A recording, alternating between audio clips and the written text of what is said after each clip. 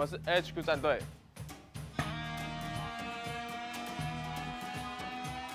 我是来自台港澳地区的 HQ 战队，然后我是队里面的 K3，是指挥队长。全部队伍其实我们都很在乎，但是比较不熟悉的队伍是东南亚队伍，我们会比较特别注意。我觉得我们队伍所要弥补的是，需要更多的时间的练习。因为我们上次的 PGI 的成绩不是很好，那我想要在 PAI 上面再学习一次。在我们的赛区的季后赛前的练习的情况还蛮辛苦的，因为每天早起练习，然后没有休息。我们的队伍风格是偏运营型，那因为我们的运营型的关系，我们在台港澳也拿到了冠军。这次 PI 嘛，我们其实做正常性、平常性的练习时候的心态来打就好了。最后季后赛的时候就是没有什么压力，我要以练习赛的那个心态下去打，然后会更全神贯注，然后认真去打。这次 PI 我们一定会拿冠军的。在比赛上不要遇到我们，小心我们会给你很大的压力。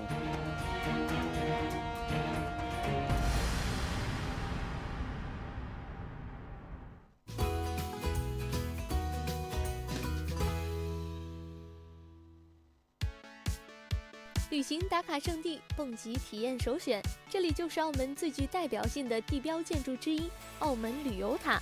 这里有让肾上腺素飙升的刺激项目，还有能一览澳门全景的超广角观光厅。快跟随我们的步伐一探究竟吧！ Hello， 大家好，这里是 Hello 澳门，我是今天的主持人叶玲。而今天呢，要跟我们一块玩转澳门塔的是来自 Purple Moon Esport 的 Yushimi Burry， 跟大家打个招呼吧。สวัสดีครับผมโยชิมิมุรีจาก Purple Moon Esport ประเทศไทยครับ Yushimi Burry 来自东南亚赛区的泰国战队 Purple Moon Esport， 战队队长，位置狙击手，泰国职业联赛冠军。萨瓦迪卡！刚刚 Yushimi Burry 跟我们用泰文打了一个招呼，我们也同样教他用中文跟大家打个招呼，好不好？大家好，我是 Yushimi Burry。大家好，我是游戏มิมุรี。哦，也是非常流利的。我们话不多说，我们赶紧先去澳门塔上先看一下，走吧。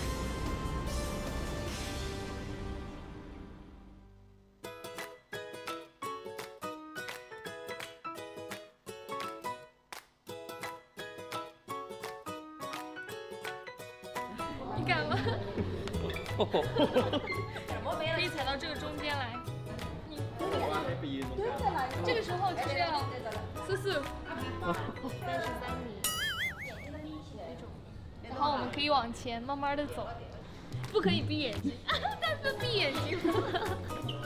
它不就是从上面的那个，这样44，屏幕来了。这个时候我感觉到乐师也是有一点点紧张的感觉，虽然不是哇！这个我们的右手刚刚已经看到了，有一位女生从上面蹦下来了。那你有没有心动？看到人家那么自在的蹦下来，有没有心动的感觉？还是没有。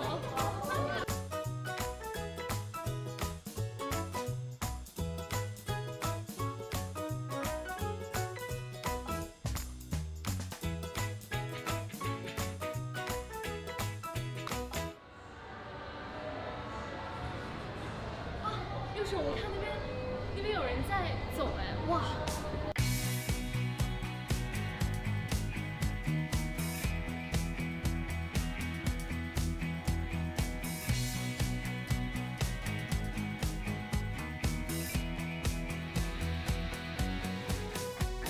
就是我们现在已经在61层了，也是相当于澳门塔的一个顶端了。那现在我要考我们的又是一个小小的问题。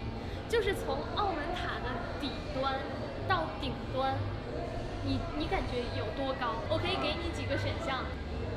B， 你确定吗？恭喜你答对了，是不是有一种 OK？ 好，今天又是已经和我们游玩完澳门塔了，又是今天感觉开心吗？สนุกเวลาเห็นคน祝愿我们的幼师能在这次的 PAI 上有着非常亮眼的表现，祝愿你能成功，加油 ！PAI 加油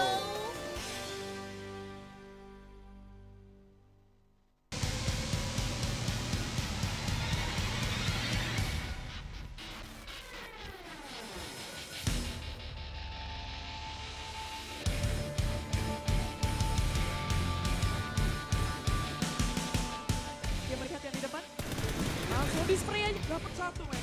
Oh, dua. Lensa di depan dari Voldemort. Voldemort berhasil mendapatkan satu gol selain sedang bermain spray down. Betul. Baik, bermain dengan sangat agresif. Oh, ini punya suppressor tadi. Wah, baru ada Angga kali ini. Oh, berusaha untuk melawan dan juga. Oh, tapi di depan dia melihat tim Desa di situ. ไปซ้ำแท็กซี่นายจากเกมที่ไปซ้ำแท็กซี่เก็บงานนะครับโยชิเรียบน้องไปไม่น่ายืนครับออกไปแล้วโดนปู่ชิวมาตอนแล้วเรียบร้อยครับเพอร์เพอร์มูดพับจีครับแชมป์ในเกมเรื่องประจำของพวก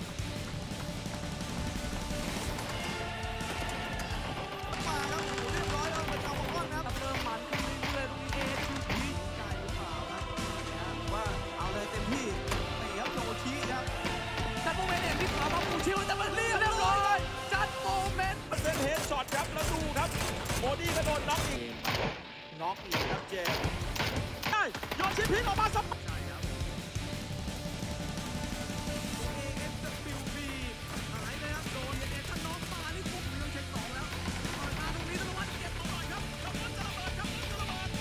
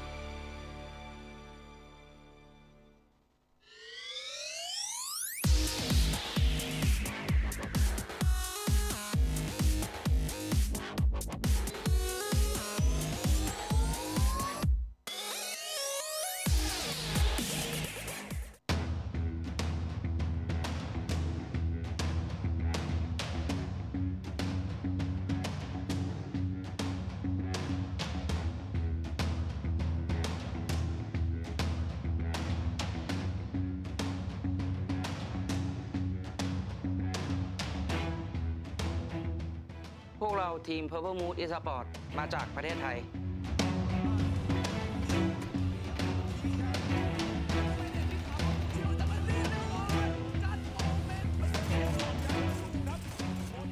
ก็รู้สึกเกินคาดนะครับเพราะว่าก็ไม่คิดว่าจะได้เข้ามาในเล่นในรอบ PAI แล้วก็ไม่คิดว่าจะได้ที่2ก็รู้สึกดีใจครับการแข่งขัน OSM ผมยังไม่พร้อมมากแต่การแข่งขันครั้งนี้ผมพร้อมมากเลยมั่นใจมากครับก็ทีมที่กลัวเป็นทีมเอ็นตัดครับเพราะว่าการเข้าวงเข้าโพซิชันของทีมเอ็นตัดดีทีมที่น่ากลัวแล้วก็เคยเจอเมื่อรายการ OSM ครั้งที่แล้วก็ได้พาไปครั้งนี้ก็เดี๋ยวได้เจอกันครับมีครับผมคือทีมที่มาจากประเทศจีนครับชื่อทีมว่า17 Gaming ครับเพราะว่าจากการที่ผมได้ไปดูการแข่งย้อนหลังของเขาแล้วผมรู้สึกว่าเขายิงโหดมากครับเลยทำให้ผมไม่ค่อยอยากเจอทีมเขาครับก็ขอบคุณที่คอยติดตามซัพพอร์ตและคอยเชียร์ครับผมพวกเราจะเอาแชมป์กลับประเทศครับก็เดี๋ยวได้รู้จักทีมพวกผมครับต้องตั๋วเครื่องบินให้เรียบร้อยแล้วเตรียมกลับบ้านได้เลย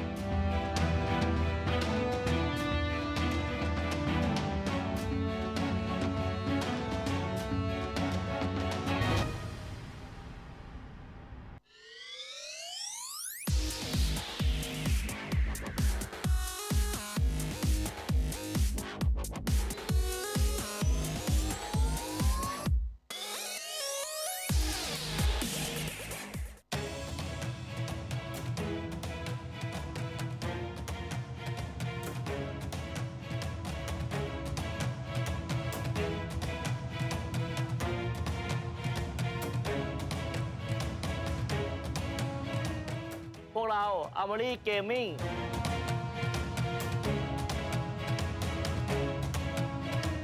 วกเราเน้นโพซิชันเป็นหลักไม่ได้เน้นคิวเลยทำให้เราผ่านเข้ามาในรายการ PAI ได้ก็ฝากแฟนๆเชียร์นะครับก็จะทำให้เต็มที่ที่สุดในฐานะที่ได้เป็นตัวแทนของประเทศไทยรู้สึกโชคดีมากแล้วก็ที่ได้รับโอกาสนี้มาแล้วเราก็จะทำให้ดีที่สุดครับผมไม่ได้รู้สึกกังวลกับทีมไหนนะครับก็ประเทศที่ผมสนใจมากที่สุดก็คงจะเป็นประเทศจีนเพราะว่าผมไม่มีข้อมูลหรือว่าอะไรเกี่ยวกับเขาเลยแต่ว่าล่าสุดที่ไปแข่งที่ PGI เขาก็ได้แชมป์ไปสิ่งที่อยากจะบอกกับทีมของพวกเขาก็คือผมก็ไม่ได้เก่งมากครับแต่เจอได้ทำให้เราประสบการณ์มากขึ้นแล้วก็ทำให้เราเรียนรู้ผู้เล่นจากต่างประเทศมากขึ้นครับเป็นที่1ในไทยแล้วแต่ทีมผมจะมาเป็นที่1ใน PI ด้วยครับฝากเป็นกำลังใจให้กับทีม Family Gaming ด้วยนะครับผมเราก็มีดีพอที่จะเป็นแชมป์ครับก็ผมก็รู้ว่าทุกคนเก่งที่มาแข่งที่ PAI แต่อยากจะบอกว่าก็มาดีครับ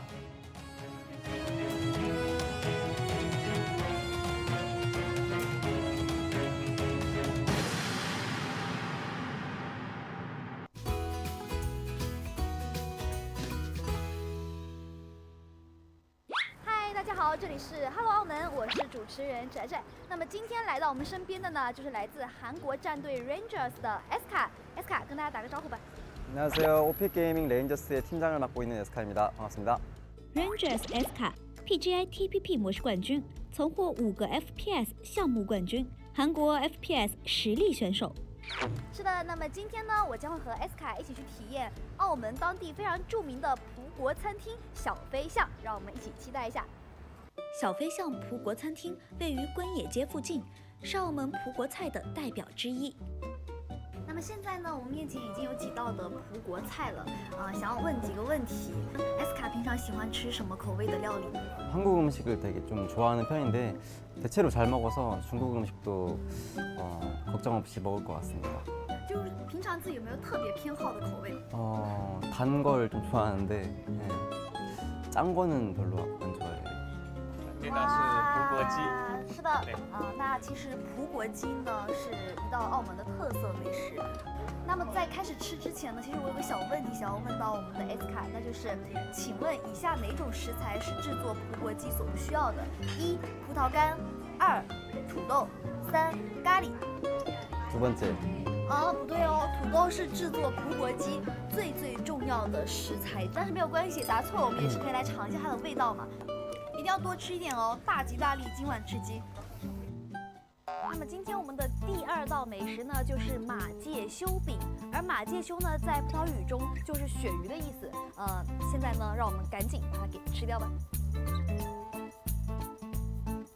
에스카觉得怎么样？10점 만점에 8점。 那么第3道菜呢，就是我们非常期待的炭烧牛肋骨了。 에스카，平常你吃牛肉吃得多吗？ 되게 좋아해요. 많이 좋아해요. 话不多说，我们赶紧试一下。好的，那么今天的3道美食呢，都已经品尝完毕了，分别是葡国鸡、马介休饼，还有炭烧牛肋骨。最后的话呢，还是要请 에스카分别为3道打个分，然后顺便说一下自己最喜欢哪一道，为什么？ 다른 거는 이제 좀 많이 먹어본 맛이라면은 이 닭고기는 좀 제가 처음 먹어본 맛이라서 이걸 좀 추천드리고 싶어요. 에스카 说到是非常喜欢吃这道菜，因为是第1次吃嘛，所以的话呢，如果前来观赛的小伙伴有时间呢，一定要记得来到我们这家小飞象的葡国餐厅尝一尝3大美食了。那么在最后的话，也是预祝 에스카以及他的战队可以在本次的 PAI 取下好成绩。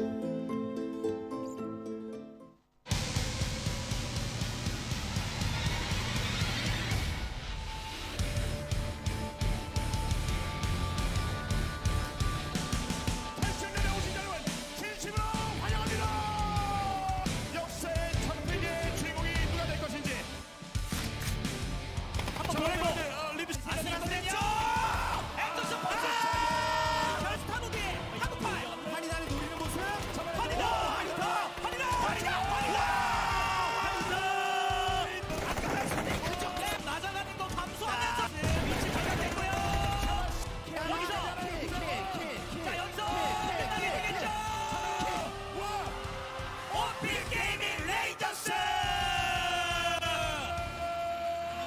내려오고요. 그리고 케인. 근데 제이들이 끼어들었어요. 그러니까 2위까지 올라갈 수 있어요. 케인. 와 케인. 엑소드 스타즈 레드.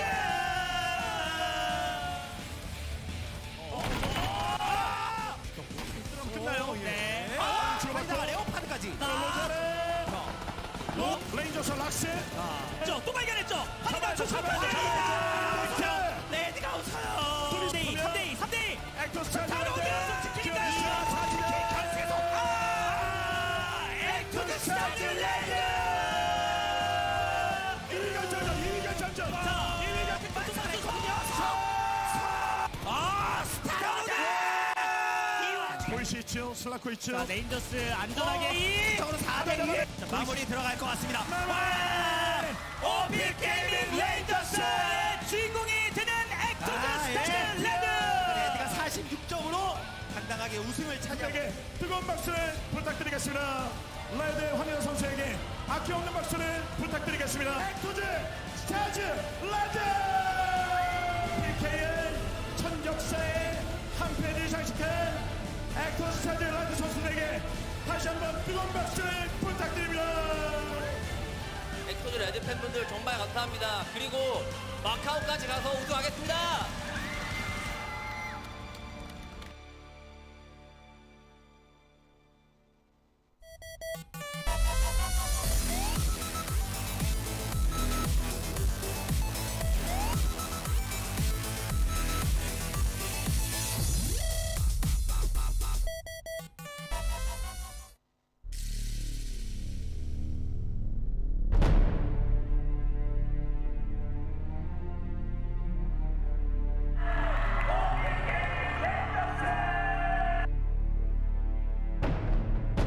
저희는 OP 게이밍 레인저스입니다. 이번 파이널 때 준우승을 해서 좀 아쉽게 우승을 놓쳤는데 가장 성가셨던 팀은 엑토즈 스타 레드 팀이었고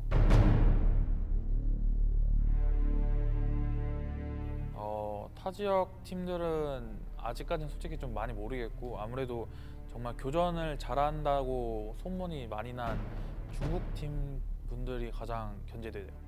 저희 파이널 4라운드가 저는 되게 계속 아쉬워가지고 이게 위험했죠. 가까스로 PAI에 진출하게 됐는데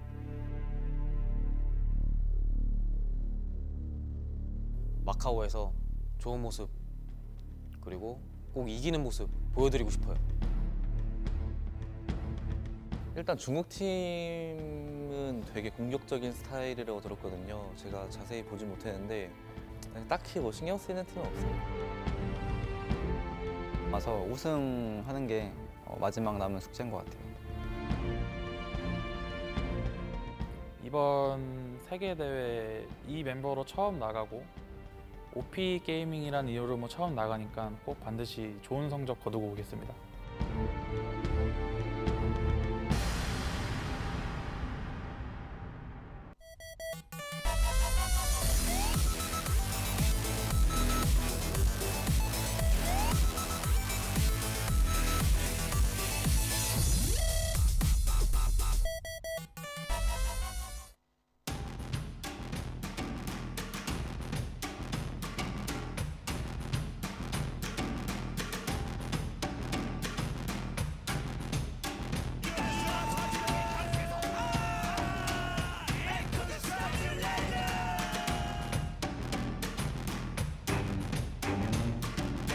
저희는 엑토즈 스타즈 레드입니다.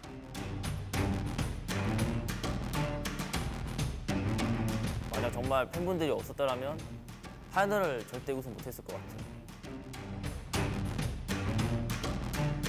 사실 제가 생각하는 레드팀은 이제 공격적인 것도 맞고 운영적인 것도 맞고 이제 또 기회를 만드는 팀이고 세 가지 모두를 잘 할 줄 아는 팀인 것 같아요.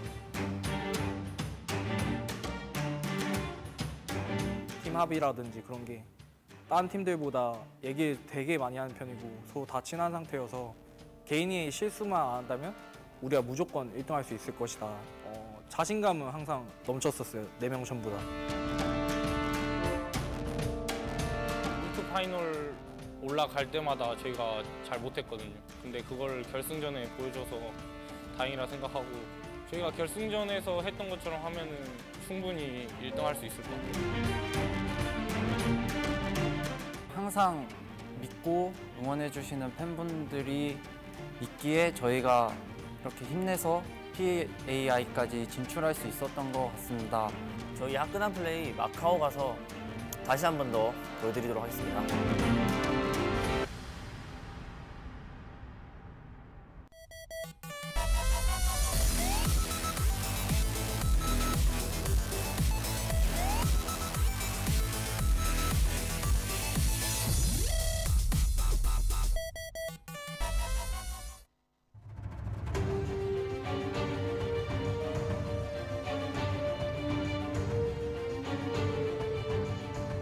스포츠도 지금 우승에 도전할 수 있는 상황이거든요.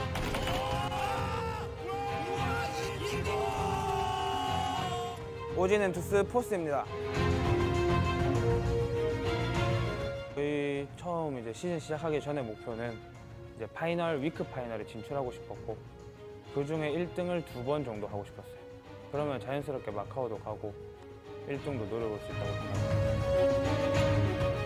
해외 팀들이 이제 한국에서 막 대회를 했던 적이 있는데 OSM이라고 그 당시 막 해외 팀들 하는 걸 많이 느꼈는데 한국보다는 이제 수준 차이가 좀 많이 났습니다.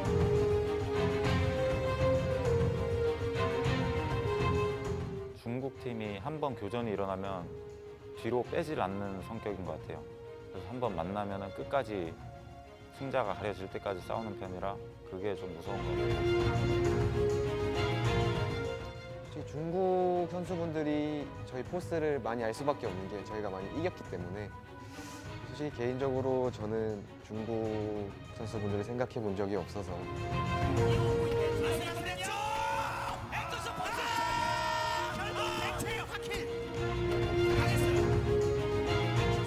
제가 이번 마카오에 가서도 정말 미친 경기를 보여드릴 테니까 꼭 기대하시고 지켜봐 주시기 바랍니다. 마카오에서 뵙겠습니다.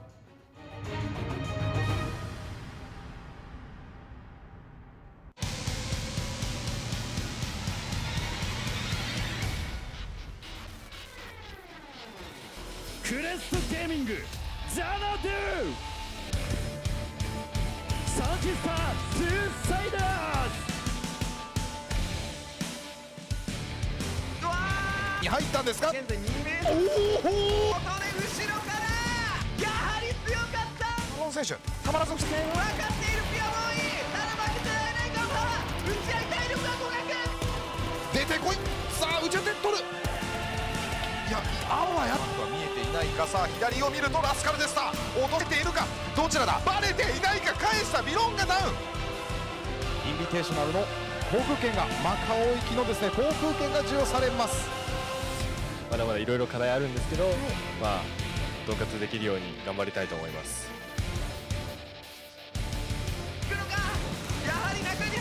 ブグルブレイブにキーバンスーパーとの戦闘 USG を取り切れるかといった射撃も怖いのでいやもう予測ですかいやいい予測いい予測完璧だよガムは大きく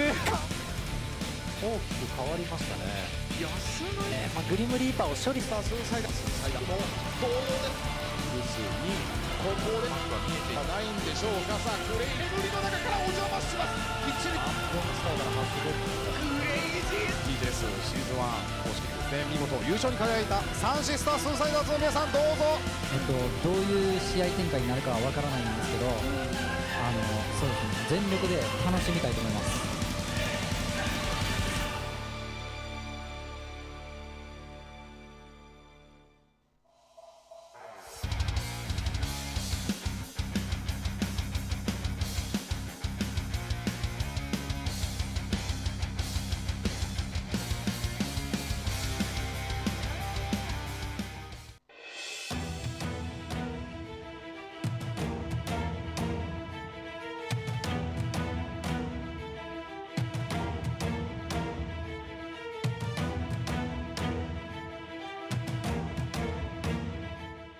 プレストゲーミングザナドゥです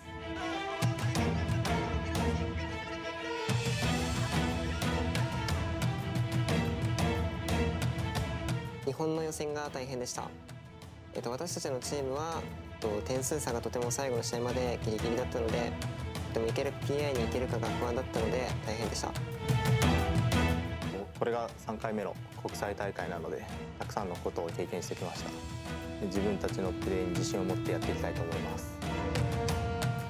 中国、韓国どちらとも個人個人レベルが高くて、それを大会で強気でプレーしてくるところが怖いです。気になるチームは、アクトズレッド。理由は、PKL ルールで、一番、長くやっていると思う韓国の1位のチームだからです。今回の大会で出る OP ゲーミングレンジャーズですね。国内大会で OP ゲーミングハンターズと戦って負けたんで、それに対なる強さの OP ゲーミングレンジャーズが今回怖いです。必ずドンカツ取りますので、応援よろしくお願いします。海外の方が強いと思うんですけど、勝つのは日本だと思っています。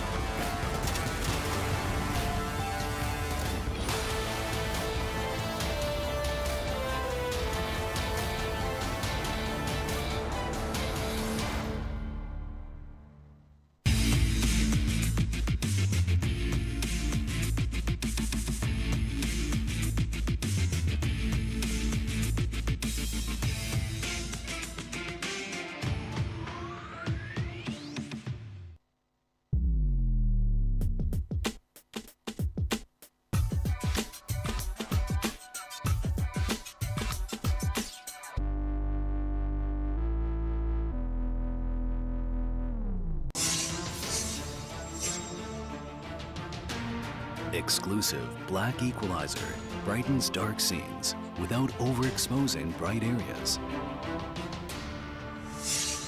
Use the S switch to quickly access the setting and switch between save modes.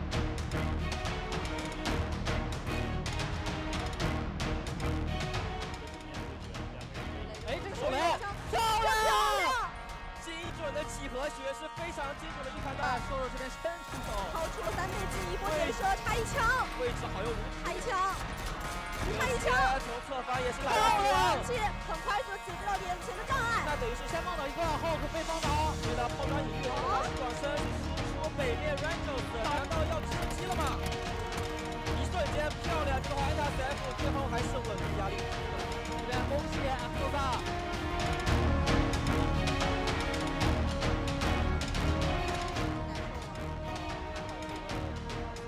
6发子弹，5发，3发子弹，有机会。一楼再说也是一个非常值得选择，但是楼梯上面很危险哟，这个带扣容的物资啊！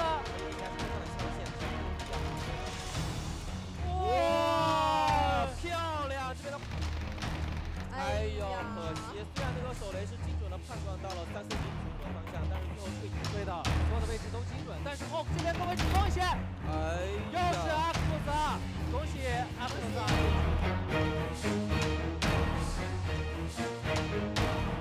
是一把 UMP， 哦，漂亮！是要把这连打2人，不愧是二哥，这手枪打的真的非常好。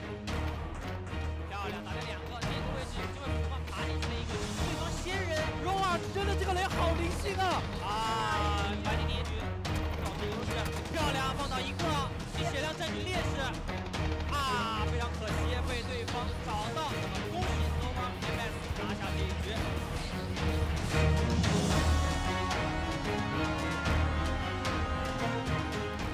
欧文这里人硬打，他这个头皮啊，看到了。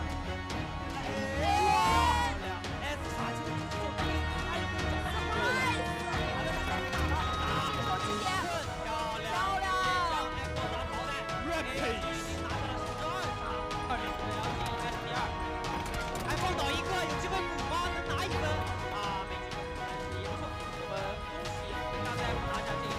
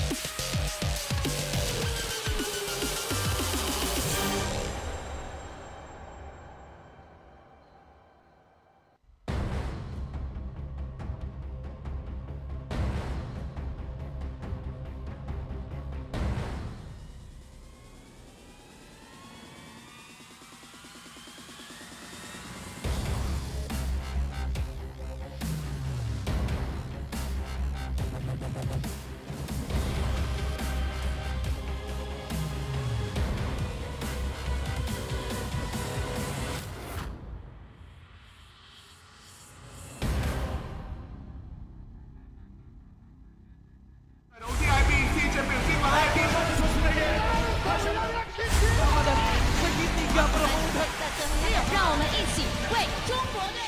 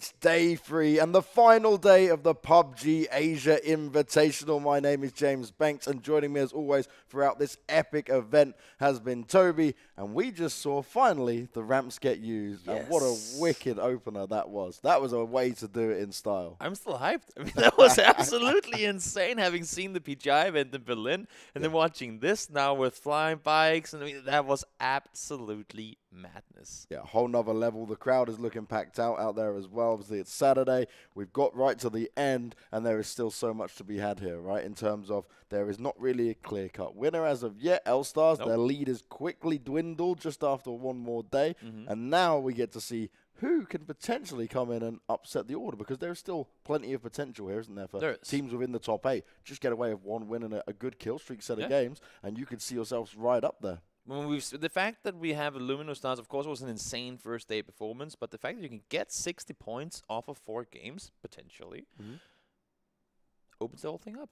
Yeah. I mean, it means that nothing, as you said yourself, nothing is decided as of yet. And I think this will very much go down to the very last game. Yeah, and that's what it's probably going to come down to, right? Yeah. Because we saw L-Stars yesterday. They had a little bit of a drop-off. They had such a fantastic first game. And it wasn't like they kind of played bad in day 2, but it was more like they were just kind of being caught off a little bit. We were regularly seeing them drop down to just 3 players very early on. They struggled to come back into it. They had a 3rd place that came in there that saved them in the little bump up. They've managed to retain that 1st place, but it's been done by 2 points. There's 2 points. Actos is behind them. But Actos, the Korean team, right, they had that really early just straight out the gate kind of rush of it. 2 wins. They went for the back-to-back, and then they were regularly trying to get up there on the kills, but then people kind of solved them as well, remember? The Super Scout was getting caught off there. They were finding Star-Lord, and they're like, okay, look, so if he's around here, we'll be able to deal with him out of the way. And then they were applying the pressure in a different way. But also, there is now, we got the OGN Entus Force team that have crept in there, and those 3, in terms of points, are really close. Like, that could just change within just a few kills. For sure. I mean, it's all going to come down to who's going to be able to not only step up to the occasion, but also just keep it going coming into the final day. Of course, we say only a 12-game series, but fatigue does come into play. I mean, it's 3 days of competitive play, practicing hard probably when they get home. It's analytics. So many things coming in as a factor in these tournaments. And, well, you only have 4 more games to prove that you're the champion. Because it's not just like a decent amount of chunk you go home with. It's $250,000 for the winning team. That's an insane amount of money. Big money on the line. $5,000 across the entire event. Everyone walks away with something, which is always nice in this, because everyone's given their all. One team we've got to talk about as well is the Taiwanese team Nova, right? They got away with that 1 win. They played well, but they didn't get a massive amount of kills in that game, right? Because they sat in that compound, they waited things out, they played the smart game. But if they want to have any further success and break in, because they're at the moment, they are in 7th. Yeah, that's it, because they were in 8th, they bumped their way up to 7th, so they're still within it. But they need to at least start delivering on some kill front now if they can't get any more wins going into this, if they want to have a good shot of trying to bring themselves some big dimes home. Yeah, exciting. I mean, we would be lying to say that compound didn't help them out a little bit. They were in the area of the map, up in the northern side, northwest of Yasnaya, where it's very open. When you do have these compounds, not only that, when they continue to shift, like the circle continues to shift down towards you, very beneficial. Of course, they didn't, as you said yourself, get a lot of kills from there, but the fact they got those 10 points, and I think they ended up with 6 kills this game as well. So it was a good performance, but when they played it really well, we talked about that. The fact that you had 17 Gaming in the end up on the hill, they knew as long as we can take down Sharks, because he's the only guy that can spot us leaving vehicles here. They got him down instantly, made the vehicle move out of the compound, secured themselves, got a perimeter, won the game. So they are clearly a good team in this tournament as well. Now, what are we going to expect from today? Is it going to be the last-minute adaptations in terms of, okay, look, it's time for us to have worked everything we looked at from day 2. Let's see what we can bring into day 3. Is there any dark horses potentially you feel that need to still come alive? Because AHQ, we spoke about them so much across the past 2 days, but they really have been pretty much non-existent, and that is a problem because they were a team that was looking so incredible going into it. I mean, there are a couple of teams I want to look out for. I mean, one of them we kind of gave them a hard time in the beginning, but looking at this round 8 of yesterday, Armory Gaming with 14 points. They got, I believe, 12 kills that game, right? A team that we had kind of just thrown under the bus, that they're not going to be doing anything. They got here on kind of a bye by the fact that the Divine and the Raping 5 Stars didn't manage to get here.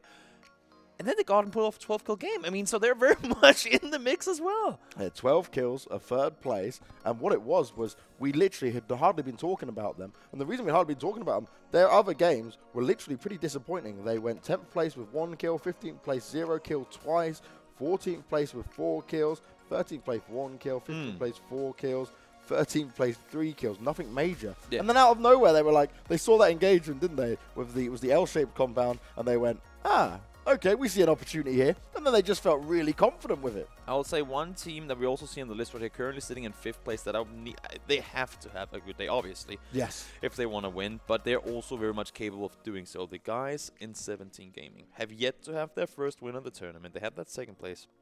And I believe they've had a 3rd place as well, but they need to come in here and get themselves a victory.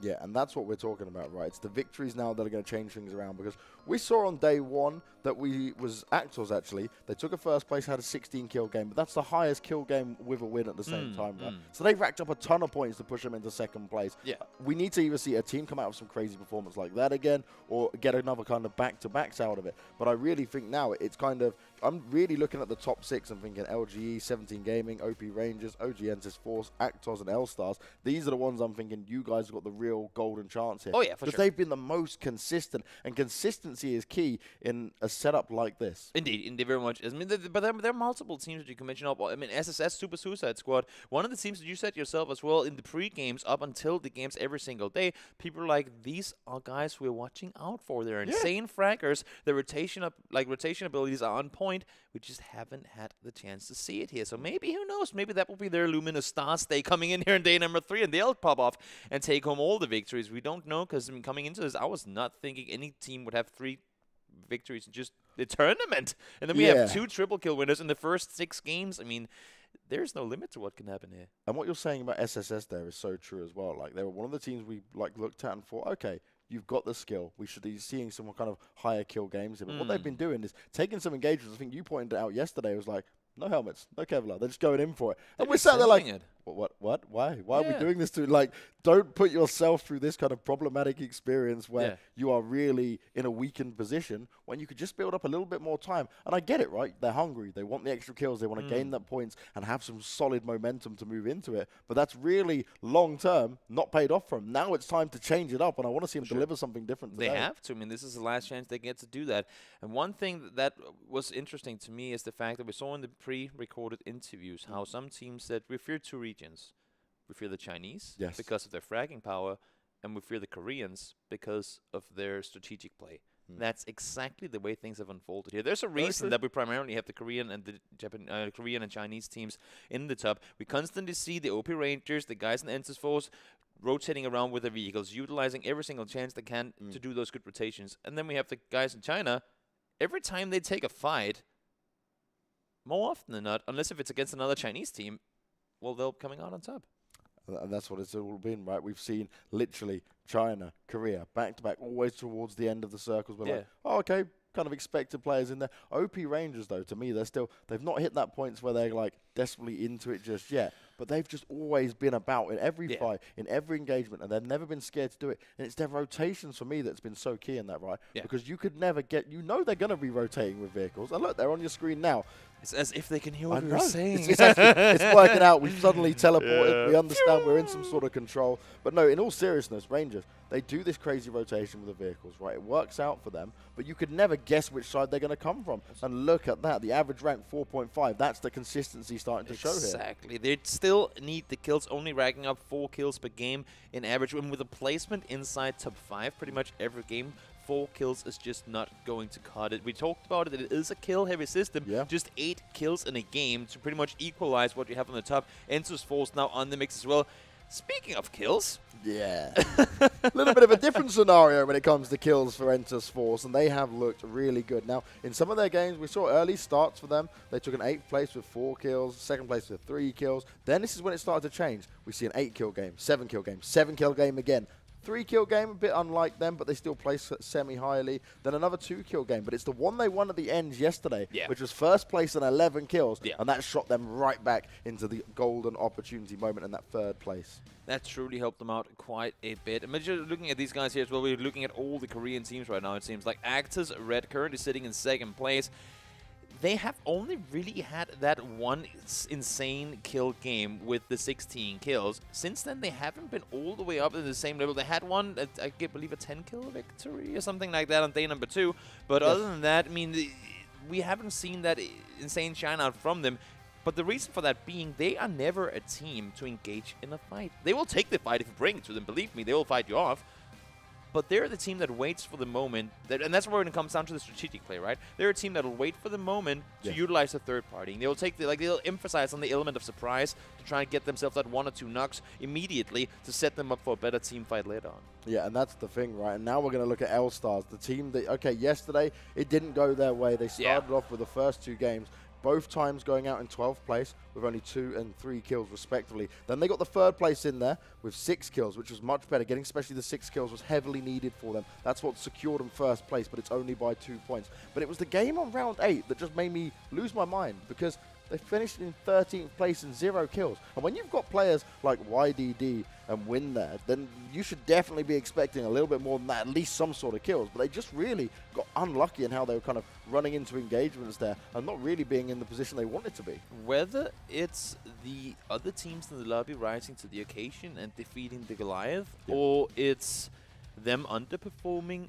doesn't really matter anymore. They have had one insane day. They've had one horrible day. Not horrible. No, but not one less insane day. I mean, one average day, I guess you can say. I think the best way to do it is to explain that day 1 was just so good that we expected so much more on day 2. True. So it was like a gradual drop off, right? I mean, it's important that they had the day 1, because had it been any other team with an average day 1 and then go out and delivering what they did yesterday, they would have been way down there. Yeah. But because they had such a stellar day 1, they're now still sitting just exactly in 1st place, and they will need a good performance. Because I know Actors, I know all the Korean and the other Chinese teams, they'll be coming for that 1st place, and the guys in Luminous, they need to stay alive coming into the late game if they want to win this game. Yeah, what was it? It was like a 20-point lead after day 1. Now it's just a 2-point lead. So it is time for L-Stars to come back into it and shine. And admittedly, right, you've had all this time now. You've had a day to recover a little bit, just trying to think things through, look back at what went wrong. And now it's going to go, okay, well, how do we change our game going into this plan?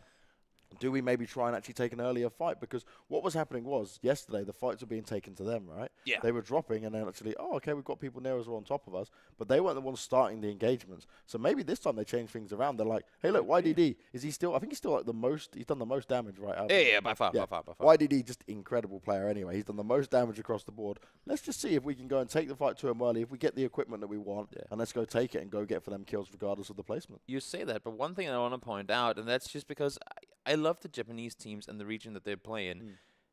They just have been like tripping themselves up so hard, both the guys in Sun Sister and the guys in Crest Gaming, by taking these not early but land and shoot early fights. And even though sure you'll get a kill or 2, but when you lose that one guy before the 1st circle barely even pops, or when you lose the 2nd guy as well before you start your 1st rotation, you are just at such a huge disadvantage. And then you can't do anything. But when we saw Crest Gaming push that compound, the L compound we call it, east of Rostock, when they do have the 4 guys together fighting, they're a really good team. They just, by fighting early, by dropping with other teams, kind of limit the opportunities to utilize that. But it was that scenario that exactly what you talked about, the L-shaped compound, that actually was the problem, because that's what they allowed Armory Gaming. They spent so much time fighting amongst each other, making all this noise, and that's when Armory Gaming rolled up and had that crazy game where they got all the kills, right? So you can't even afford to give the other opportunities to these teams like that. You've got to get in there, you've got to deal damage, and you've got to start moving around or hold on to that compound however you decide you want to play it. It looks like we're going to be getting very shortly into our first game. It's going to be Miramar, as per usual. Obviously, a smaller map here. We get to see some of these engagements kick off a little bit earlier. We definitely saw yesterday, in comparison to day 1, that they were actually playing a lot more aggressive straight off the gate. They were right off the bat, and I think we're going to see yet another change coming into today. I can't emphasize enough how glad I am that those Rams got used for something. That was absolutely amazing. But yeah, we are going into the last Miramar match of the entire tournament. Game number 9 coming your way, guys. If you're out there in the chat supporting one team or another, spam some love, show some support for the teams that you are cheering for, because we are just underway and starting the very final day of the tournament. First circle popped. We're going down south. And one thing as well, just to say what you were kind of getting to there as well, Toby, is, guys, if you love PUBG, if you're loving this event, tell your friends, tell your family, get everyone in here, get everyone watching this games, because this is about to go down. And already, we're seeing Actos. They're going to go a little bit further afield and get themselves into a nice position early on. We just talked about the guys in Sun Sisters and the guys in Crest. They're immediately jumping out south. No one with them now. They'll get a chance to loot up in Val del Mar. They have plenty of time. They can rotate in from underneath, and they'll be in a good, solid foundation spot to get some loot loot, get some weaponry, and then they can utilize their full man advantage coming into later fights. Really glad to see them not opting to go on top with anyone else. Los Leones, though, could be a rather condensed area. I mean, there's plenty of room, don't get me wrong, but it seems like a lot of people are going that way. Yeah, I'm really liking this, though, from L-Stars and Actors. They're going to be able to see that, obviously, there's a couple of drops close by to them. But this could be a very interesting early engagement. You've got the first 2 teams there, 4 in terms of how the points are working out, being very close. I don't think any of them are going to fight early. And as I say, that probably could end up happening. But I think they're both so keen on being able to stay alive for the end game, especially here on the final day, that they will do everything they can to avoid opponents early on. LGE and Entis, though, somewhat close to each other. Ahang trying to see if he can find some sort of hardcover, because it looks like Indigo has indeed found himself a vehicle. Do not want to get run over right off the bat, so Timon and him will try and see if they can get into cover somewhere. Looks like they're not even going forward. They're sending in the opposite direction. Ooh, already a few shots. Cop and Lee trying to see if he can get anything done early on. Going to try and shoot him out the skies. Rex is actually a team that we haven't really talked about either. They've been, I don't want to say underperforming, because they were one of the other teams that came in here, just like Armory Gaming. Oh, no. If one SSS doesn't fight early, the other one sure will. Airwolf saying, you gotta, are you trying to punch me to death? I got a UMP, buddy. Get the hell out of here.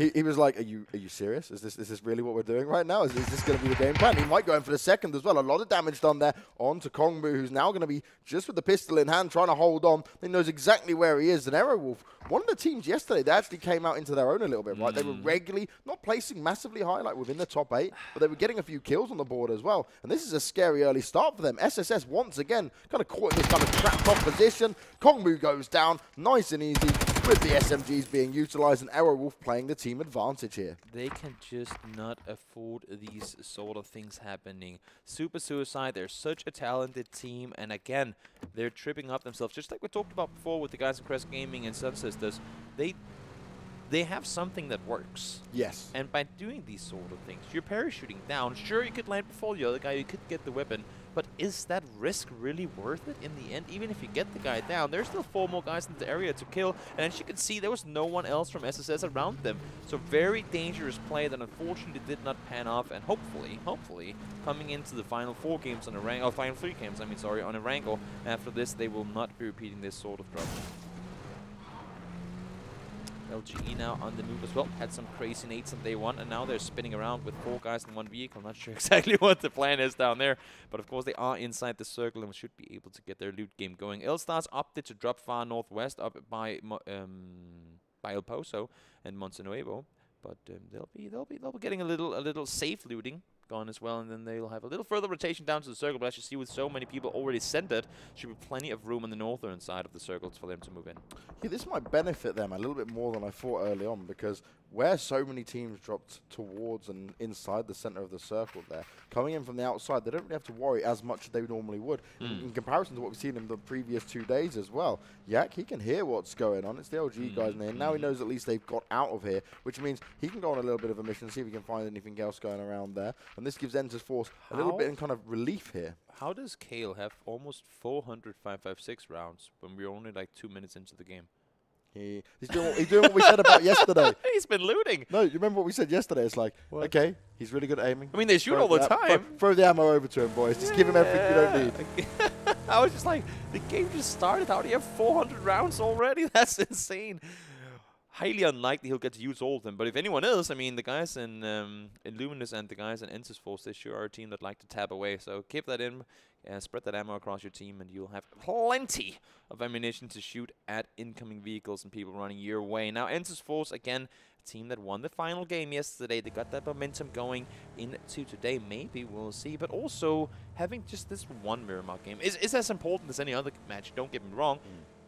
But it can throw you off. Like, if you have a rough performance here, you could easily go over and do well in a Wrangle afterwards. Yeah. But it's still going to be, final day, off to a bad start. It's going to cost even that much more of us to bounce back now. I think the best way to deal with this, right, is if you're a team who maybe is not feeling Miramar as much, then you just kind of say, all right, never mind, we just ignore this every time. Because so there are some teams who are in a really good spot for him. With this crate being in the water, this is going to be a nice pickup for LGE here as well. Yeah.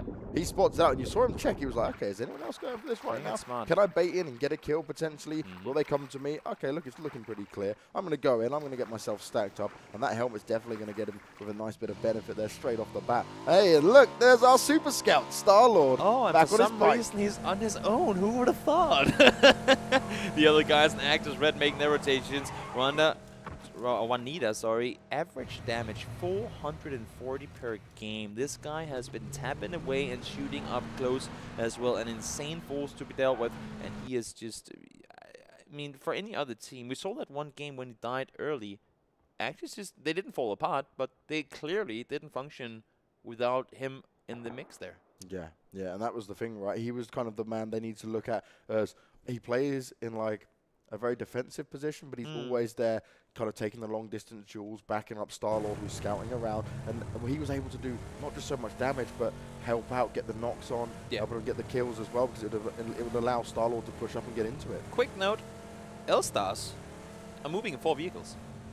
Good. That is a upgrade from yesterday. 3 games where there were 4 guys in 1 vehicle. Now they have heard us, they have taken notes, they have helped Mr. James Banks not get a heart attack, and they are now moving safely in each of their vehicles.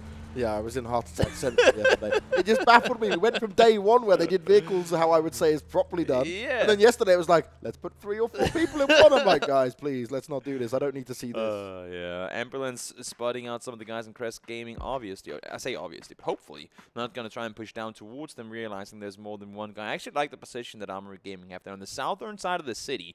And with the circle primarily going down towards the water, whenever or if the circle shifts out of Las Leonas, they'll be in a very, very good position to either decide for themselves if we want to go further down immediately or do we want to try and hold off the people leaving the city into sports. Now, though, sitting, hiding, and ready for the backstab attack onto Timon, and there's absolutely no counterplay coming out there. Daiyi's not even in a position to kind of try and challenge that in any way. There's no point in him trying to get involved in this engagement whatsoever. But as a very devastating loss there for the LGE boys, because it wasn't just like he went in there on a Hail Mary. I think he literally had no information they were. No, he had no clue they were there. That's why he closed the doors, boys. Trickery. Can't work. We saw the guys in the Sun Sister on the southwestern side just now.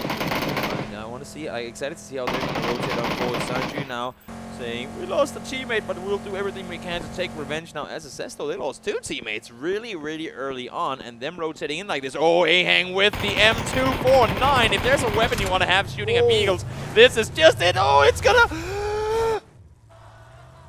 Oh, he goes down. You could even hear the crowd in the background like, oh, what's going on? He would be exploded in the end. Ahang with the absolute beast of a weapon when it comes to destroying vehicles. Oh, that's unfortunate. SSS down to 1 player already. Yeah, he couldn't have asked for a better position at that point. SSN's like, oh, I've escaped 1, and then straight into another. He's just waiting for him. Just gets pulled apart completely there. The Freaky getting a bit of the revive going on, making sure they're going to keep everyone alive as of now. SSS now down to just 1 player left alive. It is not a good start for them here in Miramar, but like we said, you can always bounce back as we go on to Erangel for the next 3 rounds after this. Now 17 on your screen at the moment. Yesterday, they started to step it up just a little bit, right? They've always been hanging in there, but they're always kind of just outside the placement points. They've just had engagements where it's clear that they had the chance to pull it off. I don't know if it's miscommunication or just not the shots that you needed to land that's been missed. They've just been having a rough time in that regard. Now Adio goes down, but Sensei securing himself a kill. The guys in purple mood yesterday had some high fragging games as well, so showing off there that they have the aim needed in order to take these engagements. And this is so good from Just Moment. He's on his way round the side. They'll be able to try and catch him off from the edge. YDD's trying to do some damage here, but they've got to be really careful of this kind of flanking position. The nade goes over the top, but how much can L-Stars do? With having 1 player knocked, they're going to get the revive on, but Just Moment's position is so key here. He'll be able to do some huge damage. And Actos, they're in there as well. The nades are going out. This is not looking good. That's a brilliant nade. Aldo once again knocked as soon as he's brought back up. More nades coming out, and just moments looking to deal the damage and finish him off here. L-Stars, #1 team at the moment. This is not what they would have needed. They cannot afford to lose too many players early on. This is very much what happened to them in day 2. I'll put it this way. If they can get out of this only losing one guy, that would be very, very fortunate. They had a rough engagement there. Erdo got taken down immediately. Easy went for the rest. Fortunately got up, but oh my god, look at that. Just moment popping out both the guys from the vehicle. Easy's there though. Easy should be able to at least try. He's on his own. He's kept himself nice and hidden. Maybe he's just going to have to leave it. He can't even have a chance now. Just moments finished off his teammates. Oh no, this isn't good though for Actos either. Purples have just come into their own. They're starting to get some damage done. Holt's given some cover fire. Easy's getting involved in this as well. But this is where Easy's going to be a bit of a nuisance for the Purple boys, because they probably did not expect him to even be trying to engage at this moment. Not at all, and I don't think he wanted to either, but he heard the guys coming close. They started taking casualties on the other side, and he would have them in an off-card moment. And for Easy right now, he needs to just stay alive. It's a tough task, but on Miramar as a solo player, it can be done. You need to somehow get your way into that top 4 spot and not take any engagements up until that point. Starlock rotating alone. As per usual, he's doing his thing. Making his way downtown, driving fast, and he's homebound, maybe? I don't know. Maybe he is. I don't know where he resides on Miramar. But nonetheless, the guys in purple mood with a little shocker there, losing one player, will be making their move down. But holy moly, just moments, taking out both the guys in the vehicle. That was an absolutely insane performance. That's going to be so rough for the guys in L-Stars. That flank was so key as well, right? They just read him like a book. L-Star all fully engaged, looking at all of purple, maybe not counting the heads they kept seeing. He was able to work his way around and get himself into the fray there, do some nice damage. But they are still under heavy fire. Coppin Lee's going to be the one to be able to at least finish one off. Can he find any more? He's on the hunt with it, and he's got the 8 times to work with. Coppin Lee is one of the few guys in Rex region that has really been able to set himself apart with his DMR plays. He's been tapping away, he's been dealing a lot of damage, but he's also been getting a lot of knocks. Might not have been finishing up in kills, but he's been doing a lot of damage on towards these people when they've been rotating on through. So good to see him once again active. Rangers rotating far down on the southern side. Nothing new under the sun in that regard. Do lose one player, and as you can see, the 3 remaining guys in LGE have indeed spotted them out. So should this next circle shift further west, they will have to push through the guys. Yeah, they've got to be very cautious as well, because Actos at the moment are the team who are looking in a good position considering where they're sat, right? They are in 2nd place. L-Stars only have 1 left remaining. Aerowolf still doing further damage here, finishing off Pure Boy from Crest, which is just, this is where Aerowolf are. They keep finding these engagements, and they do so well when they're coming into it. These last 2 days, they've really started to just hit their shots and make it work for them. Arius sitting here trying to figure out, wait, I thought we were the ones that were the furthest away from the circle. Yeah. You always, at no point can you give up that vision in your 180 behind you. You need to always have one guy that's pretty much running backwards in towards the circle and making sure no one's coming up from behind, because that's what happened right there. And Airwolf secured themselves 1 kill. Now they got the guys at Crest Gaming running towards the circle with them right behind them. I've got Nova on there, who did get that 1 win yesterday, currently set in 7th position. They're in the vehicles. They've put themselves into a nice spot. They want to definitely try and capitalize on the success from yesterday and bring themselves further up the rankings. They could be a little bit of a dark horse to watch out for here. See Booyah, the headset man of the year, trying to get himself some nade kills over on the other side. Not quite the case, though. But fights do escalate once again. Arius goes down, and Kurt gets a knock in return. So 1 down from each team, but keep in mind that we already have Pro Boy eliminated from the game.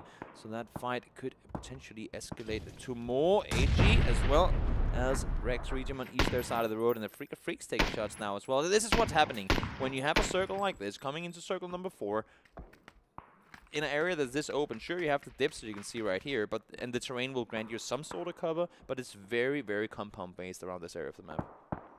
Yeah, movement's going to be key to find themselves that cover and get them into some compounds. Of Freaker, though, they're just looking to try and annihilate anyone that's pushing in. Just coming through the edge of the circle there, and 17, at least for now. They're under fire, but they're staying up. They're not being picked off just yet.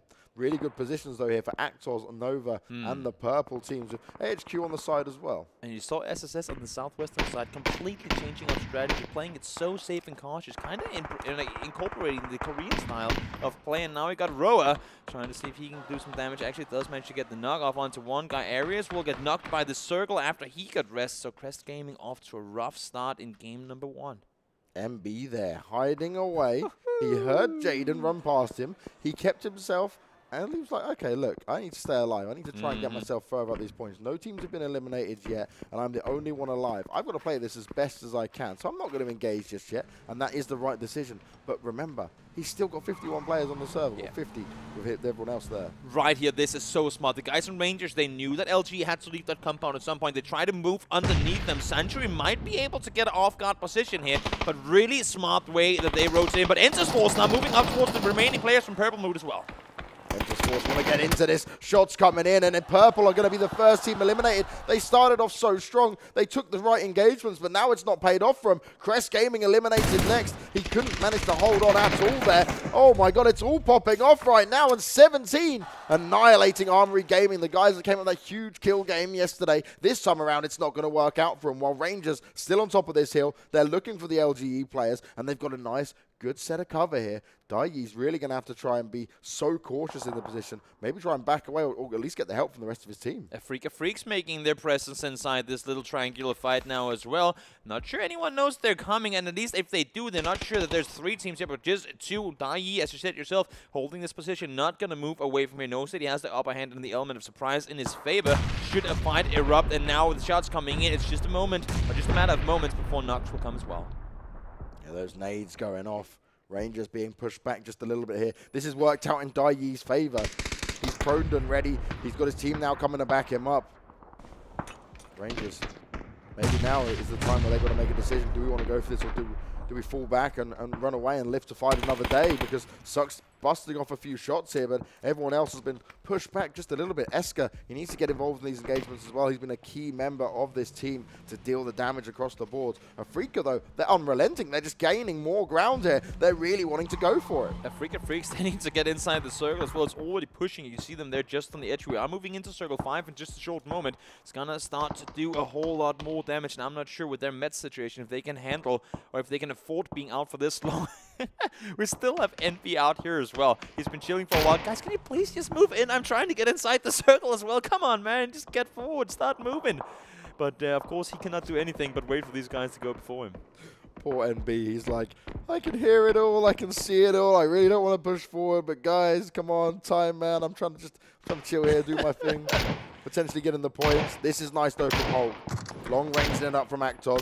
Damage being done as well. This is good. And Rangers, they can't catch a break no matter where they are, no matter where they turn. They're under fire. And this is exactly what we saw them do in the 16-kill game as well. They were sitting in the forest. They were taking these shots at teams that were already fighting, which means they cannot afford to give up the cover they have. So they need to pretty much just tank the bullets from Actos. That's how they got so many kills that game. Now they're trying to do the exact same thing again with a good center position in the circle. HQ now starting to get active on the kill feed. This could be exactly what they need in order to start getting some momentum in their way here in day number 3.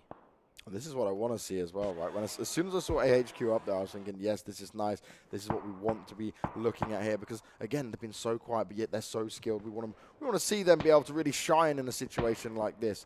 As LG, they're going to have to back away just a little bit, but they run straight into Arrow Wolf. Damage being done, and this is not looking good for LGE whatsoever. So smart by LGE that they're trying to push underneath, but the solo player in Avakin just sitting down there, picking them apart as they try to move down. Really unfortunate. 2 solos could potentially be trouble. Not going to happen to one of them, though. SSS will go down in 13th place.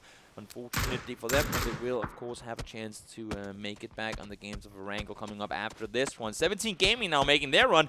And I wonder where they're going into the melting pot of death on the southeastern side of the circle. Yeah, this is such a stacked area. There's so many teams fighting off here. 17 starts to engage, but he can't get it. Gets knocked down. Will he be able to stand up? Shows there to try and back him up. He's going to have to try and deploy some smokes in there. They're actually getting a kill on the board. Can he do any more damage? Or 17. They've come into this engagement, thought it might be a little bit easier in this. Probably didn't realize how many teams were here. Afrika and Actos, they're all chiming in. And look at this, now the action starts to come in. This little, the push from 17 might just have been the little spark that lighted the fuse, because everyone is now aware of each other's positions, realizing, oh my god, there's so many people around here. We have to do something. Easy with the rotation push up on the northern side, all by himself. He's just taking shots at people. He's not afraid at all. Rangers and Afrika now finally getting into this engagement too. Roa There's 2 players from Rangers in the smoke, but he doesn't seem aware. He might have thought that it's just the bait or they've moved away already. The oh so cautious. Takes the shot onto Suck there. The solo player remaining. The remaining guys on his team were eliminated. Not sure if he's not aware that people could be inside this right now. He is looking backward. Of course, when we have the X-ray on, it will seem as if the smoke is a little smaller than it is. But Afrika Freaks will, in the end, get eliminated in 11th place. And there's only 1 player left in LGE now. So for all these teams that sat 4 guys strong on the southeastern side, they all paid with their lives trying to make it out of there. Full credit and respect to Easy from L-Stars, though. He's not just turtling up. He's even taken a couple of engagements here. He does need to get a move on, though. He needs to start playing it really smart, and Nova's certainly looking for him at this stage. Arrokan will go down in the inside tree, getting himself a little bit of revenge for his fallen comrades. Airwolf out in 10th place, and for the guys and actors sitting inside good spot in the circle, we'll just wait for these teams to come close. Ooh, this is not going to be easy. And down he goes. Actors do manage to get the final kill. L-Stars are eliminated in 9th place. 8 teams remaining. Actors at the moment, 3 kills in a really good spot. And across all of their engagements, they've made the good decisions on when to go in for it and when to back away, which has kept them with all their players alive. And also, they've got such a distance on the other teams. They're playing at long range with the scopes to make sure that they can keep some cover and they don't have to overextend to be able to take part in this. I will just put it this way. With the crowd noise in the background, we have not heard the action from the crowd at all this tournament. Believe me, if we can hear it, the guys on stage can hear it as well. And that has a huge impact on how these guys do. Now the circle, oh my lord, somebody really want these guys and actors to get themselves a win on Miramar, because they just got gifted a huge circle up to their compound. Not only are they dead center, but everyone will have to run uphill across here, as you just saw on the camera, in the open in order to get there. And if there's one thing we know that the guys and actors can do, that's tapping those guys on their movements. Yeah, Actors, the long-range game is what they want, and it's going to play into their hands. Indigo, who's getting a few shots off there. Can't make him connect, but he knows where the Nova players are now. Got to be careful of the return fire coming his way as well. And it really is Actors and Entus, these 2 teams going very much back and forth. But L-Stars, 0 points in the end there. Not ideal for them. That means 100% Actors are ahead of him right now. Yeah, by far 0 kills and the 9th place for them. That is not the way they wanted to start off the final day of the PUBG Asia Invitational. Fortunately, they do have 3 more games to climb back up. They've had more of a success on Erangel than they did on Miramar. Had some really good games there yesterday, so hopefully they can bounce back off of that. Unfortunate day 2 for them as well, but the day 3 could be the one where they regain things. And now AHQ, as we want to see them as one unit, trying to make their way forward and sweep through the entire eastern side. Actors, though, firing the shots off onto them. They're really pinned down here. They're by Rex, but at the same time, they've got Entus and Actors firing all the shots off, and they're just hitting it. And this is what we're on about. It's the damage that these Korean guys can deliver, and it's happening once again. Rex get eliminated, 5 kills up on Actors, but everyone had a shot at them. This terrain is so unforgiving. They had to move they had to make the move across the road somewhere. Thought this was the better place, but 4 teams shooting down towards them, only leaving 1 player alive now for HQ. It's going to be K3 all by himself up against the remaining player for Ensis Force. Oh, this is not going to be easy at all. Does get the knock onto one guy. Does get the knock on the finish off onto one guy, but Yak and Son Yang still very much in play. They've made their way forward, though, and as you can see on your minimap down there in the corner, K3 will need to make the move as well. Yeah, that was a bit of an error, though, on some of the Entus boys. They're a little bit too far behind, and it didn't work out for them whatsoever.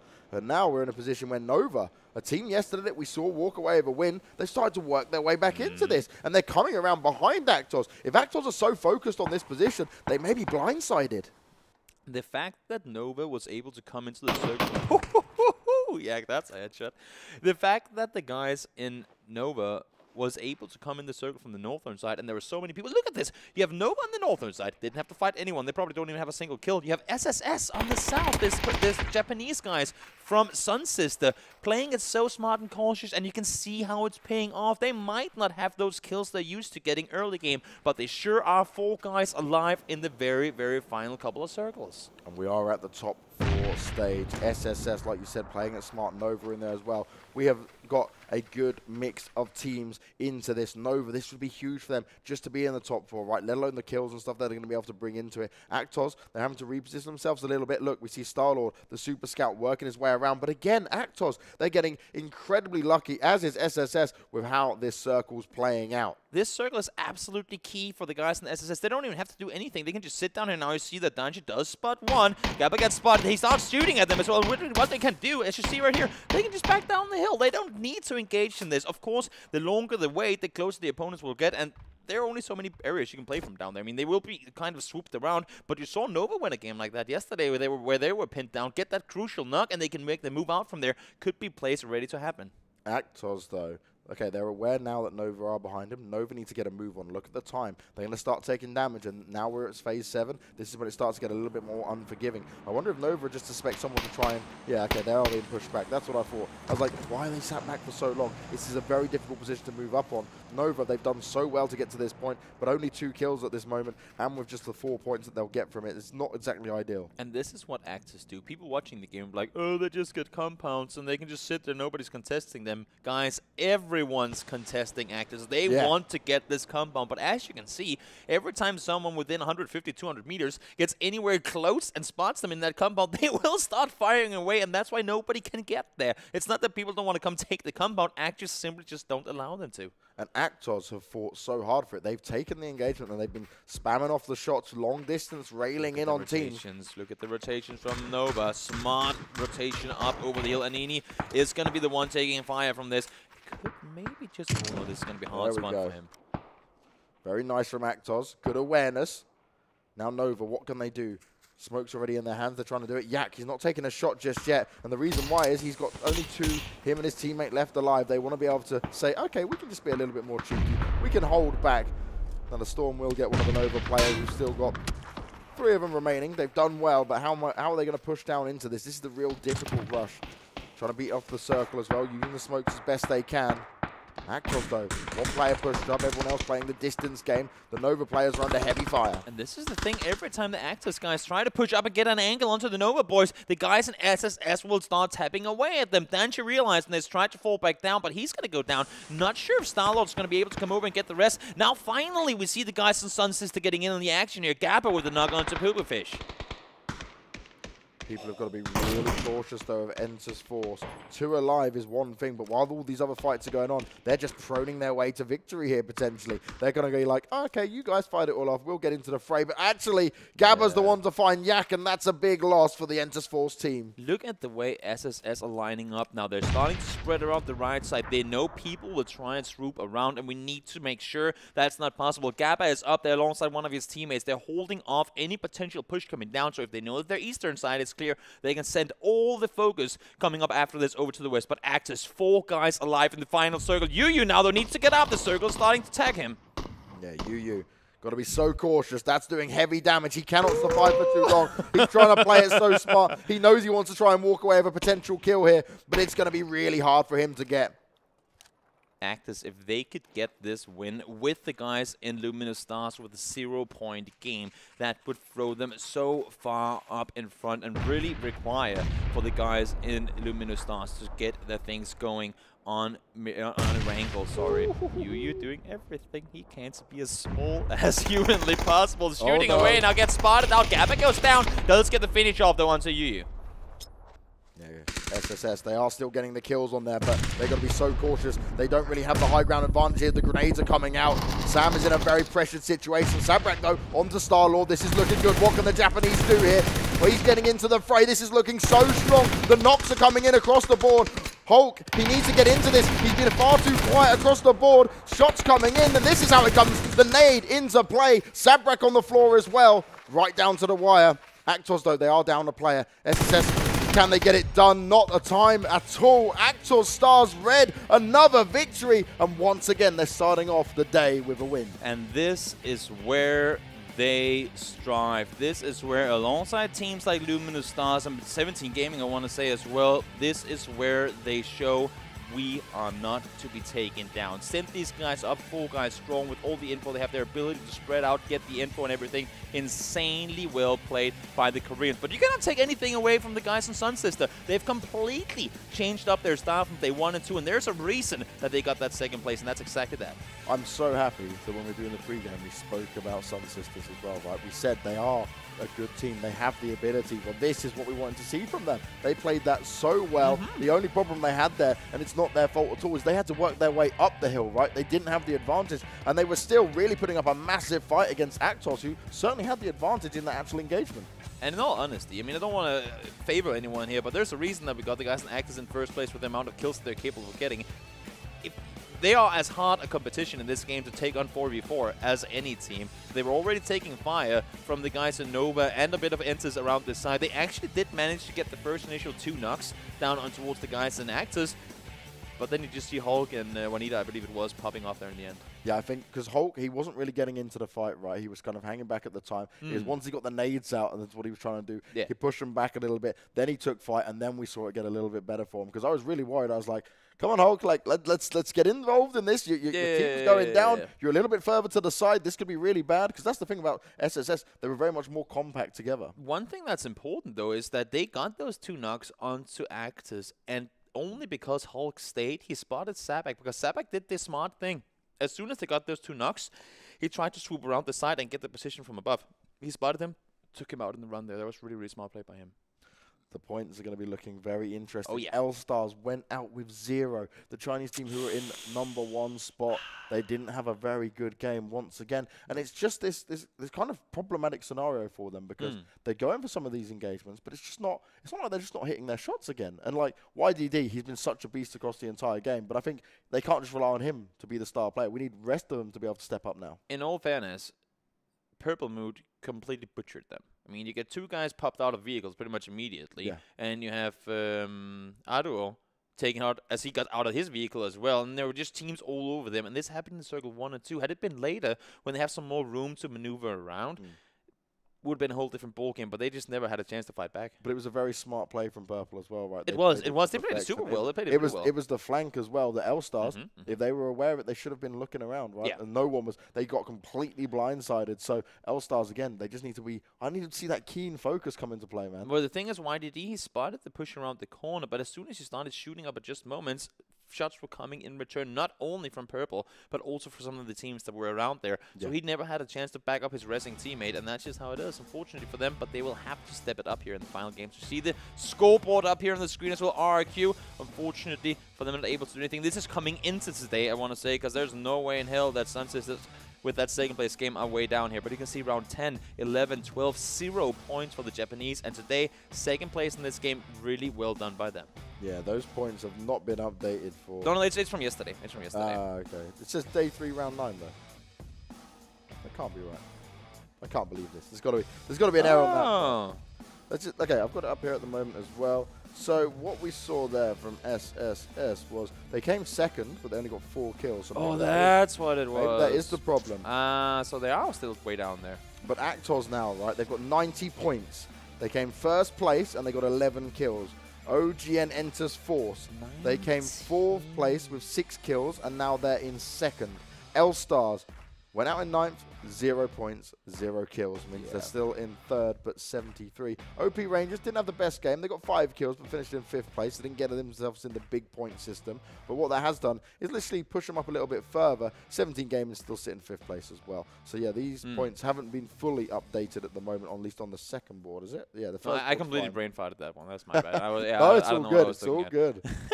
It is hard to keep track of this. The fact that Actors can come from being down 25 points after day 1, have a good day 2, and now be almost 20 points up to 2nd place, that's absolutely insane. I mean, that's crazy. And that's 4 wins in total as well now for the Korean side. They have looked so strong. And you got to put it up to them, right? Is, okay, this circle did kind of benefit them a little bit of the time, but they fought for that spot. They kept they could have lost it to like 2 or 3 teams that kept pushing over towards them. AHQ wanted it. They went forward, and they even managed to they got the knock on to Star-Lord, didn't they? But they still managed to get him back up and into it. And then we saw, obviously, Nova trying to come from behind. That didn't work out. It was only really SSS towards the end. But again, they didn't have that advantage on the high ground. The thing is, you can have teams that get that, we call it circle luck, right? Where you get X amount of late game circles on towards your compound. Sure, that's good and all, but you still have to kill the guys that are remaining as your opposition. And this is where Actors just have that 1-2 punch. They can stay in the compound and keep everyone away. And once they come out, they can sure as hell take you out as well. And they've done that in multiple games now. There's a reason they've almost got a like 50% win rate in this tournament. But also for Actors, when they dropped to start off with, they dropped outside of the circle, right next to L-Stars. So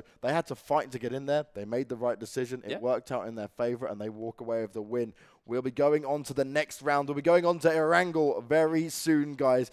Actors, they've taken first place, and they've got quite the lead right now, 17 points ahead of anyone else. But that could all change within an instant. It just takes one crazy game. We'll be going to a quick break, but when we come back, there'll be more PUBG Asia Invitational action coming your way.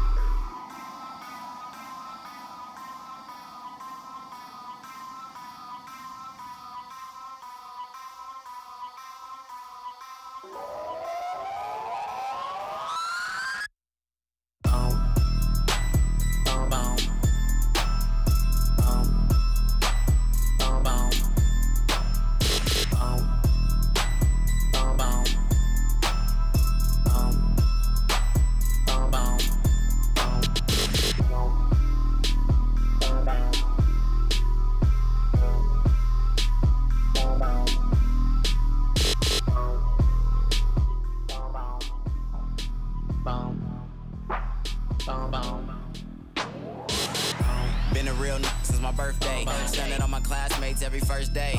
By my graduation, I had took off. Candy paint looking hard, leather still soft. Let my main count the money right. Couple during lunch for the appetite. Now everybody wanna be friends. So from now on, every car gotta have tents. Feeling real presidential. Everybody ain't able, but it's all mental. Homie better switch up his mind state. Ain't had a 9 to 5 since my mom's place. Somehow still have money though. Young little spoiled, but you love it though. Visits to the hood when I feel bored. Yeah, in the hood cause y'all can't afford. Being had the dream, cash press record. And win Hollywood as my reward. Celebration just because it feel right. I been have followers in real life. I been have followers in real life. Been have followers in real life. Nah, like for real though. Really had like followers in real life. You the truth, that's what everybody telling me. The way I hit the booth, you would think it was a felony. You do not speak the truth. That you cannot sell to me. You know I speak the truth. That's what everybody telling me.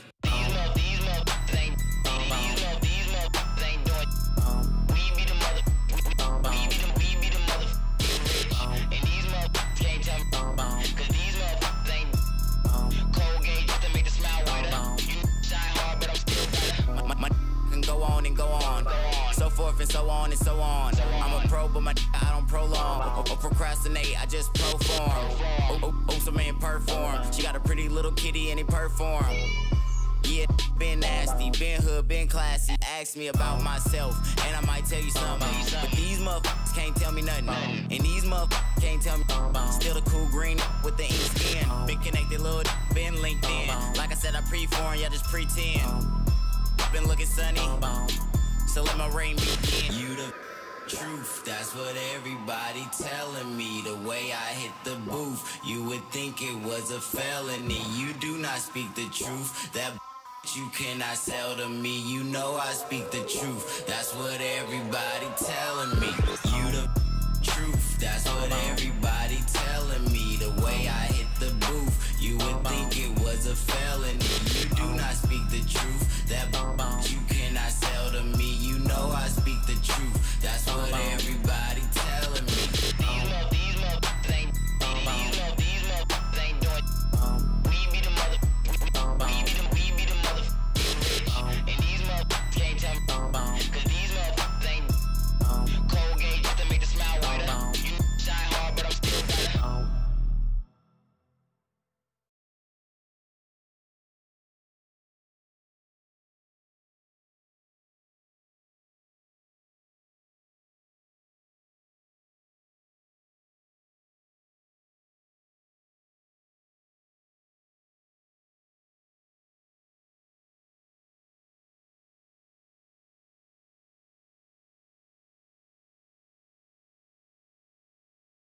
I'm burning inside.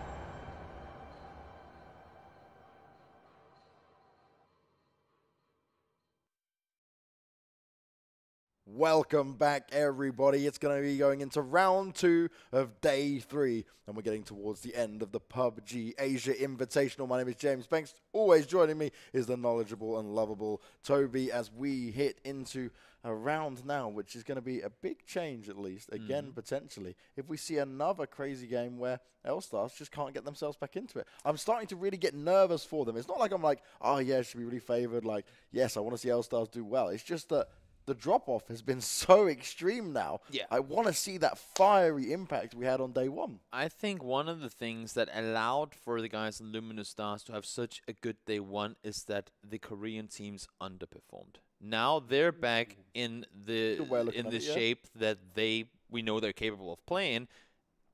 And they're making it tough for all the other teams in the lobby to keep up, right? I mean, Actors, they just set themselves apart by almost 20 points to second place. And the second place is a Chinese team followed by 2 Korean teams. I mean, they are just so darn good at this game, and they show us why right now. Yeah, Korea, China, they're fighting for number 1 at the moment. Sure, but in a big way. And Actors, they've just edged that lead right now. They've got a 17-point lead, but that can quickly be turned around massively. Maybe can we get in the chat? Can we get some if whether you're Korea number 1 or China number 1? Can maybe what do we should do like a poll, see who gets the most. Is it Korea number 1 or China number 1? I don't know. At the moment, it's definitely Korea number 1, but China can still come back into it. One team I want to talk about, though, Nova, right? We saw them yesterday. They got that win, and both of us kind of looked at it and was like, okay, really fair play. Good team from Taiwan. No offense to them that we wouldn't expect them to do it again. They didn't have the greatest games, but they come into this day, and we see a 3rd place. Yeah. The problem is, where they're so far behind on the points, they didn't even change their position. It's getting late now. It's getting really late if you want to start doing they went 2 kills good as well, so... We say that, and sure, they might not be able to win the tournament because they're too far down. But when you get up into that top 5 range, every single placement higher you get on the overall leaderboards, that's a lot more money you put in your pocket and go home with. Oh yes, it's the splash the cash moment. For it's these just guys. one placement up or down can determine like over $20,000. That's an insane amount of money to split between 4 players. Yeah, I wouldn't shy away from that whatsoever. No, That'd be a good payday just for playing some PUBG. Yeah. But this is the level we're at, right? It's that the front runners who had the early leads here, they're looking strong at the moment. But for instance, just looking down at OP Rangers, they didn't have the greatest game, but they're still within it. They're in the top 4. Yeah. 17, they're still starting to catch up a little bit more. They're in 5th place. LGE, they really, I think, are at a point where they can't afford to have another game like we've seen in the last couple, because LG were always, we can make top 5, top 6. We're kind of within it, but then it's not the kills that have been coming in, and they're trying to play a little bit better. They're going for some aggression. We saw it then, right? LG were actually in a good spot for quite a while, and they just got blasted apart. And I think it was the Aerowolf guy that came in behind, snuck in and was like, "Gonna put an end to this now." One thing that's interesting to me is every single game we have, with the exception of the Nova game yesterday, we go into the break thinking, what happened to 17 Gaming? Like, they could have done better. But they're still sitting in 5th place with their underperforming, right? So they. I mean, I know there's some points down, but have 2 good games now. You'll be in top 3 potentially, depending on what happens with the guys that are currently sitting there. So their best placements, they've had a second. They had 2 second places and a 4th yesterday, right? So that's respectable. One of the second places was on the first day. So what I'm saying, like 17 Gaming, they're a heavy fragging team, but they're just not getting the chance to show. I mean, they're getting the chances. They're just not utilizing. But look at this. Damage. Almost 3K damage. I still think YDD might be higher than this, actually. But, of course, they have had some bad games. The guys in Luminous Stars, he could just be the current damage top, what do you call it? Highest damage dealer guy. Damage dealer. Definitely. That was a long sentence. But nonetheless, you got the guys in SSS. Big shout out to those guys. Yeah. They have come around here on day number 3. Sure, there's more room to move around on Miramar. But if you can bring that same play style you just had right there into the next Erangel games, they will obviously not make it up to 1st place, but they will make it far to that bottom 5. Yeah, and that's the thing, right? They can really give themselves a bit more of an opportunity now. They can play just 1 or 2 more games like that. They're going to be laughing all the way to the bank, quite literally. Nova, we were just talking about them, right? They've been having these better games, starting to come back into it. They really, on their first games, they went out 13th, 8th, 4th, and they weren't getting more than 3 kills, right? That was the highest they had. Now they've really come into it on a next level, and oh, yes, Actors. The reason they are number 1, 90 points, 58 kills, let alone the wins. And our man at the top. He's still getting it done. The fact that Bonita has over 1/3 of the damage done for his team. And we talk about Star-Lord, Danchi, we've also seen Hulk pop off, but that he can maintain that damage lead, that's pretty mind-blowing to me. Yeah, he's only dropped 5%, which means it's not even like he's kind of failing. It's more just like, I mean, they all shoot all the time. Yeah, exactly. They all shoot all the time. He's just doing that much more damage. He's hitting the shots, he's making it work, and he's getting it done. And most importantly, he's staying alive. I mean, if you shoot at people, odds are that people will be shooting back at you, right? But he's continuously doing this and staying put throughout the entire tournament. Now, one of the things that I'm really interested to see, though, is AHQ, right? Because now they're all the way down in 14th place. They had that 1 4th place performance, but it's their kills that have been helping them get the points, really. That's where they've been making their money, so to speak. Yeah. But I never, in a million years, expected to be saying, oh, they're in 14th place right now. It's not a favoritism thing. I just feel bad because, like you said, we've seen them play. We know how good they can play. It's not been working out for them. Not at all. They had a little thing going. That's what I feel like has been happening. They've been trying. Yeah. On day 1, day 2, sure, they were too aggressive. They came into the lobby with like a lot of pride. They had done really well in the qualifiers. They thought they could just steamroll everyone. Yeah. They were doing some overly aggressive pushes that got them killed, and it's unfortunate things like that happen. Then they tried to adapt coming into day 2, and then every time, also just today, this game right now, 4-man push all together. They had the smoke path. They made it across, but as soon as they get over the other side of the road, you have 4 teams just firing away, and it's not just 4 teams. We're talking OGN, Intersforce. We're talking Actors, Red. All these guys just sitting and tapping away at them because they made the push. They got the kills they needed to get up that hill, but by the time they got up there was only K3 remaining. And that's the problem, right? Poor AHQ as well. The team they actually ran into, and they took the confident fight, was Actos in the end. Yeah. And Actos had a really good advantageous position. I think it was only Star-Lord who was like close enough to him that they could really have a good firefight. They managed to knock him, but he crawled his way back in. Not a problem. AHQ just got punished for it because everyone else started raining in on him. It was like they just got lit up like a Christmas tree. It was insane. They really did. It was not a whole lot more they could do there, but that's Miramar for you. If it's open, it's very open, and the people that have that little amount of hard cover to hide behind and take those peeks from, they will start tapping away at you. There's just nothing you can do about it. Do the Matrix, hope that you can dodge and weave for long enough to get into cover yourself. But as we saw there, the guys in AHQ just couldn't quite manage to get there. Yeah, doing some of that ducking and diving. But we're going to be going into our first game of Erangel. It's going to be round 2, and it's going to be time to make the magic happen. I am really looking forward to see what's Let's see the poll. Let's see the poll. Is it Korea #1 or China #1? What are people in the chat saying? Okay, I'm bringing it up. Oh my God, 84% for Korea. Korea #1. Okay, I guess all the Chinese viewers, they're watching the Chinese stream. Maybe that's what's happening. There's a Korean stream as well. Oh, yeah, that is true.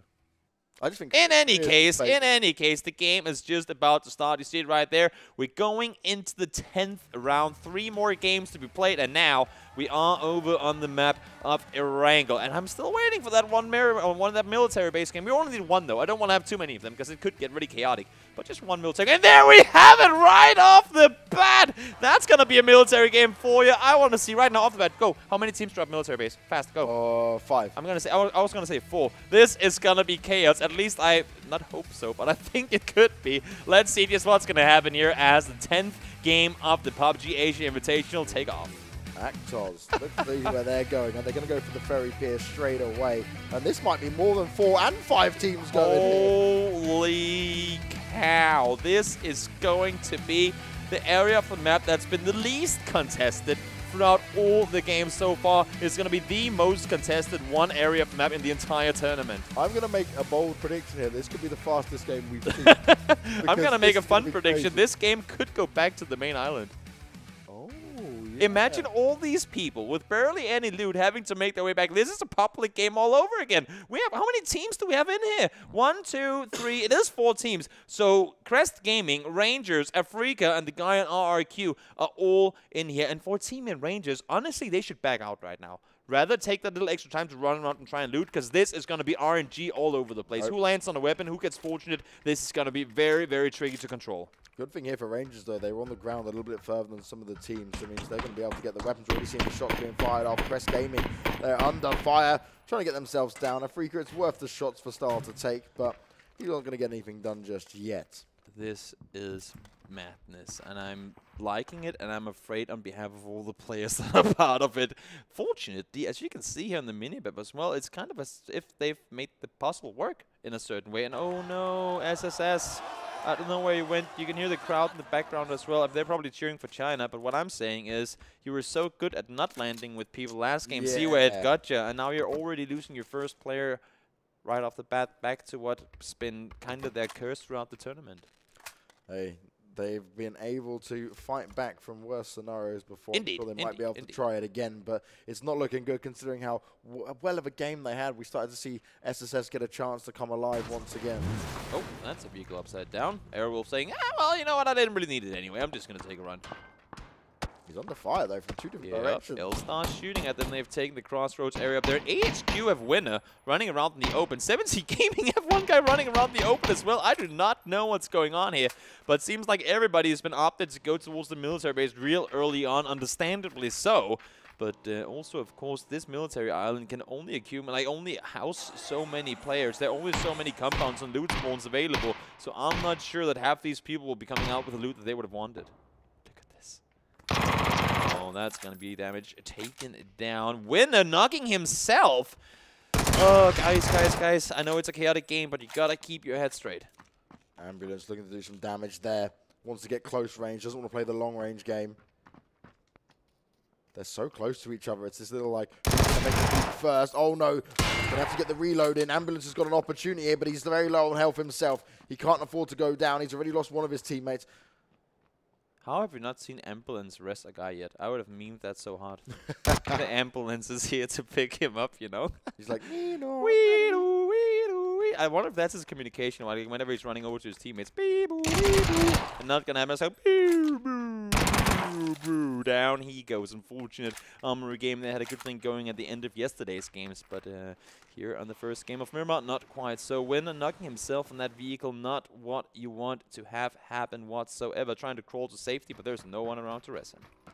Well, Armory Gaming, they've lost 2 already. They've got to be oh so cautious. It's Boya who's being able to scope out what Rex are doing. He's actually going to go in and take some of the shots as well. Nice bit of damage being done. Can he take any of them down? They're jumping up high. He's not able to make any more of the shots connect there. He had the 8 times to work, but maybe a little bit too far and too fast for Rex in order to get these kills done. They will be able to expand this themselves up. ASWP trying to see if he can, yeah, exactly as you said yourself right there, go into the pharmacy and get themselves some mets going. Looks like that will happen as well. Winner does end up going down. Fortunately, nobody gets kill points off of him, but unfortunately for the guys in AHQ, they will not be able to play that style of 4-man together steamrolling as we know they like to do. Now SSS, Kongmu trying to see if he can get himself some loot over in the compound on the western side of military base. But as you can see, Rangers, they have their eyes in that direction. Yeah, Rangers on a bit of a scouting mission in that sense. They want to get some information to play off of here. 17, though, the team we continue to talk about from China. They definitely can get the kills on the board. They just need to be able to get some higher placements alongside it. They're in a good spot. They're currently standing 5th. And they have been a team that, when we see them take engagements, they're looking strong. They're looking well. But sometimes they just overcommit. They do. It's unfortunate. They've been in the same situation that AHQ has. They have just managed to have that happen to them later in the game. Yeah. So they do get those few couple of kills extra. They will potentially get into like placements sometimes, but every time they've been lining up to get a fight going their way, there's like, we've scouted this, we've taken care of this, we've taken care of that. There's just been one factor coming in that they've been unprepared for. It could be a team pushing over the hill that they didn't really see. Could be that one guy gets knocked immediately, so the push that they were orchestrating didn't really, like, it faltered before it even got started. Just these sort of things that has been kind of the Achilles heel, like the thorn in the heel to them, that every time they thought, okay, let's go, something has gone wrong right as they start to do it, and then it didn't manage to go their way. But look at this, MK14, attack stock for no reason, and full level 3 gear. That's a really nice crate, but look at LGE. They're waiting for someone to come loot it. Yeah, LGE. Are they going to try and... Well, they're just going to hold it. They're just going to hold it. Yeah, that's what I'm thinking. Like, but they're going to sit back and wait, right? Because Dai's in a nice spot, but he's on his own. He's just going to scope it out and see if Actos do decide to go and see if he can get an early knock and potentially a kill here. You can look down in the bottom part of the minimap there as well. They're all looking at it as well. It's like, come on, guys. We know you want it. We know you want to go get that little crate of yours. And as I say that, I'm not actually sure if they see it. Oh, there you go. Starlord does look out in that direction. There's just one crate. It's a trap. Isn't that the The Star Wars reference. Oh, yes. It's the trap. And that's exactly what it is. You do not want to head out there now. Sure, that level 3 gear can be spicy and all good. But I'm sure these guys on the other side of things will start shooting at you. And who better to make the run off than Star-Lord himself? I'm not sure if it's the crate he was going for, but we will see in the kill feed real soon if it is.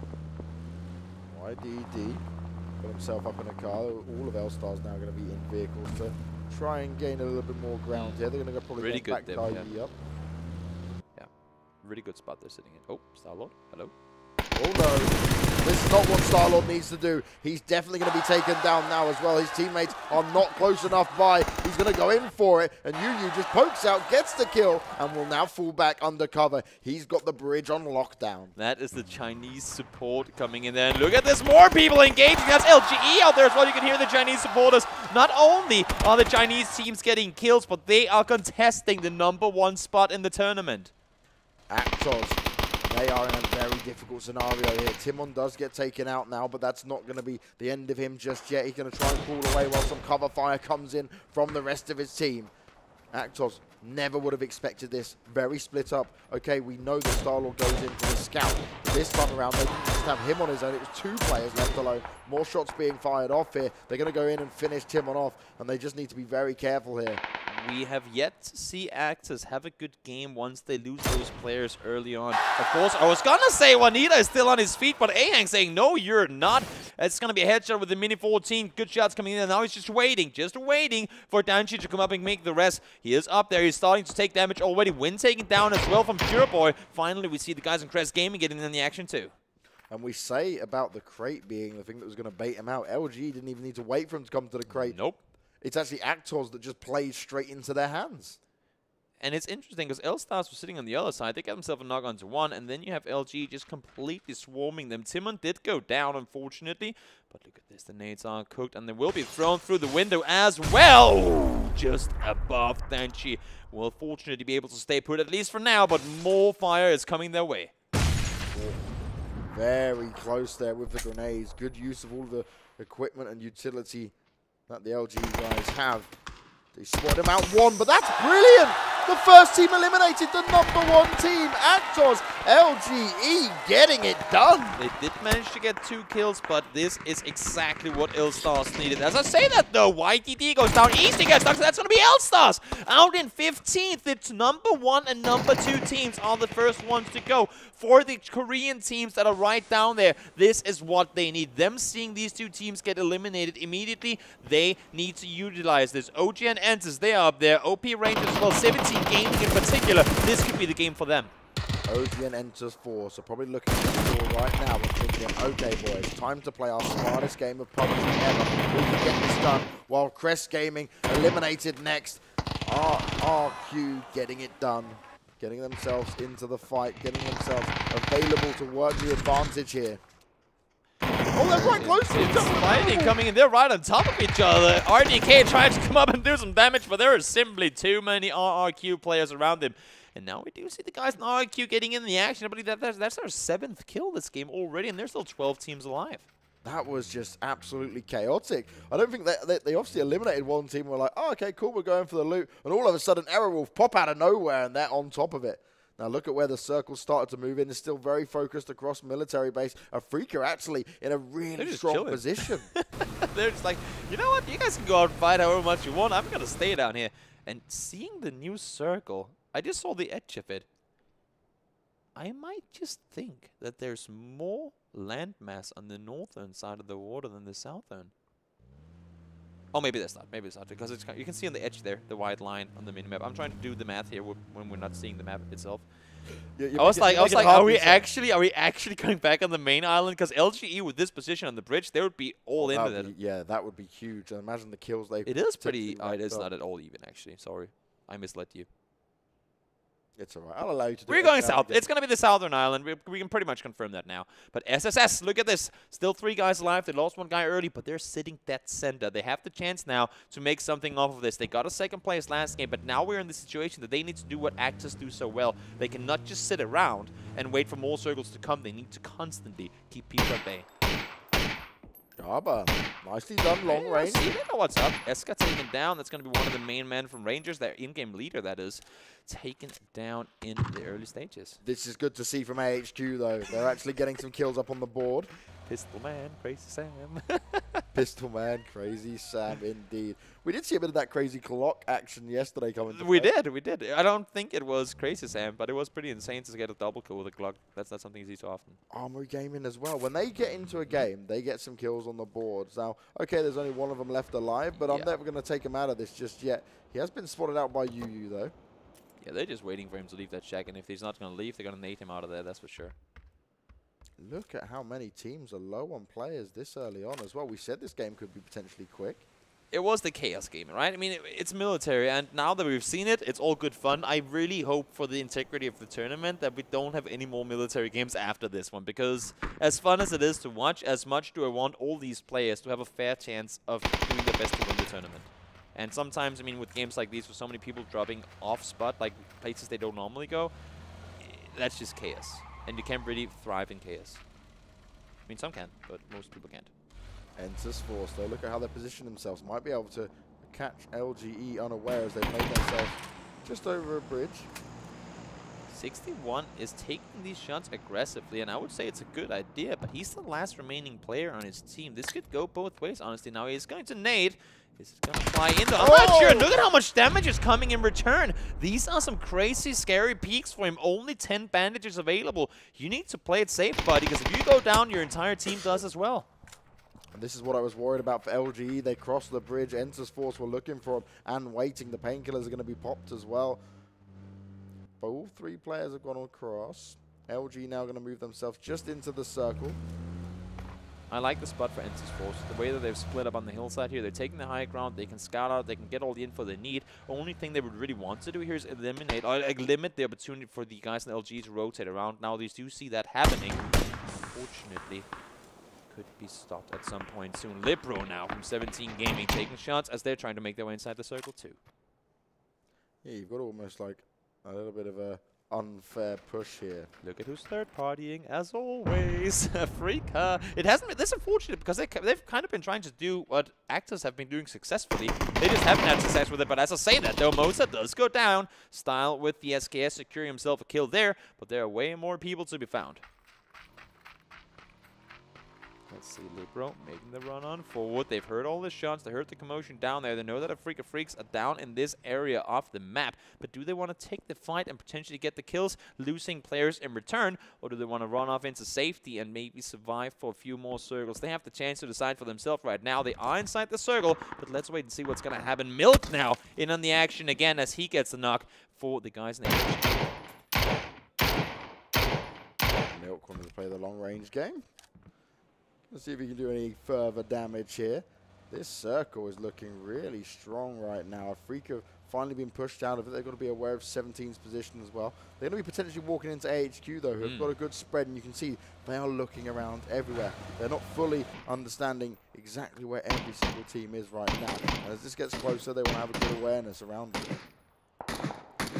Long-range shots fired with his rifle right there, trying to see if he can do some damage before they're forced into some fights later on. Sancho doing the same thing, trying to get these knocks, in general, just trying to pop and do some more, as much damage as possible. Limit those vests, do what you can, but at the same time, keep track of what's happening behind you. Smart that he takes that quick look over on the main island. There could be a team that never made it across that's trying to sneaky peekily Navy style, or like Navy SEAL style, make their way across the water now, and they do not want to have them come up behind you. The solo Rex player as well, though. He can see and hear what's going on. He's just got to do his best to stay alive. Purple going into the bikes, and they're going to be sprayed down. Dangerous drive through. Fortunately, only one player down so far, but that's going to be two. Will we lose more people? It's just going to be that Sai taking one down. That's going to be Poochie's taken down as well. Milk once again in on the action. And Posensi, there were 4 guys pushing in on this, and it's only him up on his feet now. Purple, they risked it. Pushing forward on the bikes, plenty of noise, and Nova just picking them apart ever so slowly. They thought they'd made it past, but Yoshi was waiting there in the background, thinking he can get it done. Instead, he gets knocked off as well. Main thing right now, 2 of the top 3 teams eliminated. Enters Force really wants to get a good placement and kills in this game to get up in the mix. This is the chance everyone else in the lobby needs. Well, this is pretty much going to be one of the only chances they will have to try and get themselves some better placements in this tournament. We'll see. Ooh, Those knees just going a bit too far. Can he bounce it off the tree? Could be damage done, but I'm not sure that he knows that he has Placencia this close.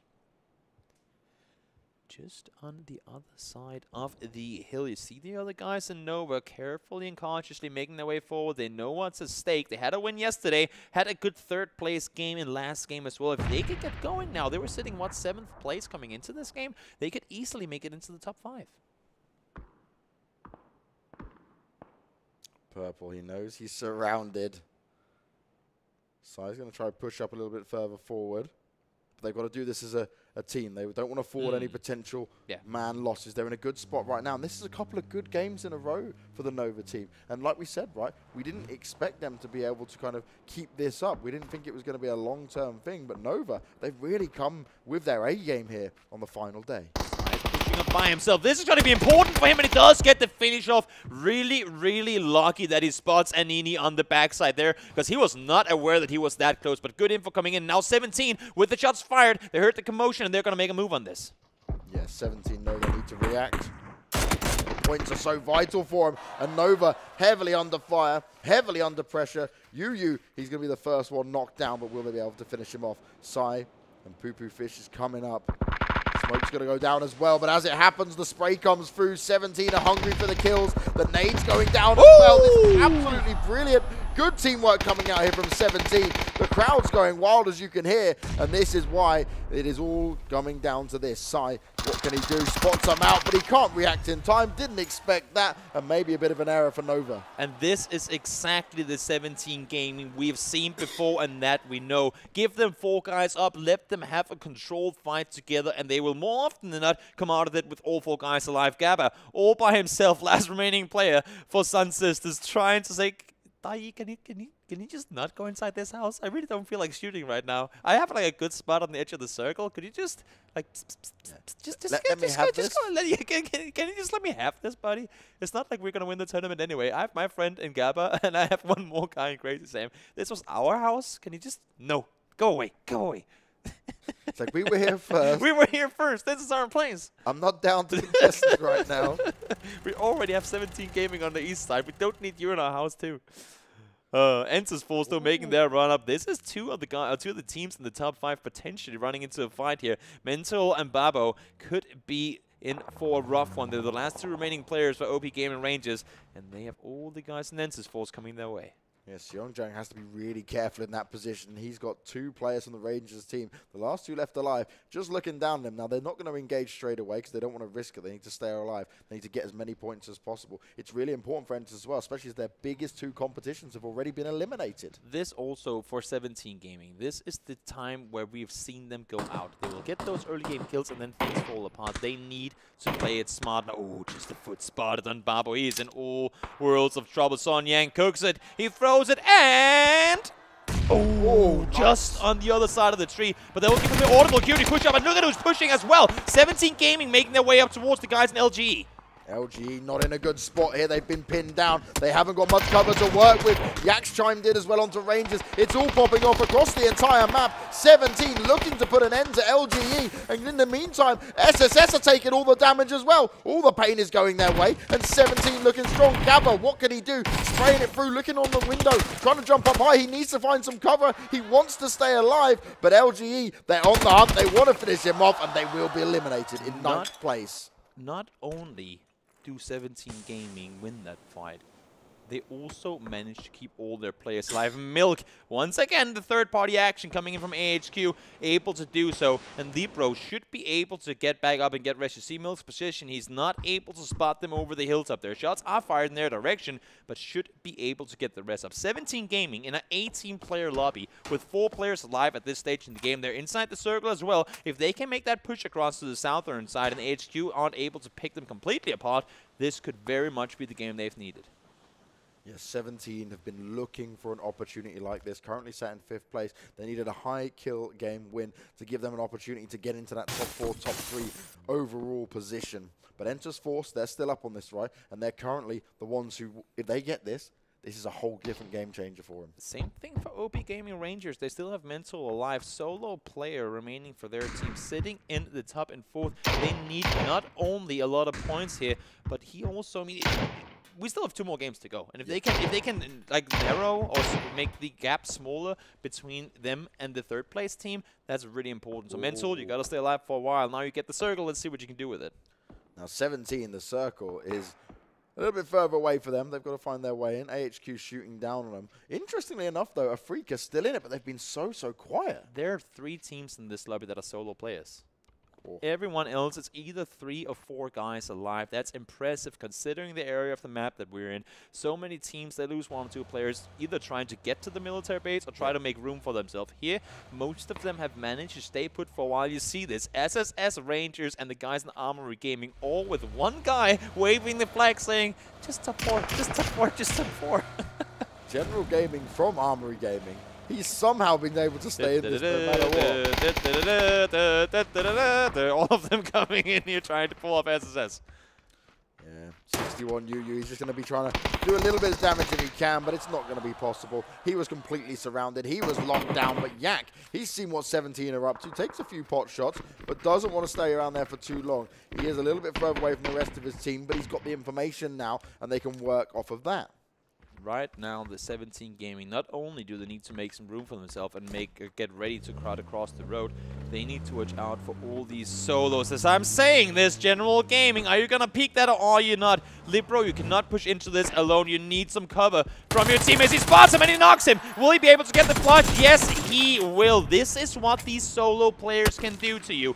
Very, very dangerous not to keep your eyes open at all times. Now more people are starting to take shots towards them. Shu trying to get into safety. Only has a little tree for cover, and Yag is not going to make it easy for him. Yeah, you got to feel sorry for 17 there. They wanted to react off the fact that they did end up losing out to Armory Gaming, but instead they then opened themselves up a little bit too much for the other team to start firing down. Enters Force with this high ground position, able to deal so much damage over towards them and continuing to do so as well. Shock's now under heavy fire. 17 Gaming got to be so cautious. They've had an 8-kill game so far, and they desperately need these points. They're sat in 5th place, but if they manage to get into the top 4 here, they can actually really skyrocket. And you see that Son Yang and the guys in Enters Force, they know their main threat, their guy, the team that they need to take out right now is 17 Gaming. They have them on the other side of the road. If this circle shifts away, they will have to cross at some point. But even in doing this, they still have Kyle or Kale on the backside. Now Indigo goes down to help him as well. They know we've got this covered. They will have to leave at some point, and when they do, we'll be ready to take them out. But right now, we need to worry about what's behind us. Enters Force as well. Got the crate drop right by them if they do want to go for it, if they want to try and switch up some of the equipment. AHQ, 4 kills. They found themselves into it, 3 alive. But they are in a good position. They're just very close to Afrika, who are now finally having to get themselves into the action. Good amount of damage. There you go. General Gaming finally goes down. That nade goes in, and he's going to eat that in 100%. 2 points, not a bad game for Armory Gaming. He tried to get himself closer to it. Yeah. Basically did the best he could in a very, very difficult position. Mental as well, staying alive for now. Once again with the circle right on him, and look at that crate. I'm not sure Yaga's going to go for it. It's kind of out in the open, but that would be a very, very good addition to their equipment coming in for this. Oh, Show trying to make his way across. And this is important because AHQ have given up all their control of the road. They've pushed down to take the fight. You see Milk turning around to look up, but this might just allow for the guys from 17 Gaming to push across. AHQ, though, in a bit of a rough spot. K3 far away. He's been hit down already. Yak's chiming in at the same time. This is damage across the board. Everyone's starting to explode into it. We're down to our last 5 teams. Who's going to make it into that top 4? AHQ would desperately want to get a little bit of a bump up from the points here. They've also had 6 kills, which is strong. Milk trying to focus on way too many things at the same time. They have 1 guy knocked already, and they have SR all by himself in the middle. It's very tricky. Shock's trying to make the run, but Yak saying, no, you're not, buddy. You're going down. So as well as it went for the guys in 17 Gaming, Show is now all by himself, trying to do everything he can to stay put and stay alive. Sniper or SR taken down by Mental. Gotta get that top 4. Just gotta get that top 4. Yeah, Mental in a really nice spot there. Like, no one was aware of it at all. It's now only Afrika just in front of him, but he's just hiding in the shallow grass, waiting for someone to poke up again. Anything he can do from this position is key. She was crawling right into Rosa. Who hears who first? He's going for the painkiller. That's going to make, that's not painkillers, that's going to be an interesting thing. It's going to make a lot of sound, and that's going to allow for Sure to spot him. Now he is going to go up on his speed on. That's going to take them out in 5th place, just outside of placement points. They did get 10 kills, though. Now we've got an interesting position because Jaden is well aware that there is a Rangers player nearby, but he doesn't know exactly where. Triple Korea once again. All 3 teams are Korean in the top 3. Chat was right. Chat was very much right. Korea, #1, at least here in this game. We'll see if they can make it throughout the entire tournament. With that in mind, Ensis Force trying to push underneath. Afrika Freaks on the top of the hill here. Only 2 players remaining on their team. Then you got Mental all by himself, but this could very much watch out. Ensis Force all over. Nice nade coming out there. Going to be close enough. They're going to be throwing him back and forth, barreling towards him. Oh, that's a kill on the Indigo. He has to fall back down. Going to have to bandage himself up a little bit here. Long range fights on either side of the dip there, and then you just see Mental proning in the middle. Like, can you guys just take out each other, and then I'll come join in the end of it? It's like, you guys fight it out, and I'll pop up when I think it's a good time. I'm just going to lay low, and then I'll engage whenever. But the fact that Mental has been able to stay alive for this long, that's the big factor here, right? When his teammates went down, when Baba went down over there on the western side, there were still, I believe, 8 or 9 teams alive. And the fact that he is in the top 3 and guaranteed placement points now, it's very, very important for the guys in the OP currently sitting in 4th place. But Afrika do know he's there, right? They heard him. Yeah. They can. It's Entus who actually haven't seen him, so they're unaware that they could just pretty much walk over him. So that could play into his effect as well. While Rangers, they're just going to be hanging in there, hoping. You can see it. He's just like, okay, I've got to wait it out. I know roughly where they are. The smokes are going down. Maybe he can find some cover just by chance from this. Not sure why they're smoking off when they're on the west side of the circle. They can push forward. You can see the positioning. Nobody's really inside the circle right now. There's this huge open area in the middle. And actually, this is going to allow for the guys in Entus to push forward. But Jaden, in a good side position, gets the knock onto Indigo. Might get the kill off as well. But not yet. Not yet. Damage coming in return forces him back down the hill. Entus Force. They've got the advantage by quite a way now, but can they pull it off? A lot of the proning, a lot of the pushing forward now just to get inside the circle. Rangers still managing to get it done. Mental, I'm really liking this. This is a smart play. Indigo gets knocked down. Are they going to be able to finish him off, though? Jaden pops the energy drink. He's going to be going in for the kill very shortly. He's not going to want to waste that. They believe it might be the time to strike. Kale just looking for a golden opportunity to work with here. Yak scoping around, just wants to make sure that he's got some sort of an idea of where these players might be coming from. Afrika, they're just keeping it so slow and steady here. All he has to do is wait. The longer he can have 0 impact on what's happening but just chilling, the better off he will be. Not only he might get a team eliminated and secure himself a 2nd place, but that team might lose players, and then it actually might become a possibility for him to end up even winning the game. So let's see, 15 seconds to go on this until this final death circle will start closing in. Oh, Kale spotting ahead there on towards Jaden. Knows of his position now, but there's still more people to be found. Yeah, Jaden playing a little bit more of a peekaboo role is what I'm going to call that, because he's like, hi, I'm here. Jump for Focus info. on me. Jump for info. Let my teammate come round. Yeah.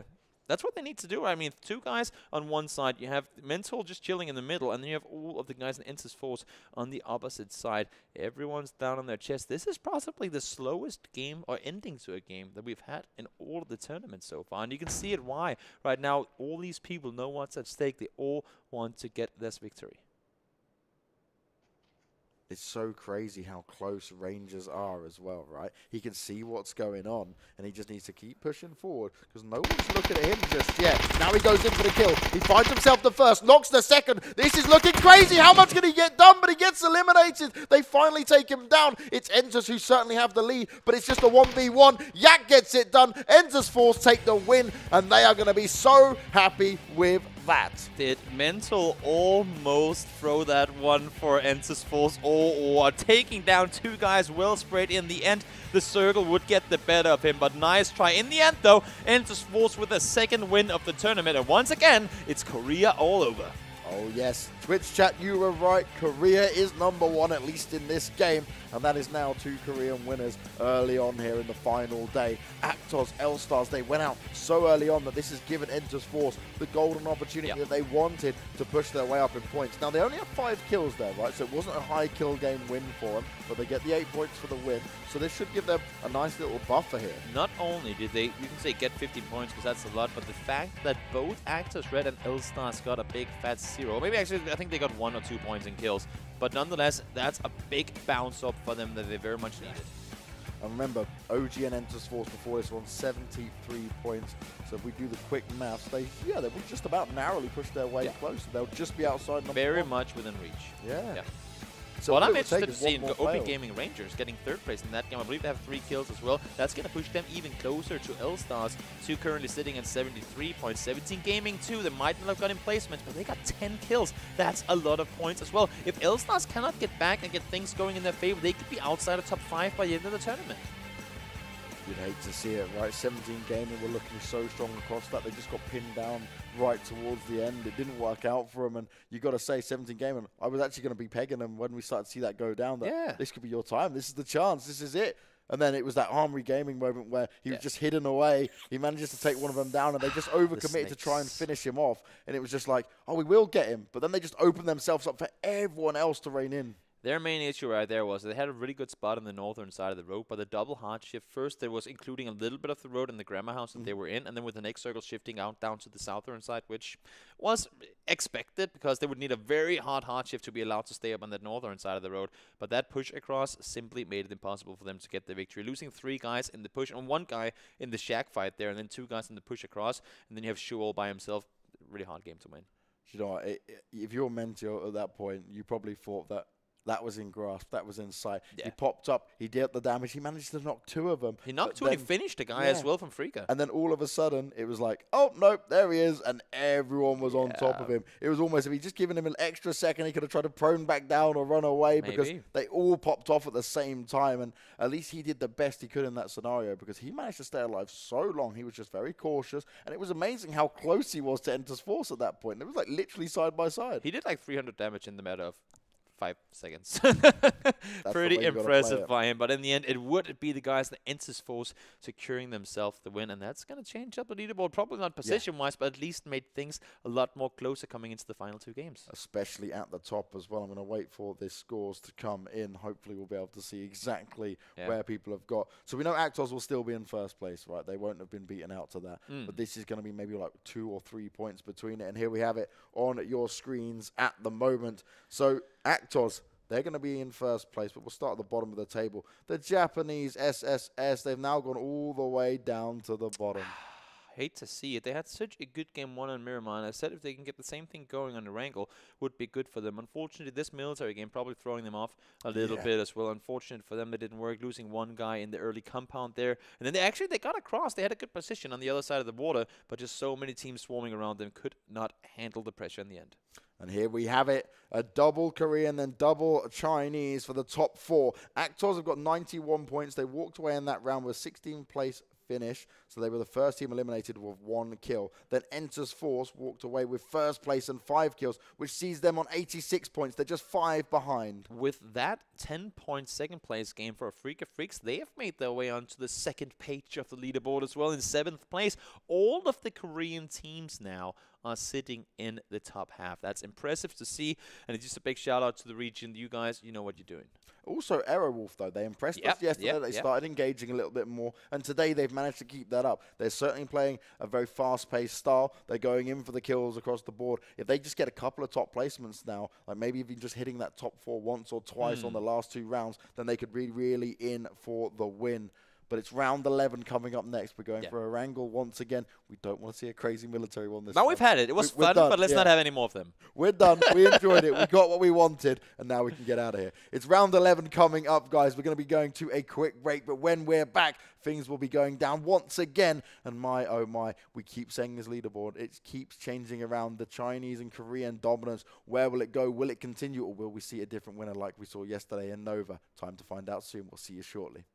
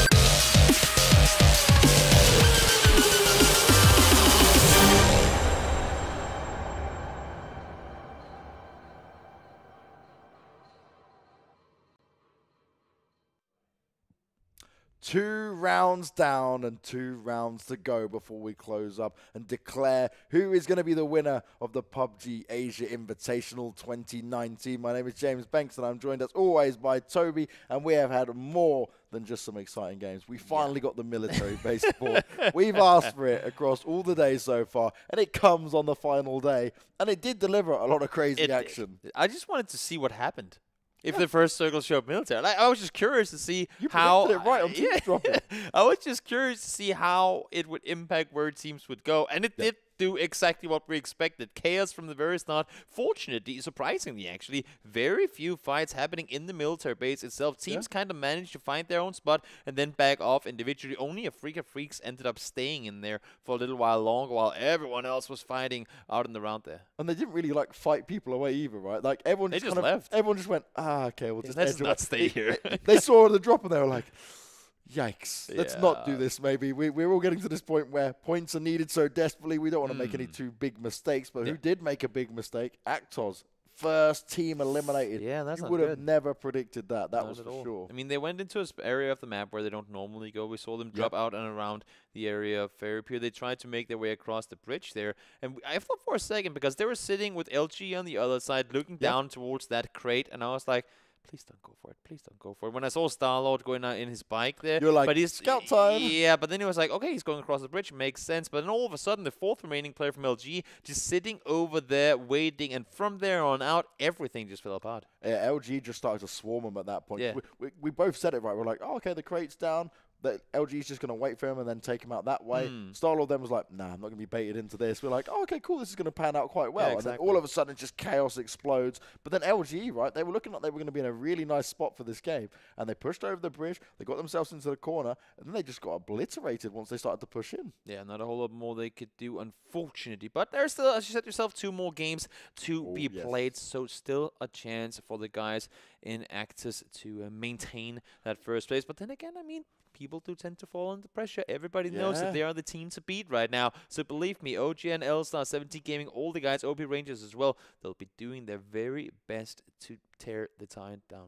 And now, when we get to this point, right, where it's so close at the top, like, we got 91 points on Actos, 86 on OGN, Enters Force, 74 on L-Stars, and 60 on 17 Gaming, and then 59 on OP Rangers. That top 5, even LG, 48 on 6th place. Yeah. They're all so close now, right? It's really tight. The thing that scares me here, though, is a lot of these players are so young. This is the biggest stage they've been on. There is literally, we just heard, there's over 5.6 million viewers on the Chinese stream alone. We've got thousands of you joining us here on the English stream, and we appreciate every single one of you. Yes. The craziness, though, is that some of these young guys, this is mad amounts of pressure. Oh, yeah. Not only are they playing on a huge stage with the potential of a lot of viewers. Right now, there's probably a little bit of a break, so we don't see it right now. But I hear from people that are in the area or in the studio that today that arena is pretty much as packed as it possibly can be. And we're hearing it as well, right? You get the little sound bits where they're kindly giving us through on the clean feed some of the crowd noises.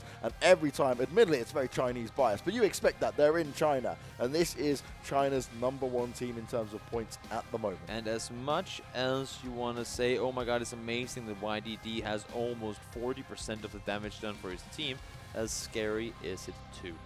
It's always great to have that one guy that can go out and deal damage when need be, but they need to have the rest of the guys play together, step up. A team that did step up and finally got something going for them, though, this last game is these guys right here, 17 Gaming. And one thing here, right, they're smiling. This is what gives me confidence, because if you're already in this position where you've worked your way up and you're feeling it, you're here in the crowd, you've got a home soil advantage in terms of mentality. I never think a home soil advantage helps them in-game, but it helps their own confidence and bravado. And look at the damage done here. It tells it as well. They're not a one guy does all damage team. They are spreading it across the board. To begin with, it was Shu doing everything, and now they have kind of gotten the synergy working. They found their spot in the lobby, and hopefully for them, this was not just a military chaos. We kind of utilized that moment. They will have 2 more good games to play. Yeah, 17 Gaming is certainly a team we're going to be keeping our eyes on, and LGE is certainly the other one as well. Okay, they're on there on 48 points, but it's getting so close to the top, they could easily slip into the top 4, top 3 position with a couple of good final games here. LG, they were certainly starting to feel it in that previous game. It's just a couple of wrong engagements where the one player kind of went off. I think it was Shocks, right? He got picked off, and then they all tried to scatter and help him, And what actually ended up happening was all the other teams were like, oh, there's LGE, bang, and that was it. Their main issue is I think they tend to bite off a bit more than they can chew. You can see their damage done. They only average about 200 to 300 damage per game individually. That's not necessarily bad, but the thing is they tend to fall off early. They will take these engagements, like, oh, we got this down, we spotted 2 guys over there, let's run over and fight them. And then they get those 2 first knocks. But those 2 players that didn't quite see where they were, they come in and they swoop them out. And then they, so many times, talk about yourself as well, we'll see Ahang or one of these other guys play it solo for such a long time because they, as well as the other guys, don't lose one guy because they just get run over. They just tend to lose a player because they maybe aren't as cautious as they have to be. Yeah, they're trying to grind out those points. They're trying to make sure that they can do anything they can when it gets down to the solo points. Rangers capitalized on that right at the end there, right? Mental, he was coming through. He was just prodding his way through out of it. And he literally, the fact that he even got 2 knocks and then in a kill when he had everyone against him. He was completely outnumbered in every scenario and still did such a phenomenal job. He really kind of saved the day for his team and getting them extra points. Very much did, very much did. It will be exciting to see. Hopefully we'll get a fair circle here in the final game. Good centered circle. Yeah, well, in the final games. Yeah, exactly. In final 2 games. Get a good fair circle. Close. The thing is, what I like to see, not only do I love to see PUBG in general and see these crazy things happen, but like to see a stage set where all these teams, for example, like we saw with 70 Gaming here, give these guys a perimeter, give them a setting that allows for them to play the style they want to do. This point system, as we talked about before, might not grant the passive player that good of a play, but then we say that, but then we see Actors Red not do any aggressive fighting early and still come out on top because they will get those kills. It just doesn't happen before the top 5 teams remaining. Yeah, it was for Actors, right? It was very much just they had a few high kill games, but it was only that really one standout 16 kill game that was like the monstrous one. The rest of it, like you said, is kind of passive. That's how they've been approaching it. Exactly. Now, looking at these teams, like one team I want to point out to is Aerowolf. Aerowolf, they've been like, throughout all of this, they've just got better as the tournament's gone on. I think they're just feeling more comfortable in the environment. We're starting to see them actually put up some good numbers. And the only problem they're having is just placements have not been on their side. Kills have started to really start to show up across the last couple of days. They're now in 8th place. They've had a 3rd place and a 4th place, but everything else has been outside of it. But every single game there is a decent amount of kills. Seeing here 2, 3, 6, 2, 8. It's just as long as you can keep getting them. It's those 0 kills, bad placement games that like kind of falls you over, falls you off. As long as you can just make sure to, even in the bad games, get those 4 points, get those 5 points. That's what's going to make the difference in the end. But boys and girls, we are headed on to the second to last game of the not just day but tournament. Plane is coming in straight north to south. Where are we headed?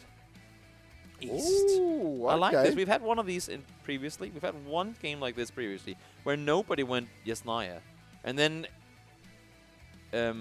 Actors Red ended up going there anyway later in the game, and they got that compound down by the Red Houses. But that was also a very, very interesting end to the tournament. So they've played around this area before. Now we see Actors Red out already. They sent Starlord out east. Nothing new under the sun. He's going by himself. He must have like a really good playlist. See, I mean, he's just jamming, right? He's just chilling all by himself. Listening to old 70s. Isn't it 70s music that Starlord likes? Must be. Yeah, they like the old 70s music, right? At least according to the superhero. Actors, they normally go for Yasnaya, like you said. That's like kind of the drop spot we saw. This time around, they're staying to opt outside of the circle of it. Guess who's gone all the way over to their usual position up at the northwest corner? It's the Purple Boys. They want to just go, hey, look, we've been doing better and better. Let's go for our comfortable play No reason not to. I mean, there's absolutely no reason not to. They have 2 minutes until a circle starts shrinking. That shrink itself is going to take 5 minutes before it's all the way in. They will have plenty of time to get looted, get those vehicles, and start moving in. One issue over here, as we just saw before, the OP Gaming Rangers, they've had the eastern side over by Lipovka for themselves for such a long time, but this time around they got SSS with them. And now for L-Stars, easy landing here. They cannot afford to go down early. No, and that's the thing now. It's all about not just staying alive, but playing the smart game as we get to these last few rounds. Remember when you open up on day 1, you're like, oh, we've got plenty of rounds ahead of us. We can come back into this. This is where you need to keep up the consistency. And that's where we look at teams like OP Rangers and OGN Enters Force, who have been some of the most consistent, always finishing within at least the top 5. Yeah, it's kind of interesting, too, because it tends to be the teams that don't go mid early that's a live late game. I mean, you see a team in Axis, you see a team in Ensis Force, same thing going for the Rangers, all the Korean teams. They aren't that, I mean, even though they're the teams that are used to seeing the circle immediately, they aren't that, oh my god, we have to go there immediately. Because they'll say, you know what? We'll get in there. We'll play it. We know our rotations are on point.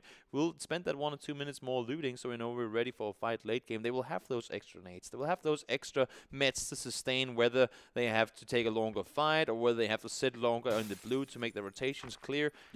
They're just way more strategic, whereas to everything else is more... I don't want to call it aggressive because that's not necessarily what it is. It's more let's get in the middle and then we'll play off of what we get. Like it's more calculated the way they play. Where it's more I don't want to say RNG, but you're kind of hoping that by going center with all these other teams, you get something in your compound. Because if you don't, you won't have time to loot anywhere else. No, you kind of forced yourself in, right? You've got no outside advantage at that point. Exactly. And you don't want to throw that away. Now, Ensis Force, they got a lot to loot through here. They've got all of the ground to cover. They're in a nice spot to start off with. They were some extremely pivotal position choices that they have to make here. 17 a game. The team that we spoke about, literally, we've spoken about them since day one and what they can do and what they can achieve. And they've really started to come alive today. We need to see that continue from. Actos cannot afford to be the first team eliminated this time around. And like I said, how young they look. Some of these guys, like look at Hulk. Hulk smash, but he's like baby-faced assassin over here. Baby-faced assassin. You can't call him that. You can't call him He's that. He's an assassin. He's been just murdered. Hulk is not a baby face. But now he is. The real Hulk? Somebody clip that and send it to him. Yes. Please do. That's amazing. Nonetheless, we got the guys on screen here currently sitting in first place. And look at this. Averaging 400 damage per game is Juanita. That's absolute madness. That's more damage than some of these players might have done throughout the entire tournament on an individual standpoint. Very well done by him. Now L-Stars have room to loot, not a lot, but enough, and they'll get vehicles up as well. You see them right there on the map. Airwolf, they're going down, and inside the area of Milta should be having plenty of loot coming out of there too. So everyone really making room for themselves. I think this is the first game in a while where we're 4 minutes in to not have a first kill yet.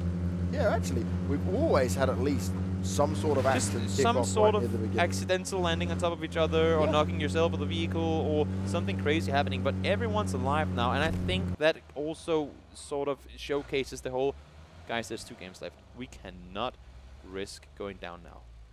And this is what it's all about, right? This is what it comes down to. The risk factor needs to be eliminated. And that's what some of these teams are certainly trying to do. Look at this, though. Quite a close section of teams here over towards the mansion. And that kind of area is very where I think we're going to see the early action kick off here. It's going to be soon meeting up with each other.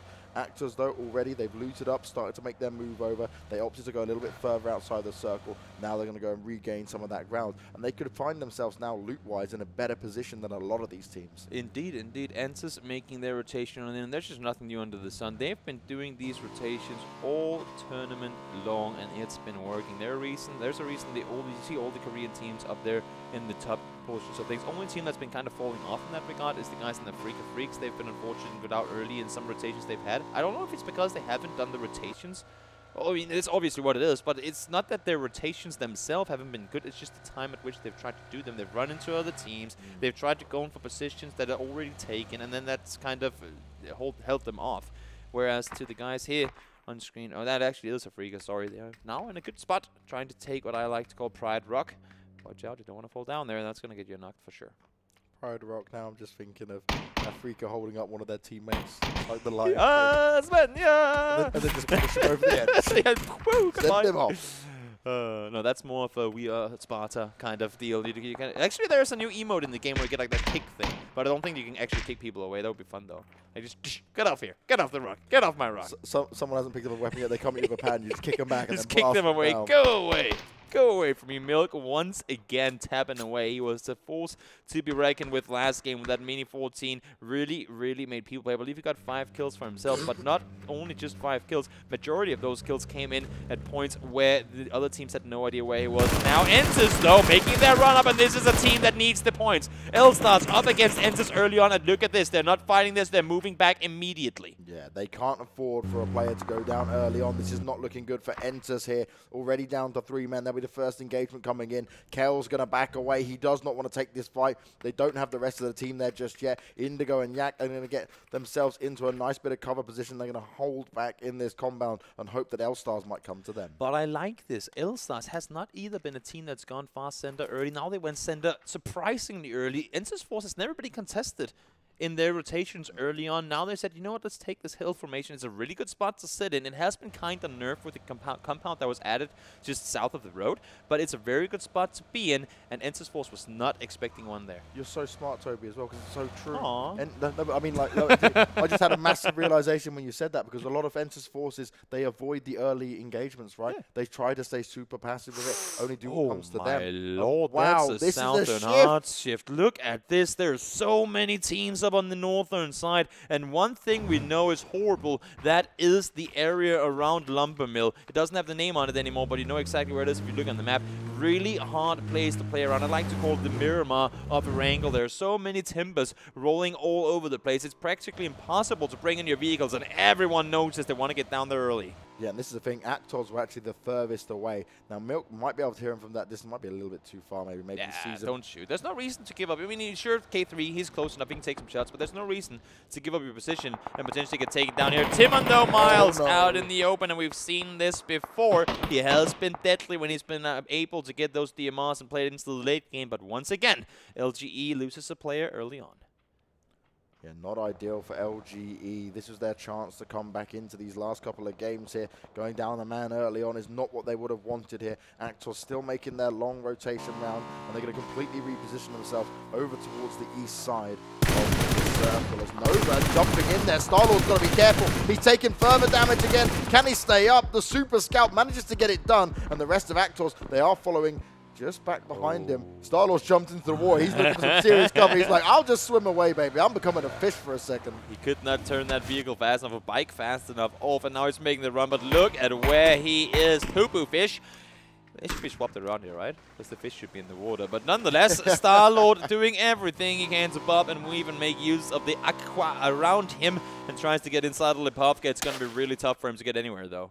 Yeah, Star-Lord's really stuck here because you can't stay underwater as long as when Red runs out. He's going to be really pushed, and they've got a massive high ground advantage, and they can just keep tapping away and apply that pressure. He needs his team to be able to help him get out of this, but do they have the ability to do so? They need to be able to push Nova back a little bit. Star-Lord's still taking further shots. It is quite some distance, and he only has it 4 times, which is very lucky. Them smokes come in as well, which means Star-Lord can get the meds on, bandage himself up a bit there, but Nova, they want this kill. They're hungry for it. Shots are fired, and you know exactly what's going on down here. The nades, or the smokes come in, I should say, and you see all 3 players there. Help out your in-game leader. We need you. We've had issues when we've been losing guys early on, and they cannot afford it here. Fortunately, Star-Lord lives with the scare, but for Team and L-Stars, taking out one of the guys in OGN Ensis Force is going to be an important kill for them. Now they are inside the circle with a good spot there as well.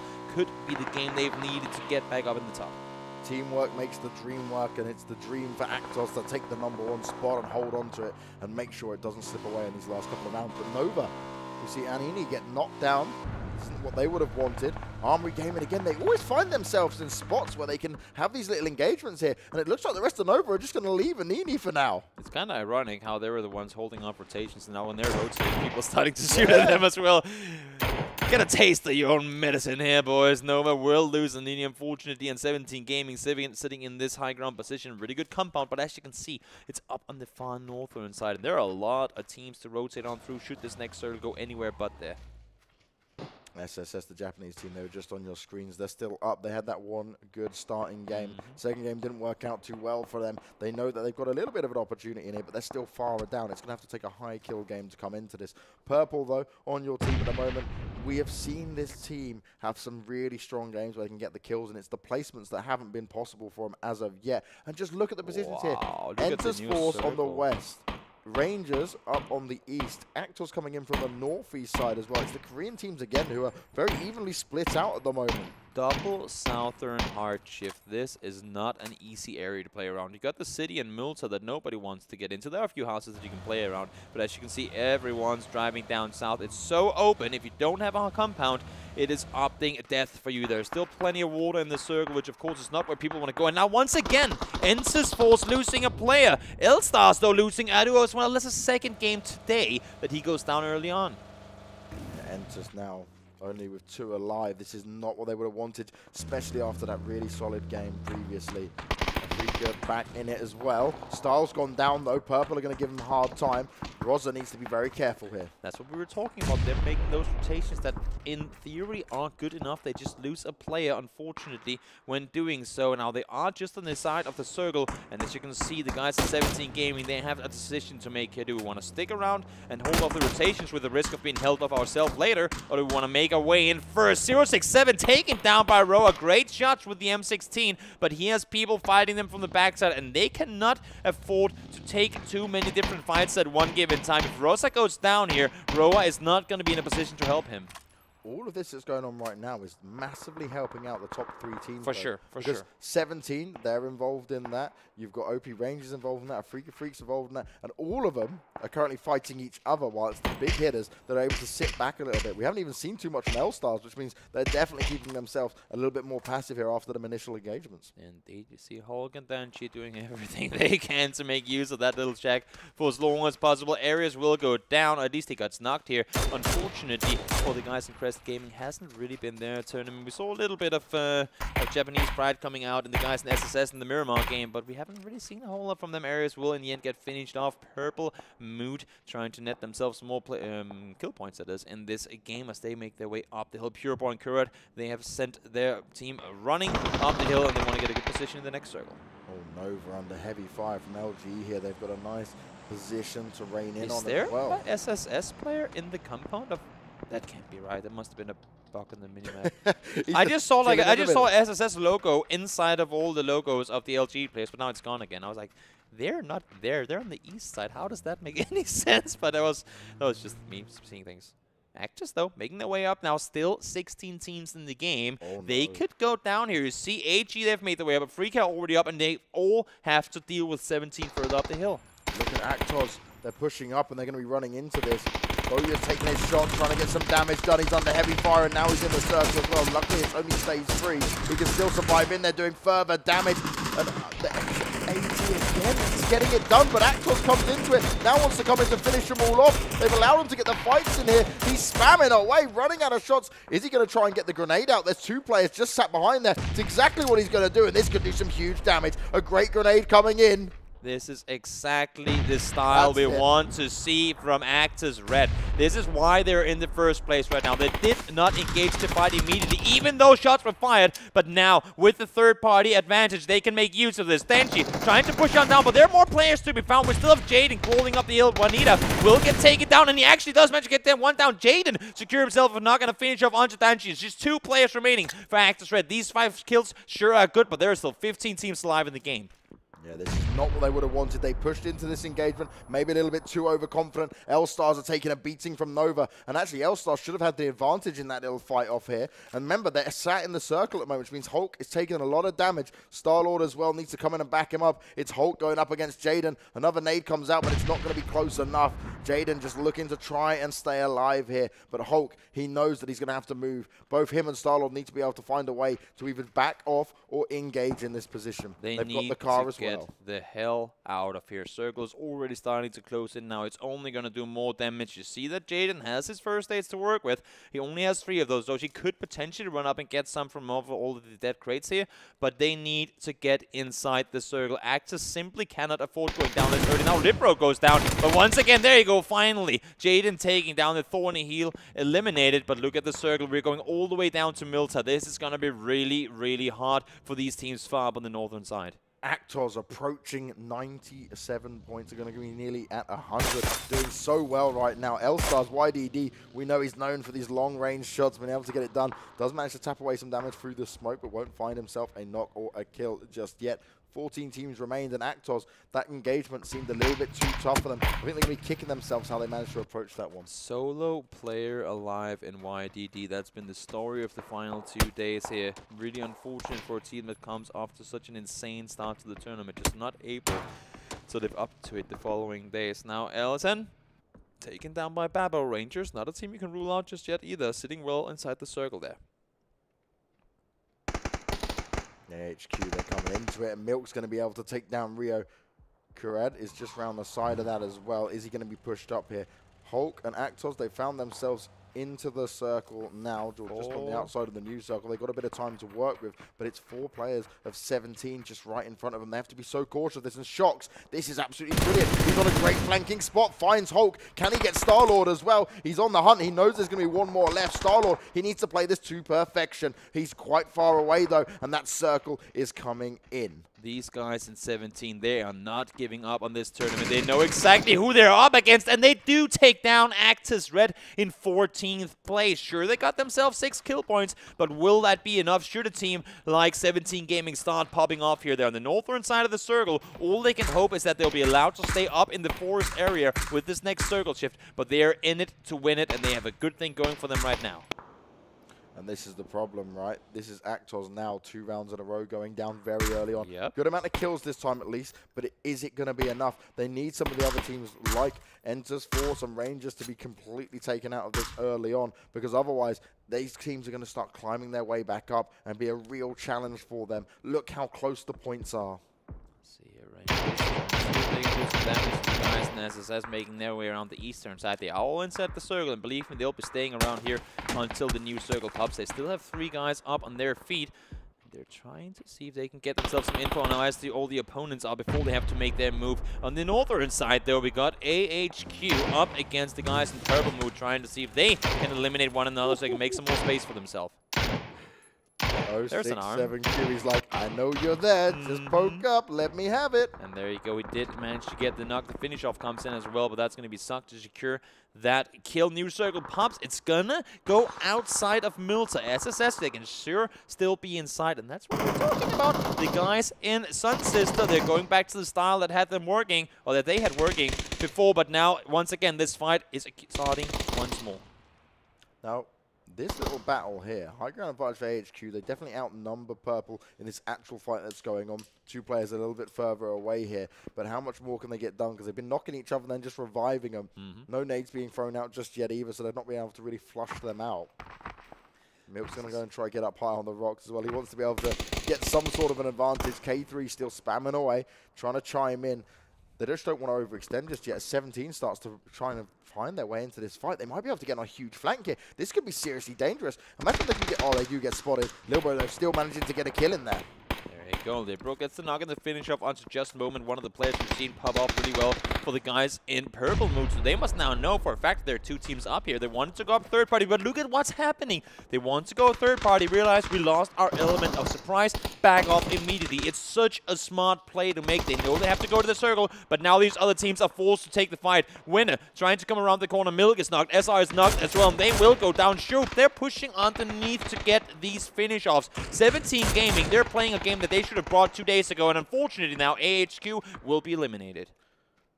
17 playing that to perfection. They were like, cool, if we can get the flank, let's try. They saw what was going on, took a few shots and said, okay, we can back away. We can come back into this afterwards, but they need to be cautious. Rangers here, Babo, long distance, trying to get it done, but he takes severe damage. 067Q knocks him down to 9 health even. And it's so important that he stays alive there. Look how far inside the circle 067 is for the 17 team, guys. They just need to rely on him to get the info. Who is around us? Where are they? He might not be able to see people, but he sure can hear where the shots are fired and where all the knocks come in. Now you see LG finally forced out of their garage compound, trying to make their way up to the rock formation here. Sunshine goes down, but Ahang's still alive. It's going to be a rough position to play from, though. And here, one of the guys to look out for. Such an insane performance on day number 1, now all by himself in the L-Stars.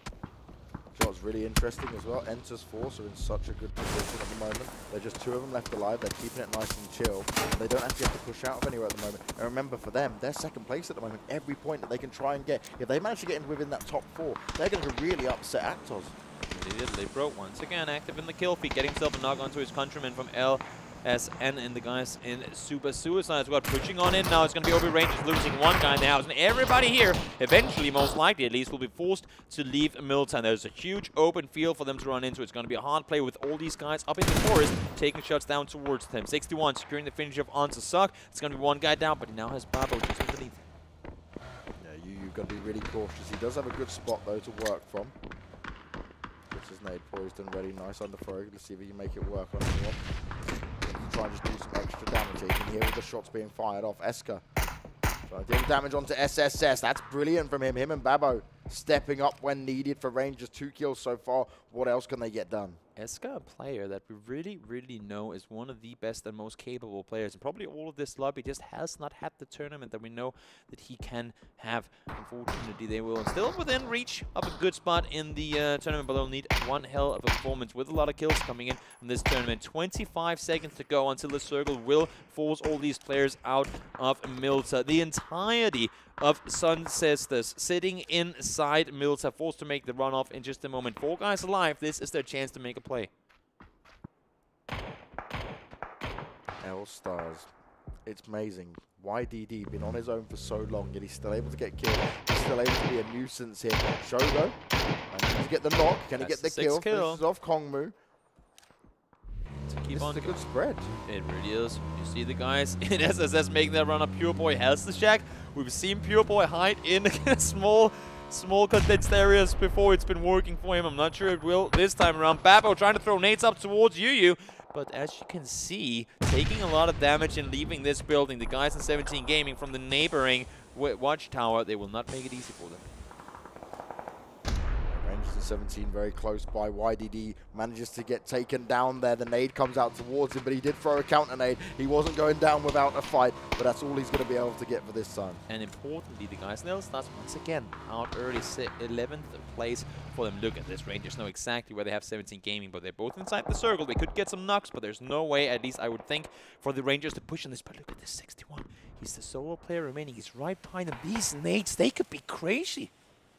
And they are! The double nade coming in. I was just waiting for the explosion. Bounces off the car. Unfortunately goes down. Babo, the hero play of the day, able to not only get in the rest, but he will make a play in. But look at who's pushing down on this. 17 Gaming heard the commotion, saw the nade, saw the kill feed, and they want this now. Will they end up fighting against the other opposition? They're going to go to spray down the car and try blow it up there. Babo's just praying that he can get some of these revives off. Kale from Entus, he's there as well. They've been hidden away in that little house for so long. This is so cautious. Explode the vehicle, and that is 3 kills. 17 Gaming once again. You gotta know when to engage and when to disengage. They had the time gap. They had the shot to go down there, get the kill. They tried, it failed. They don't overcommit. They back off. They know they have the position right now. Play it smart. Play it for the late game. You're still 4 guys alive, and they're doing exactly that. Rampage now coming in for Airwolves once again. They're getting more and more kills. LGE now eliminated as well. Enters force. The longer they can stay alive, any extra kills they can get here will help them creep closer to being able to take the #1 spot away. And Pure Boy, how are you doing, Pure Boy? he's like, I got another one of these games, guys. I don't need to do anything. I just get to chill. Oh, that's amazing. You see SSS. They're 4 guys forced to leave. Indigo. Yeah, this is not an easy place to be forced to leave. Unfortunately, Sun Sisters with barely any kills out in 5th. We are now in the area at which people are starting to get these placement points. We have a Korean team, make that 2 Korean teams, and Chinese, and 1 from Japan. Great to see the Japanese teams in the top 4. Crest getting a better game out here, but they don't really have the points to be a massive difference unless he can walk away with a win, and he is on his own. This looks like 17 are large and in charge. Show just tapping away, trying to take out Rangers here. This could be another double-digit finish for the guys at 17 Gaming, and if they can add a win to that, that's going to shoot them up the leaderboards. Very, very important game for them. 4 guys alive, still up against 3 teams that in total have 4 players. They need 14 points to find themselves from 4th into 3rd place. If they can get this done, 17 will be laughing because they had such a slow start to this tournament, as Rangers are now eliminated in 4th place. 5 points, respectable for sure. The troublemaker here, honestly, could be Pure Boy. Yeah. They all know that he's in there. And look at Entus. They're far down on the southern side. Honestly, I do not see a way that 17 Gaming, if they lose this game, if they lose this game now, okay, let's just watch it, because I hate to say these things and then it happens, right? Yeah. But you don't these two remaining players, Pure Boy needs to get out of that shack and land some shots, and Indigo, we know he's a very skilled player, but you have 4 guys looking at your burning vehicle right now. This ain't gonna be easy. You can see they know exactly where the last 2 players are. They know exactly where they have them. Play it smart, guys. You cannot risk to throw this.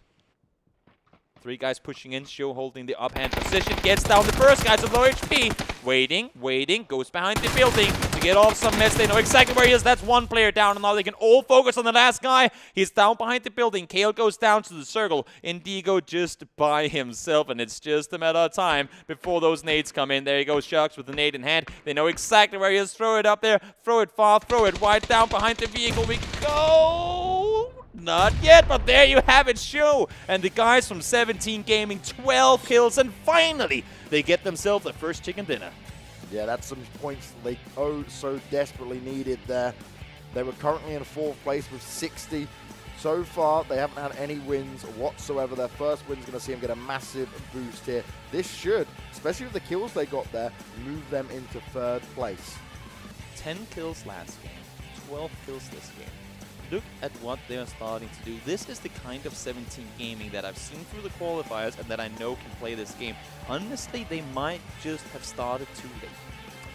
Yeah, I think you're right there. It was a slow start for them. Day 1, they finished 11th with 1 kill, 7th with 7 kills. They got a 2nd place in there, but it was pretty rough. They then got eliminated 16th with 0. So they've had this whole kind of bounce off here for 17 where it's been very difficult for them. And at least for 17 now, you can say, hey, we've made it into a further money, right? Because the difference between 4th and 3rd is big. It's really, really big. And also this showcases just why we have this many games played in PUBG. 12 is actually a low count for a grand final. In Asia, it's a little bigger. We don't normally have at least, but in the European scene, we can have up to 20 games in a final stage. We'll add 1 more day to it and then play 5 games. I mean, it's just, this is very, very interesting because now finally we do see these guys find their place in the circle, find their place in the lobby, and you can see right now they're forced to be reckoned with.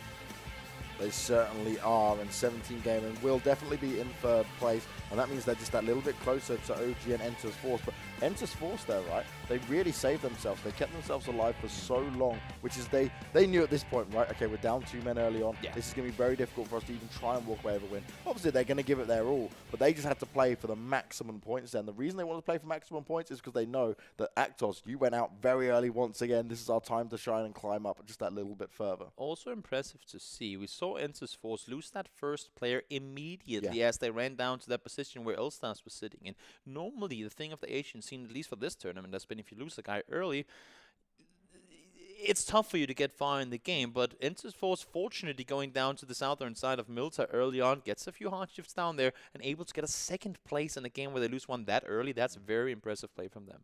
Hey, they've been looking strong, and one thing now is that this makes this top 4 even closer. Oh, yeah. L-Stars, though, you got to start feeling sorry for them because they have a few, like, oh, okay, we're getting some kills in. Look like they had good positions as well, but it's the engagements that we're just not seeing. YDD, again, left alone for so long, and yes, he was picking them off. Yes, he was doing damage, but he just can't do it all. You can't rely on just one man every single time. What we saw, though, in this game, I just want to praise the guys in 17 Gaming, because it's something that you'll see maybe once or twice per tournament. Maybe you never see that many times in one game how many times you can be correct and smart enough in picking and choosing when to engage and when to disengage. They had the fight with AHQ and Purple up on the top side, up by Lumber Mill, where they ran up, they got 1 knock. As soon as they saw the whole engagement and the circle shifted away, they ran off. But now let's take a quick look at the scoreboard. SSS, despite the fact that they made it far, just once again outside the top range. 4 kills were enough for them to get, 4 points, but not in placements.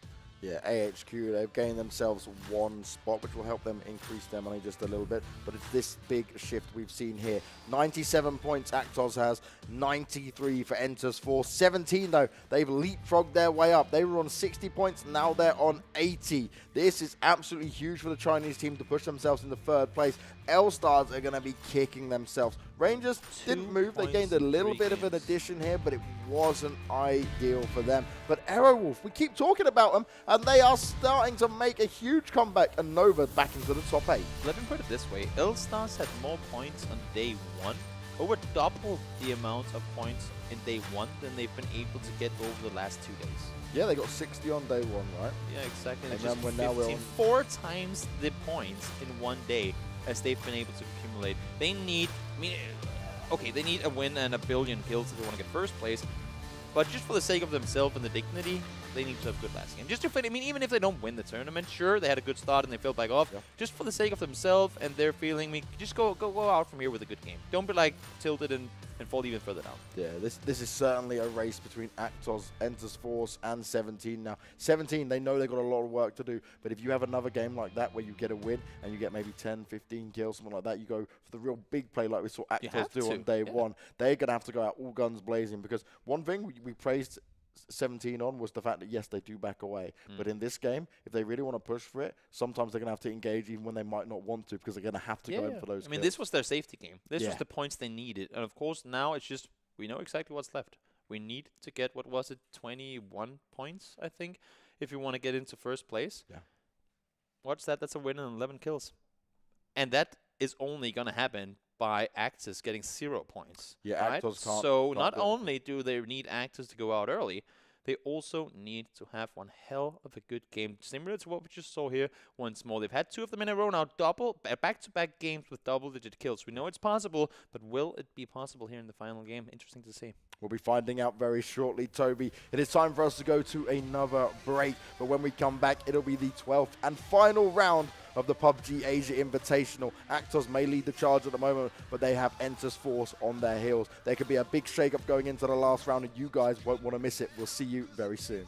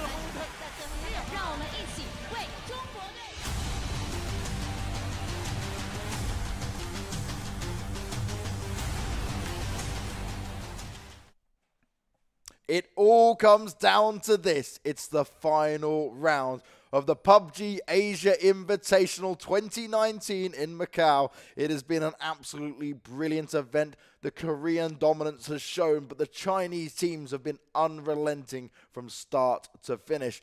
My name is James Banks, and as always, I'm joined by Toby, and we are ready to rock this one last time. And there is no clear-cut winner who is going to be walking away with that $250,000 prize pool. Exactly. And my God, we are not even sure ourselves. 17 Gaming could quite easily find themselves into it, and Toby pointed one thing out in the break.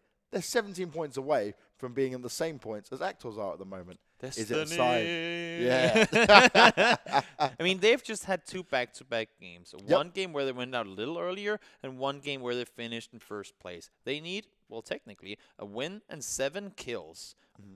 That taking for granted that both the guys in OGN and also the guys in Actors have 0 kill performances. But the minimum to tie what they have now would be a win and 7 kills, or second place and 11 kills. Back-to-back double-digit games. We talked about how they got their rotations, how they got their engagement and disengagement. You can just tell communication is on point now, and they cannot stumble in the final game. Yeah, this is the best-looking Team 17 we've seen. Oh, yeah, by far, because by far. They have started to wise up that, hey, look, we do have good aim. Yes, we can take these fights. Yeah. But sometimes it's just not worth it if we lose one person out of an engagement. And we need to keep all 4 alive. We need to hold strong in that. And that's why the last game, it didn't look like easy to them, but it just looked like everything was flowing in the right direction. You could just tell there was the pure control. Yeah, exactly. Sorry for interrupting there, but you could just tell they were playing as one unit. Yeah. There was never one that kind of fell off and did his own thing. And even if he did, everybody at any given time knew exactly what was going on. When they made that push around underneath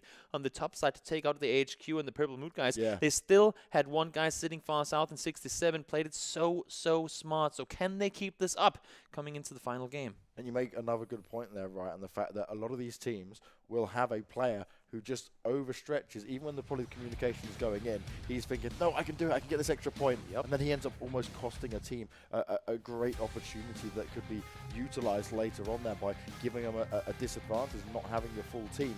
L-Stars, the team that started off the entire event in an incredibly strong position, first place, 3 wins, but now they're down, not out of it, they can certainly come back into it. Right? It's awkward for them right now. I would not have assumed to see them. I mean, I wouldn't expect them to play the way they did in day 1 and day 2, but for them to fall off this hard, that's insane. But then again, 3,500 damage from YDD, and that's taking into account that over the last 2 days, they've had 1 finish in top 5, and everything else has been around 9th place. And you pointed out, right, 60 points for the opening day.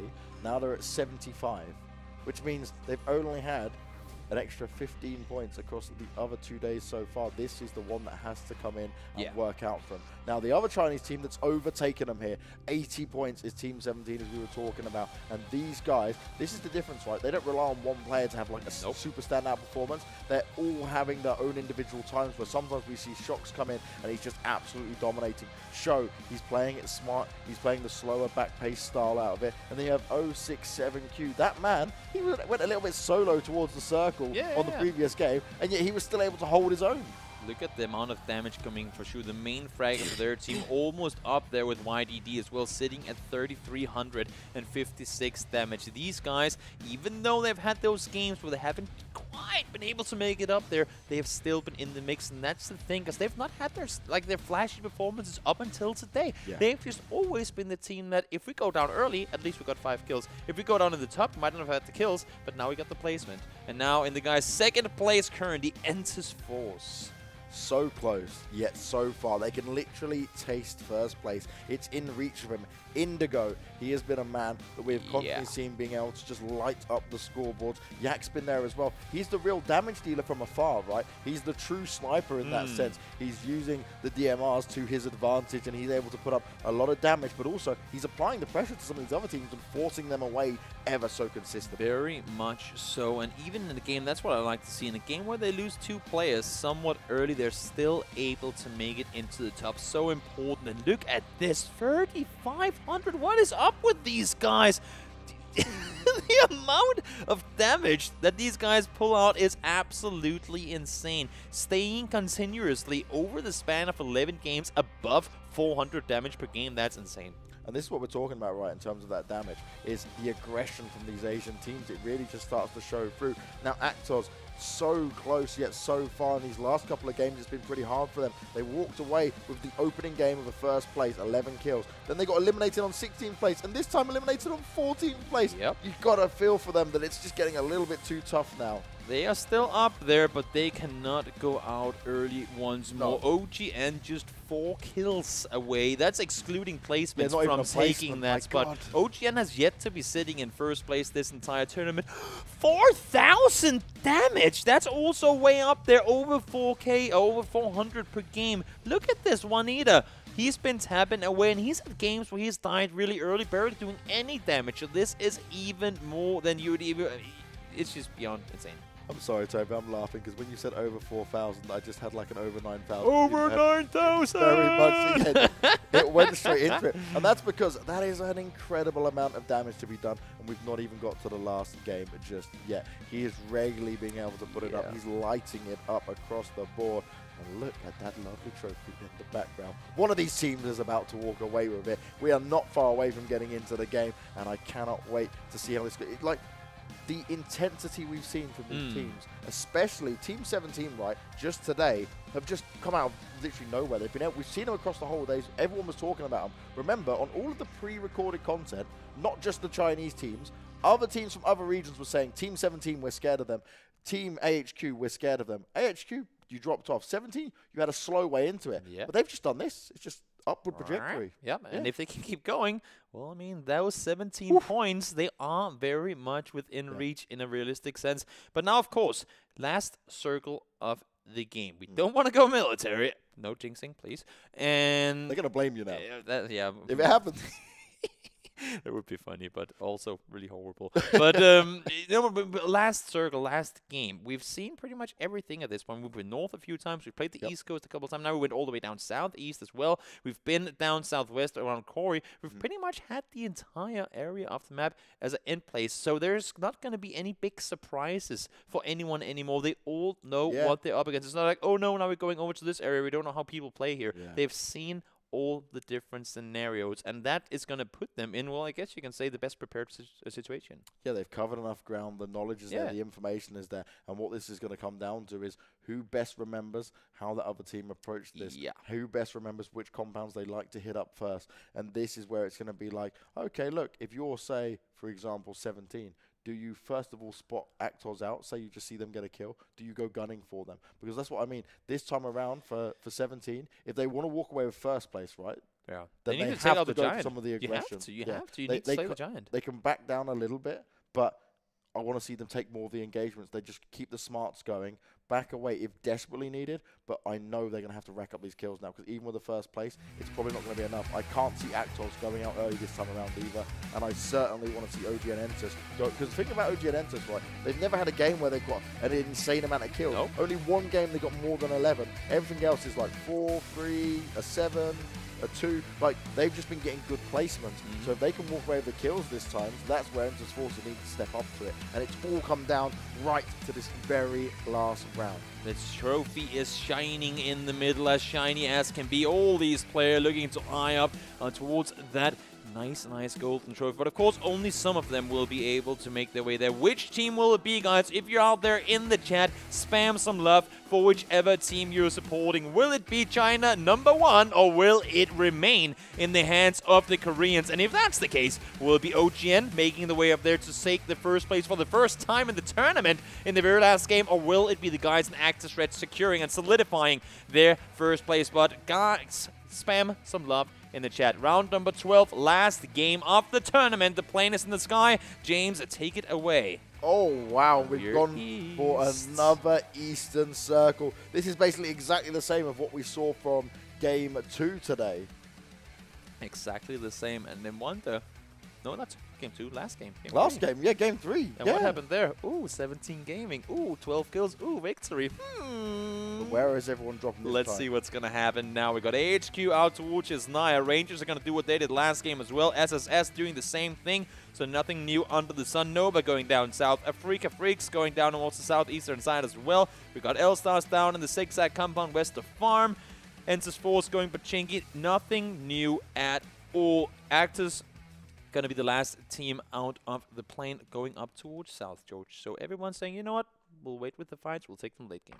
Now, while everyone's looting up right at the beginning here, guys, make sure you are spreading the words. Let's tell your friends, your family, your dog, your ants, I don't care what pets you got. Tell bloody everyone that this is going down. They should be watching this and seeing what happens. And oh dear. K3? Oh dear. Get back up. Get back up. Have that teammate. He jumped off the roof. Oh, no, you know what might have happened? He might have hit the roof. It got knocked, but I don't know how we can do that from that roof because it's not doing that much damage. That's rather interesting. You do see Timon going down. Once again, teams landing on top of each other. We've seen AG and LG have that fight here, especially with the Uzis. We had it happen yesterday. LG currently sitting in 7th place. That's a lot of money they can risk losing should they go out this early. Yeah, that's crazy, actually. That's such a detriment to LGE, losing a player this early on where they were still in the points where they could get some extra money here. Starlord is rotating alone. Where's he going? Why is Starlord alone? Why is Starlord rotating alone? I've never seen that before. Well, he's the super scout, but I mean, how far is he going to go? I mean, he's going up to his teammate, so he's in Gatka. Ah, okay, good. Yeah. Thank God. I was just trying to make fun because I thought you saw something. I'm like, wait a second, did I miss He's something? always alone. I was trying to. Oh, come on, stop ruining my jokes. Baited me into it. I tried to make a meme, but you took it for realism, and then it feels bad. Anyway, when inside the farm, we do have one of the guys in Poo Fish from Nova up on the northern side. For Win, he's probably going to be able to loot this area faster than Poo, but thing's going to be, is he aware that there's a Nova guy just on the other side? Seems like he might be. Yeah, and L-Stars, they need to be able to get these fights and get these engagements working, but challenging it on his own is not something he wants to do at this point. He's going to be able to hear you out here. He's going to go... Ooh, he gets the double! Wow, you hear the crowd once again come out. Poo Fish trying to help him out there. He's able to tap away and get some damage done, but that's all he's going to be able to do, at least for now. Absolutely brilliant work here. He looked like he was going to be in a rough spot. He takes the engagement, and getting the double is such a key start. Exactly what L-Stars needed. This is giving us some confidence. Wow. I only thought there was one guy in the vehicle, but they sat right behind each other. Double headshot coming in. No helmets on the guys. Poo went, guys, this compound is clear. Just come down here and loot. And all of a sudden, there comes Win. 200 damage secured for him and 2 finish off. And most importantly, 2 points added to the list. Yeah, 2 points they desperately needed.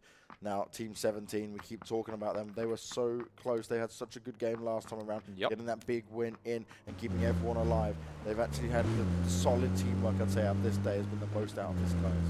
I have to see, they have plenty of room to rotate. There aren't a lot of compounds up there, but should have enough to get well equipped coming into the first couple of rotations. Now, Insus Force still running around inside us. Now, of course, they are a team, they are a team to look at. A team that is very much within reach of that first place spot, just 4 points behind their countrymen in Axis Red.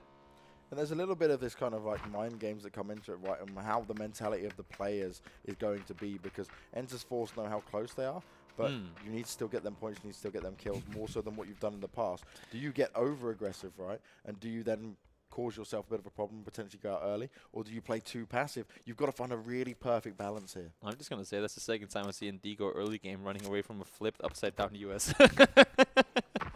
Guys, you cannot flip those vehicles.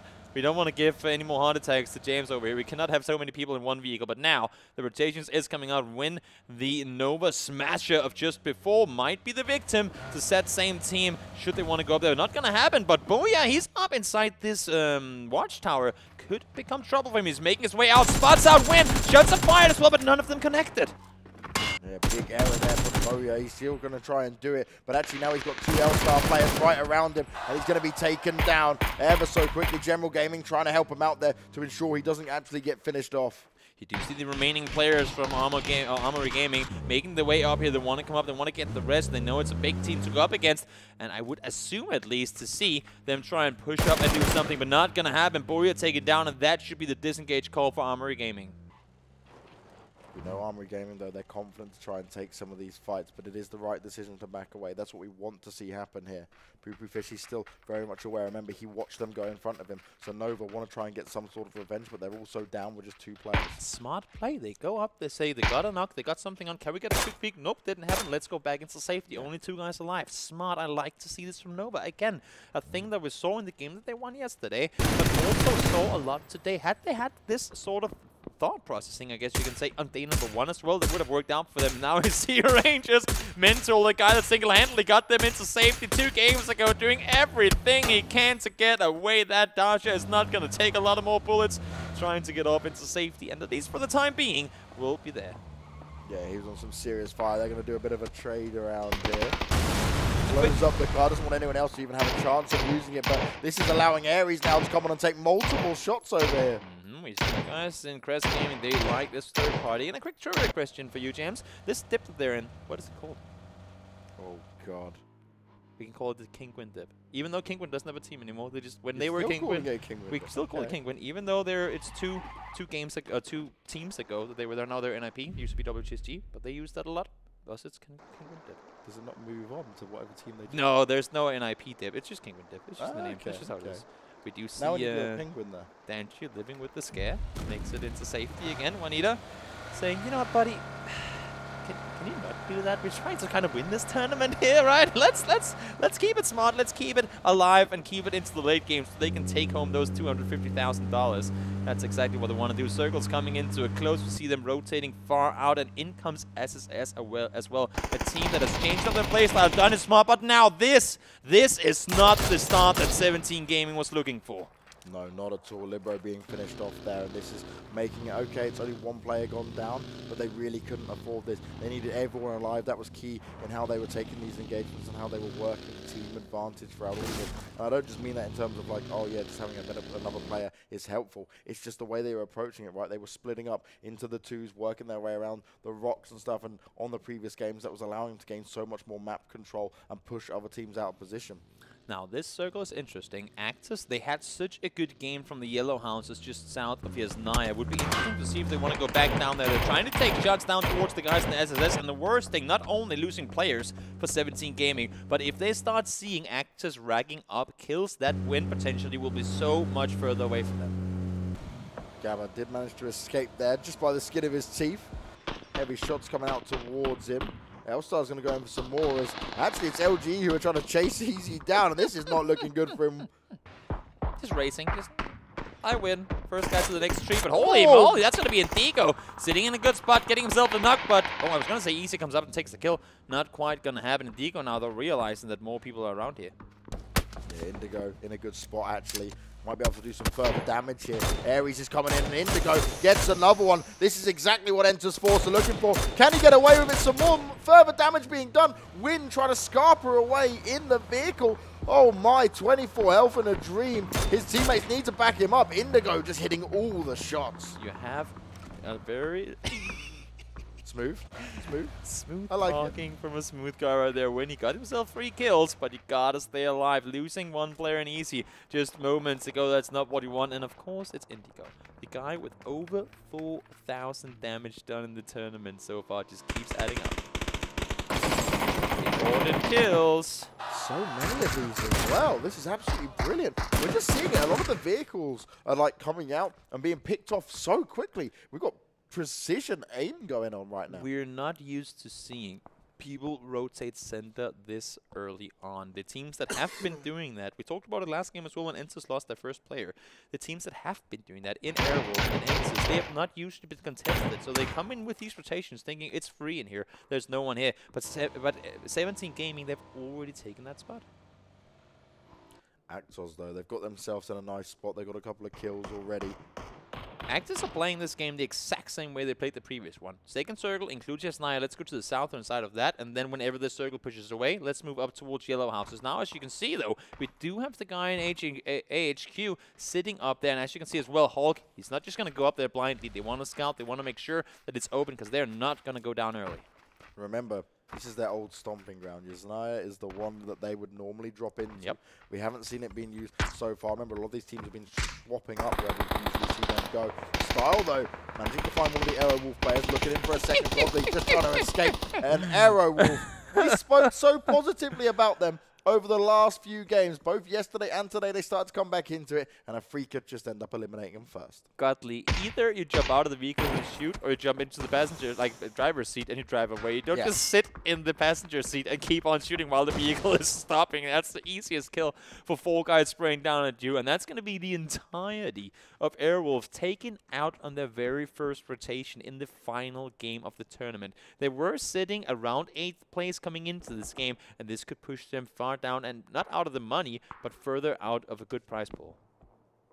LGE not in the spot they would like to find themselves in already. Look how many teams are so close to each other. We're getting already to this stage where Phase 3's just kicking in, and my oh my, this is benefiting Entus right now as well. You hear the crowd reaction. We do have the guys in 17 up on the northeastern side, and Actus need to move far down south as well. They have some space to work around, but as you can see, AHQ, they will be their first line of defense. YDD, the big damage dealer. He has been a solo ranger for this team so many times. Yeah. When everyone else has gone down, it's YDD coming in to try and save the day, and he plays oh so smart. Both the guys in the top that we're currently looking at, the guys in 17 Gaming and Actors, they are up and outside of the circle. Have a little further to move down. Now they did get the spot as HQ made their leave from there. Juanita smartly scouted, waits for the team to leave before he jumps down towards that compound. But 17 Gaming, they need to make their move as well. Actors Red actually sends one player down behind them. That's Starlord. If they can get him down here, that would be super crucial.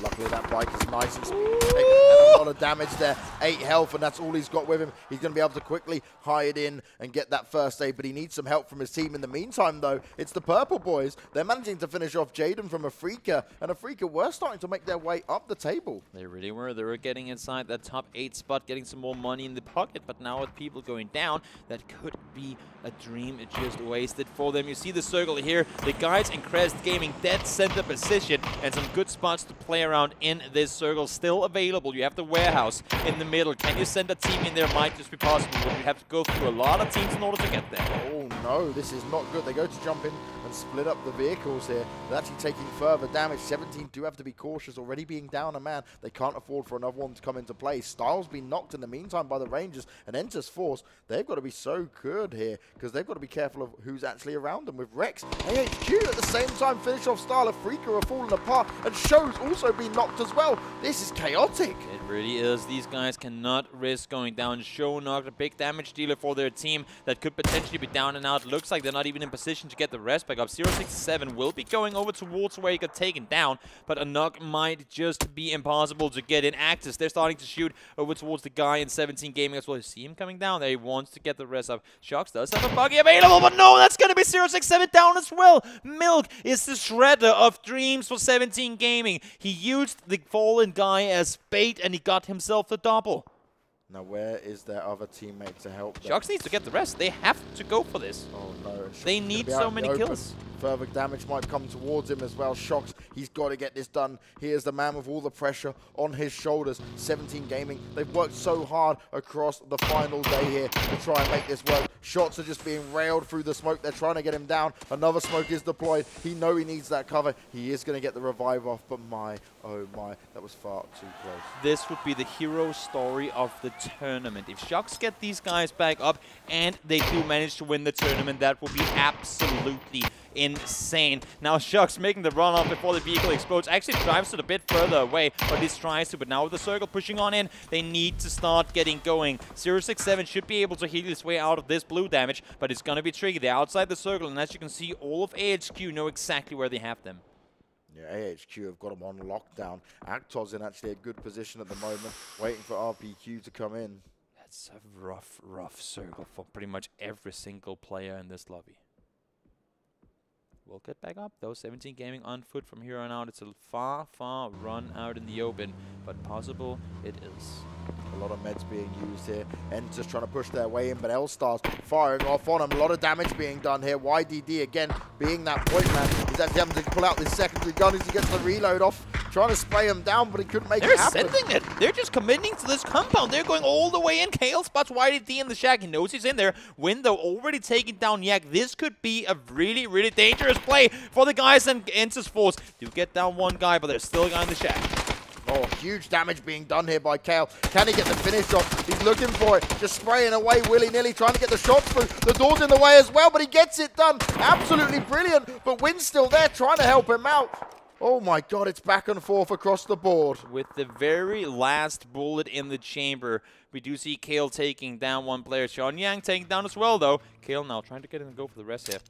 Not going to be easy. Nades coming in. That could be a double. That would be absolutely crucial. Win is all that's left of his team. Fortunately, Sean Yang manages to get up. But more people are pulling up. This is the guys in RQ pushing in. Sun Sister will go down. And now we have a whole other team pushing in on this compound.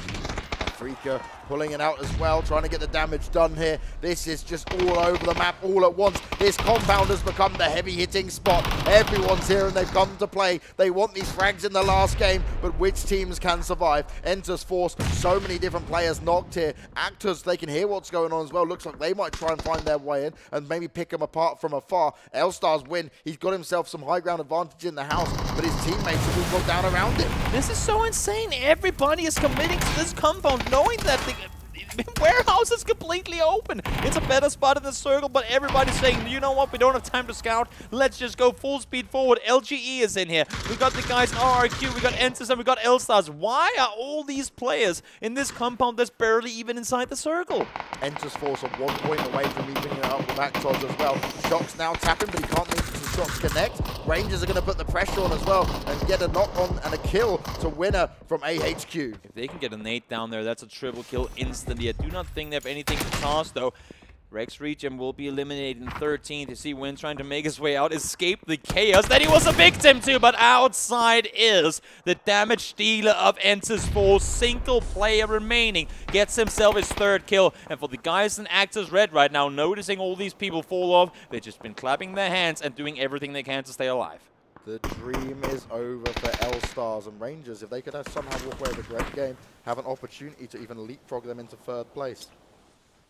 This is going to be so tricky. Sure, he is the man that can deal damage, but all by himself against the entirety of the Purple Mood Force down here. Single man has a smoke to work with. This is going to be a tricky play to make no utility available. And there you go. 17 Gaming will go down in 3rd place. And now for OP Rangers. Can they get a good game and a win here? 3 kills. What are they behind? They're behind by 15 points. They already have 3 kills. Can they win this? They could potentially get all the way up into 3rd place. That would be a Korean top 3. It's all possible. The Korean dominance is real. Indigo, he's walking away with 4 kills at the moment, just on his own, 5 for the team in total, but he is the sole player. But he has managed to hold down this compound. And Enter's Force have finally overtaken Actors just by 1 point. The difference is Actors are all still alive. Exactly. Actors have yet to do what they do best. We don't need those early game chaos kills. We will take all the kills we can get late game when we have to. They will just activate that team function motion, and they will do it well. Circle now going somewhat down towards Actors. They could utilize this and it would be beneficial for them. But of course, there's still plenty of players alive. If they go for that supply drop near him as well, like, there's no other team. There's no reason for them not to. They're in such a good spot to just get extra loot here, get some more control. Rangers, though, is a team that can really work their way up here. The fact they're still going, they're still alive, is really beneficial, especially with how the points have worked out. This is all up to Indigo. If he can stay alive, if he can get a better placement than the guys, I mean, the best thing for him here would have been if he saw the guys in Actors Force to reposition, because that could have killed them. He needs now to not only live for longer than Actors, but if they get just 2 kills, he needs a top 4 placement to even contest the guys currently sitting in 2nd place. He has to make the runoff here. It's going to be miles out in the open. Does have a few trees, though, not too far away. But as you can see, Nova, they heard all the commotion earlier. AG, they're down here as well. It's going to be a rough run for him. And now, as you can see, Actors, they spot out one. And there you go, General Gaming going down instantly. Actually, a free kill on a 3 point there for the Actors team. Actors the only team with 4 players left alive. They've got full control of this. They've got a good position in the circle at the moment, and it's AG who are in their sights. And look at the positions here that they've got. All tied up. Problem is for Enter's Force, they don't really have the chance to get any extra kills here. It's only Indigo left alive, and he's now just kind of looking for just any hope and dream he can to push in. I mean, you kind of feel it for Actus, right? They were the team that didn't have the most skilled performance throughout the season, and now they do well. And there you go, Enter's taken down and out of the game. Sorry to see it, but that should very much solidify the champions of the tournament. Yeah, there is no way unless Rangers eliminate everyone that's left and get 30 the win. points in one game. Yeah, what do they need? That's another 12 kills and a win. Well, I mean, there's still 21 players alive. But they need to activate something that's probably beyond... They need 31 points. It's literally... They need to get 12 more kills and a win. And Actus needs to not get any kills and go out before the next 4 teams. Yeah, there you go. Good luck, boys. You will need it. Not happening. With that said, though, I mean, they can still make their way up in the leaderboard. Even if they get a win without that amount of kills, they can still surpass the guys in L-Stars. Potentially a win, 10 points. And the guys in L-Stars in 17 games, they cannot accumulate anymore. We'll have to see, though. That's enough speculation for now. No, this is impossible. Impossible. Rangers are going to try and fire off these shots onto Purple through the smoke. They know they're hanging around there somewhere. SSS as well. Purple can't catch a break. They literally drop the smoke down and everyone's aiming at him. And Ini's going to come in and find the first kill onto Ambulance. Damage is around there. Not at all in a position to help. Well, that's actually not true. He was in a position to help. He must have heard Anini push up the road, or up the stairs, but not peeking to take the kill and lets his teammate get flushed. That's an unfortunate situation. Starlord, you see it once again. First mover on the circle, and now Sub. These very needed kill points if they want to have any chance of upping their prize money. They need to start getting active now with 19 players alive. Oh, nice shots coming out there from Suck. He'll be able to finish off Yoshi if he can just land one more.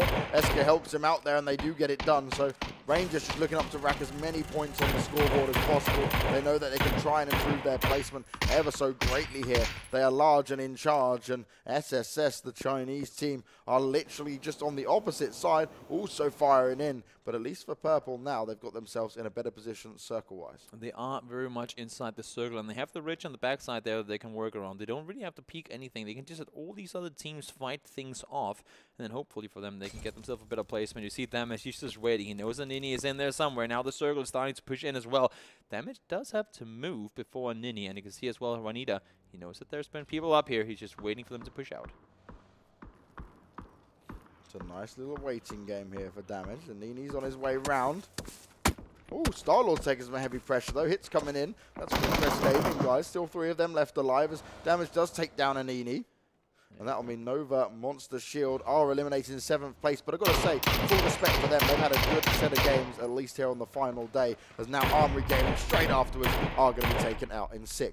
We're getting right down to the wire now. It's only Purple with 1 player left alive. Most teams got 3, but Actos, they are literally living the dream to try and get this first place at $250,000. And a team that we've completely ignored this game are the guys in Crest Gaming. They were sitting in Alamo for a while. They got a 3rd place last game as well. Could be, I mean, even though it might have changed a lot on the leaderboard, just a good way to round off the tournament. Get yourself a 3rd place, and who knows what can happen this game now with 5 teams remaining. They could very much get up there and get themselves in the placement points. And that's what it's about, right? The placement points is actually, all look that at matters. this. Look at the placement from 13 to 12. They're tied. Yeah, so close here. Crest Gaming, if they can make just 1, 2 more kills, they can leapfrog themselves up a little bit further. Rangers, though, they need a big push if they're in order to try and take that 4th place. And there's quite a difference here in terms of the actual prize money when it comes down to it. Like the breakdown. Yep. So if they get 5th to 6th, right, they get 12,500. They get 4th, they get 25. Oh, that is a big bunch of that's points Crest. to rack Crest up. get the point they need. Crest get the 1 point. Now they are making their way up above them into 12th place, but it's all about OP Gaming Rangers. What can they do here? How many spots can they lead up? They need 1 more kill and a win to surpass the L-Stars. It's going to be a tricky task, but not an impossible one at all. Actos right now, they know they've secured it, but it's all about the pride. They want that extra win, right? They want to say, we can be more than dominant of taking the whole tournament. We know we've got the $250,000, but we're going to show you that we're not just the best team in Korea, but we are the best team in Asia. And also, I mean, they've done exactly what Luminous Stars did on day 1. They've just kept it going. They've been able to do, like, their day 2 was the same as Luminous' day 1, and they've just kept on going, and they're doing everything they can to show us exactly why they deserve it. And I think they deserve it already day 2, and they've shown we don't just need the circles. We can play around everywhere. We will kill all these people whenever we have 4 guys together. Now what it's going to come down to is what can Rangers do, what can Crest do to continue to push up their lead, because it is so tight, like you mentioned, Toby, within these closer teams. There's so much opportunity here to be had. And this is what makes the Battle Royale games, this is what makes PUBG so incredible to watch, because it is not just been cut and dry. This has been right to the wire the entire time. It sure has. You see the guys in Rangers moving in form, trying to make their way forward, but all the teams are shooting at them. Suck goes down instantly. More people pushing up. Eska blows up instantly as well. Now Mental, the last remaining player, he knows that he has a guy from SSS in here, and he will go down as well. Nicely done there from Rangers under very heavy pressure. They lost 3 members there, but he's just going to battle back, but they get eliminated in 4th. The dream is over. That won't be enough points for him. So it's 1 Korean team, 1 Chinese team, and 1 Japanese team left in it. And they are slowly getting picked apart. Damage being done here. Killing spree for the Chinese side. And SSS, though, they can't finish it off. They will be eliminated. And Actos, they are super in control of this, and they've only got 2 more to find. I mean, it's just, they're solidifying. They're just showing us we deserve this win. This was not, and this just goes to showcase Actus. They only have 3 kills, sure, but look at this. They're all 4 players alive, and they have so much control of what's going on. There you have it, guys. Actus winning their 5th game in a 12-game series. Yeah, Actos walking away, not just with the pride of their nation, but the pride of the region. The #1 team in Asia is Actos Stars Red, and they are a team who have battled this out from start to finish. They had a really solid last few days, and this team certainly deserves the big win here. Not only did they play the team games, but they certainly played the firefights as well. Look at the damage we saw across the board. Nothing short of impressive, and there was no doubt in my mind that these guys deserved it to the very end. It was an interesting end to the things. Off of day 1, we were like, okay, Luminous, well, that was interesting. Let's just sit out the next 2 days, and then we'll let this unfold on its own. But not gonna happen. The guys from Korea in Actus came up to the occasion. They rose to the occasion, and they got themselves the win. And this is the moment we have all been waiting for as they come on to lift the trophy. Actos Stars Red. They fought hard for this. Not only $250,000 richer, but they walk away with the confidence knowing they are the best team in Asia. That #1 spot trophy lifted high in the air. There you go, your winners of the PUBG Asia Invitational 2019. Babyface Assassin. Babyface Assassin of Star-Lord the Super Scout. Oh, they have, because that's just their up-made names. We have to make their names like, who is Juanita then? The Master Fragger. He has the most damage. I think he must have, yeah. That's damage dealer himself. That Mr. Damage Dealer, yeah.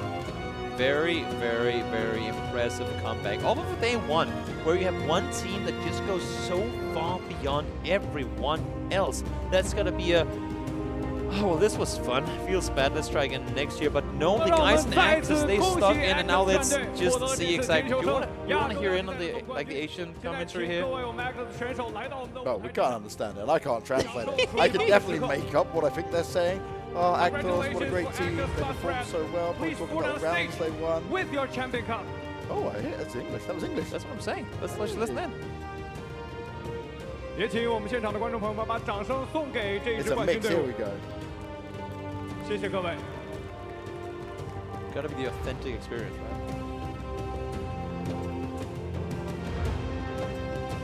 Very, very, very impressive play coming in from the Koreans. I really hope he doesn't translate from him.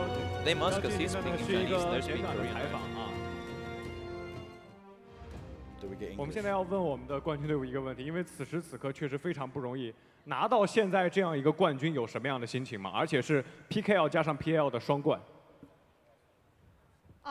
제가 이제 통역을 도와드릴 건데 우선 너무 축하드립니다. Yeah, so just gonna be Korean and Chinese. It's not gonna be one. Why? Can you, production crew? Can you guys just do like the live translation, like the live subtitles underneath? 소감 좀 말씀 좀 I'm just kidding. Unfortunately, we don't have any. Toby, you're asking for way too We much don't at have this any point. Chinese or Korean representation in the production room right now, so we'll just make up what they're talking about, or just go back to us. But anyway, guys, huge congratulations to the guys in Actor Stars Red. What a hell of a series of games. And as I quickly touched upon before, when you have a day one, we're sure they did well. I believe they were in second or third coming into day two. But when we have a day one where one team just goes that far ahead, you need to have that much more momentum to carry on through to day two.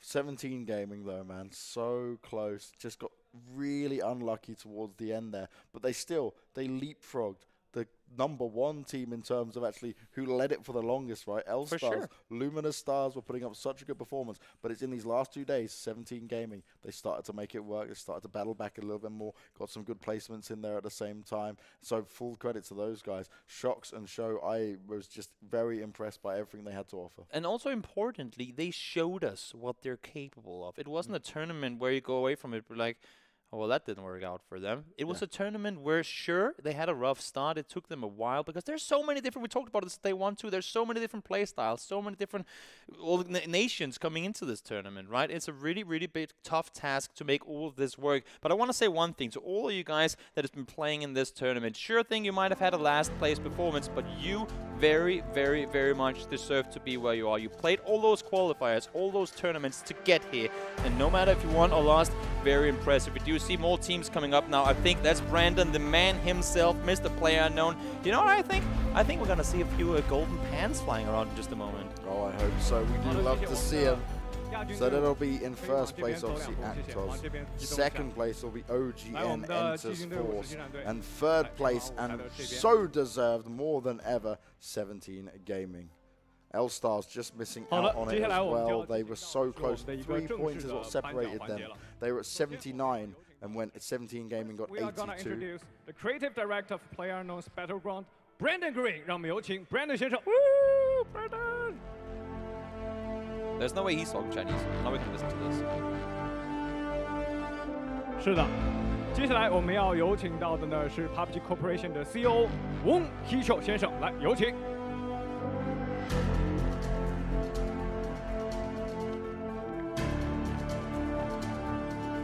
谢谢你。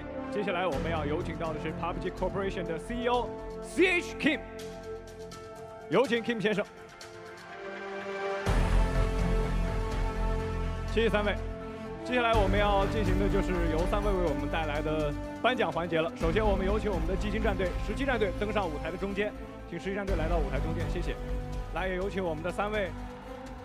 来，请3位嘉宾可以来到我们的舞台中间，为我们的季军战队颁奖了。Third place and 11战队 so 将 well 获得的是 deserved 我们 there. They're 的 going to 季 be 军奖牌 walking 啊，以 away 及4面铜锅。他们在这次比赛里面的发挥确实坚韧不拔，赢得了现场很多观众的欢 Something to 呼 be 和 proud 喝 of 彩。 because they came back from so far behind. They 确 were 实 at 打出了 7th 非常 place, 出色的 and 毅 they went 力。 into 5th 那么， place. 请 It didn't 面 really 对 look 镜 like 头， they 我 had 们要 enough 记录 points, 下这个 and 美 then 好 they 的瞬间 came。back into it in full force today. They had such a good是也 game 请 going. 现场的 And 各位 they 观 know 众 going 把 into 掌 the 声 future 送给 that 季 they 军 can 战队 play with the best 17战队。 of the best. Sure, they didn't have a good day 1, but they made up for it on day 2 and 3. 谢谢各位，谢谢各位。那么我们有请17战队可 Because 以 we 站 always 立 knew 到 that they 刚 were 才自 capable 己 of 站 doing 位的 it. 地方。 They're just like, 谢谢 always 17战 needed 队 that one little more, 那 but 请3位 communication 嘉宾。 just so much on point today. 好的，接下来我们要为我们的亚军战队 Enters Force 颁奖。来，我们有请 Enters Force 来到刚才17战队所站立的地方。来，请我 Enters 们的 Enters Force, Force。 second place for them. Go forward, guys. There we go. $100,000. They represent one of the most prestigious and known Enters Force 以 Korean 他们的 organizations. 稳扎稳打的表 J 现，在这 Enters 次比赛中给我们留下了十 Oh, 分 what 十 an 分深刻的 absolute 印 crazy 象。 story for 他们 these 将 guys 获得 because 的 they 是 were always on the 10万 cusp 美 of 金的 it. 奖 They 金，以 could 及 have 4 面 so 银锅。 closely nearly taking out Actos, who walked away of that win on the final game, but it wasn't meant to be. So close, yet so 这次 far, 比赛 but 也向我 something 们 they 展 can 现了 definitely be Enters Force proud 他们的 of. 稳扎 Two 稳打的 Korean 实力， teams in the 也 top 确实 3, 值得我们学习。 absolutely phenomenal. And that is the name of the game when it comes down to 好的， PUBG. 也 So 谢谢我们 close, 的 but Enters yet Force战 so 队。 far. 我们也可以 Sometimes it comes down to a whole series of games. Sometimes it comes down to that one kill or little amount of points to separate the first, second, and third place from each other and win us. Of course, these teams with your beautiful radio voice. Do your best representation of what they're doing right now. They are now getting center stage. Actors. I thought you were ready going to to take team number kind of thing. I thought you were going to do more of that. Wow. 以及 Sorry. Where is Toby going? Okay, we're gonna leave Toby on the hype train. I'm gonna leave you here to just chill for a second. It's more about the story that Actos had here, right? This for them was something that was looking impossible after day one. With L-Stars looking so strong. Then they came back for it. They got the double wins back to back. Then they massively dropped off afterwards. We started to panic a little bit. Could they hold on to it? Instead, they clinch it on the very last game. And literally just by a few points. If it wasn't for that win, it could have been just 1 point separating them and Entus. Actors Stars Red, $250,000, the Golden Pans, and representing not just Korea, but the entire region. Korea is #1 this time around and #2, and they have done it in a very convincing fashion. The one thing we saw about Actos was they don't just needed to rely on one player. It was more of the teamwork that came in. It was the good rotations we got out of them. For sure. They played it very, very well from start to finish. Had the consistency that unfortunately L-Stars did not manage to pull on through. And throughout all of it, very, very well-deserved victory, as you said yourself, James. Very correctly spoken. Very good job by the guys. And this, of course, is going to round off our PUBG Asia Invitational Tournament. Oh yes, it is all done and dusted. $500,000, 16 of the best teams in the region. It has been a hell of a lot of fun, and we got to see some bikes at the end. The opening ceremony was lit. That was so good. I'd love to see some more of that. Toby, any closing thoughts before we wrap this show up? Thank you so much for letting me be part of this journey. It was amazing from start to finish. Just the way through all of it. I mean, crazy L-Stars, they go down. Other teams come to rise to the occasion. Just the whole flow of things. It just goes to show Asia, whenever we have more of these international, like global events, believe me, you will see, and we've seen it before, but we will see these Korean and Chinese teams way up there. Well, this is a huge PUBG event, one of my first big PUBG events to do. I get to work alongside this man. His knowledge has been key. Thank you for all of you back home for watching and tuning into the English broadcast. This has been a great experience, and I think especially for a lot of these teams in the Asia region, yes, they've done it here and now, but I want to see these teams on a world stage go against the best across all the regions, CIS, the rest of Europe, North America, South America, you name it. I want to see them come together and go head to head, because that is the next level play that we'll be looking forward to see later on in 2019. Thank you guys for joining us. Enjoy playing PUBG, enjoy watching PUBG, support your local scenes, and maybe you one day will be up on a stage like that. We'll see you next time.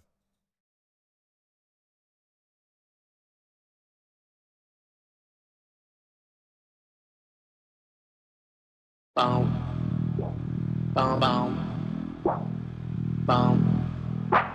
boom, boom. Been a real since my birthday. Stunning on my classmates every first day. By my graduation, I had took off. Candy paint looking hard, leather still soft. Let my main count the money right. Couple during lunch for the appetite. Now everybody wanna be friends. So for now on every car, I gotta have tents. Feeling real presidential. Everybody ain't able, but it's all mental. Homie better switch up his mind state. Ain't had a 9 to 5 since my mom's place. Somehow still have money though. Young little spoiled, but you love it though. Visits to the hood when I feel bored. Yeah, in the hood cause I can't afford. Being had the dream, cash press record. And win Hollywood as my reward. Celebration just because it feel right. I been have followers in real life. I been have followers in real life. Been have followers in real life. Nah, like for real though. Really had like followers in real life. You the truth, that's what everybody telling me. The way I hit the booth, you would think it was a felony. You do not speak the truth. That you cannot sell to me. You know I speak the truth. That's what everybody telling me. These motherfuckers ain't doing. We be the motherfuckers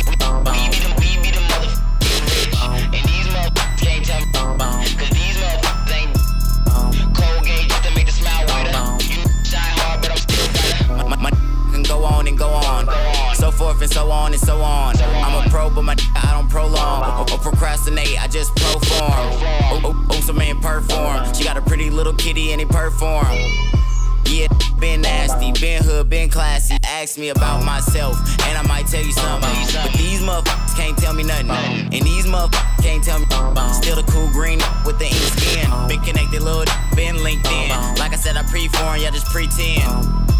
Been looking sunny, so let my rain begin. You the truth. That's what everybody telling me. The way I hit the booth, you would think it was a felony. You do not speak the truth. That you cannot sell to me. You know I speak the truth. That's what everybody telling me.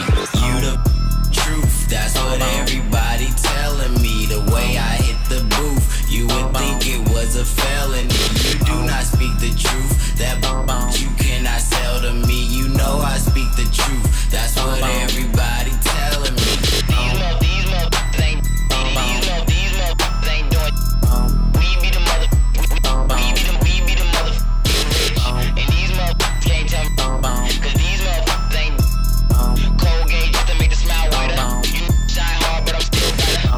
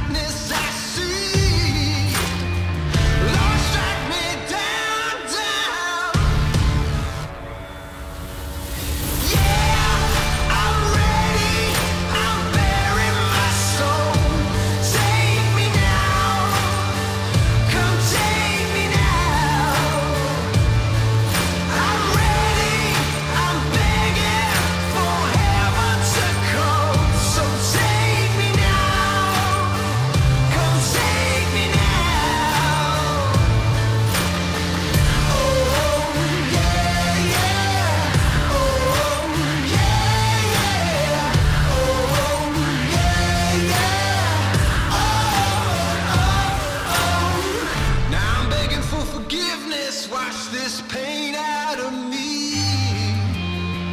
Can you pull me from the shadows? Will you help me get off my knees? Our Father, won't you save me now? I got the devil locked in me. Strike me down, down. Yeah, I'm ready. I'm bearing my soul. Take me now. Come take me now. I'm ready. I'm begging for heaven to come. So take me now. Come take me now.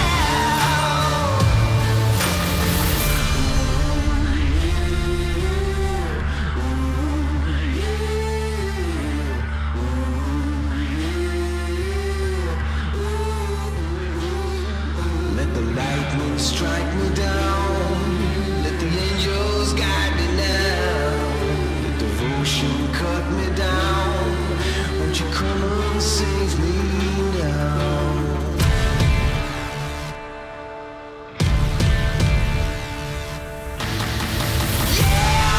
I'm ready. I'm bearing my soul. Take me now. Come take me now. I'm ready. I'm begging for heaven to come. So take me now. Come take me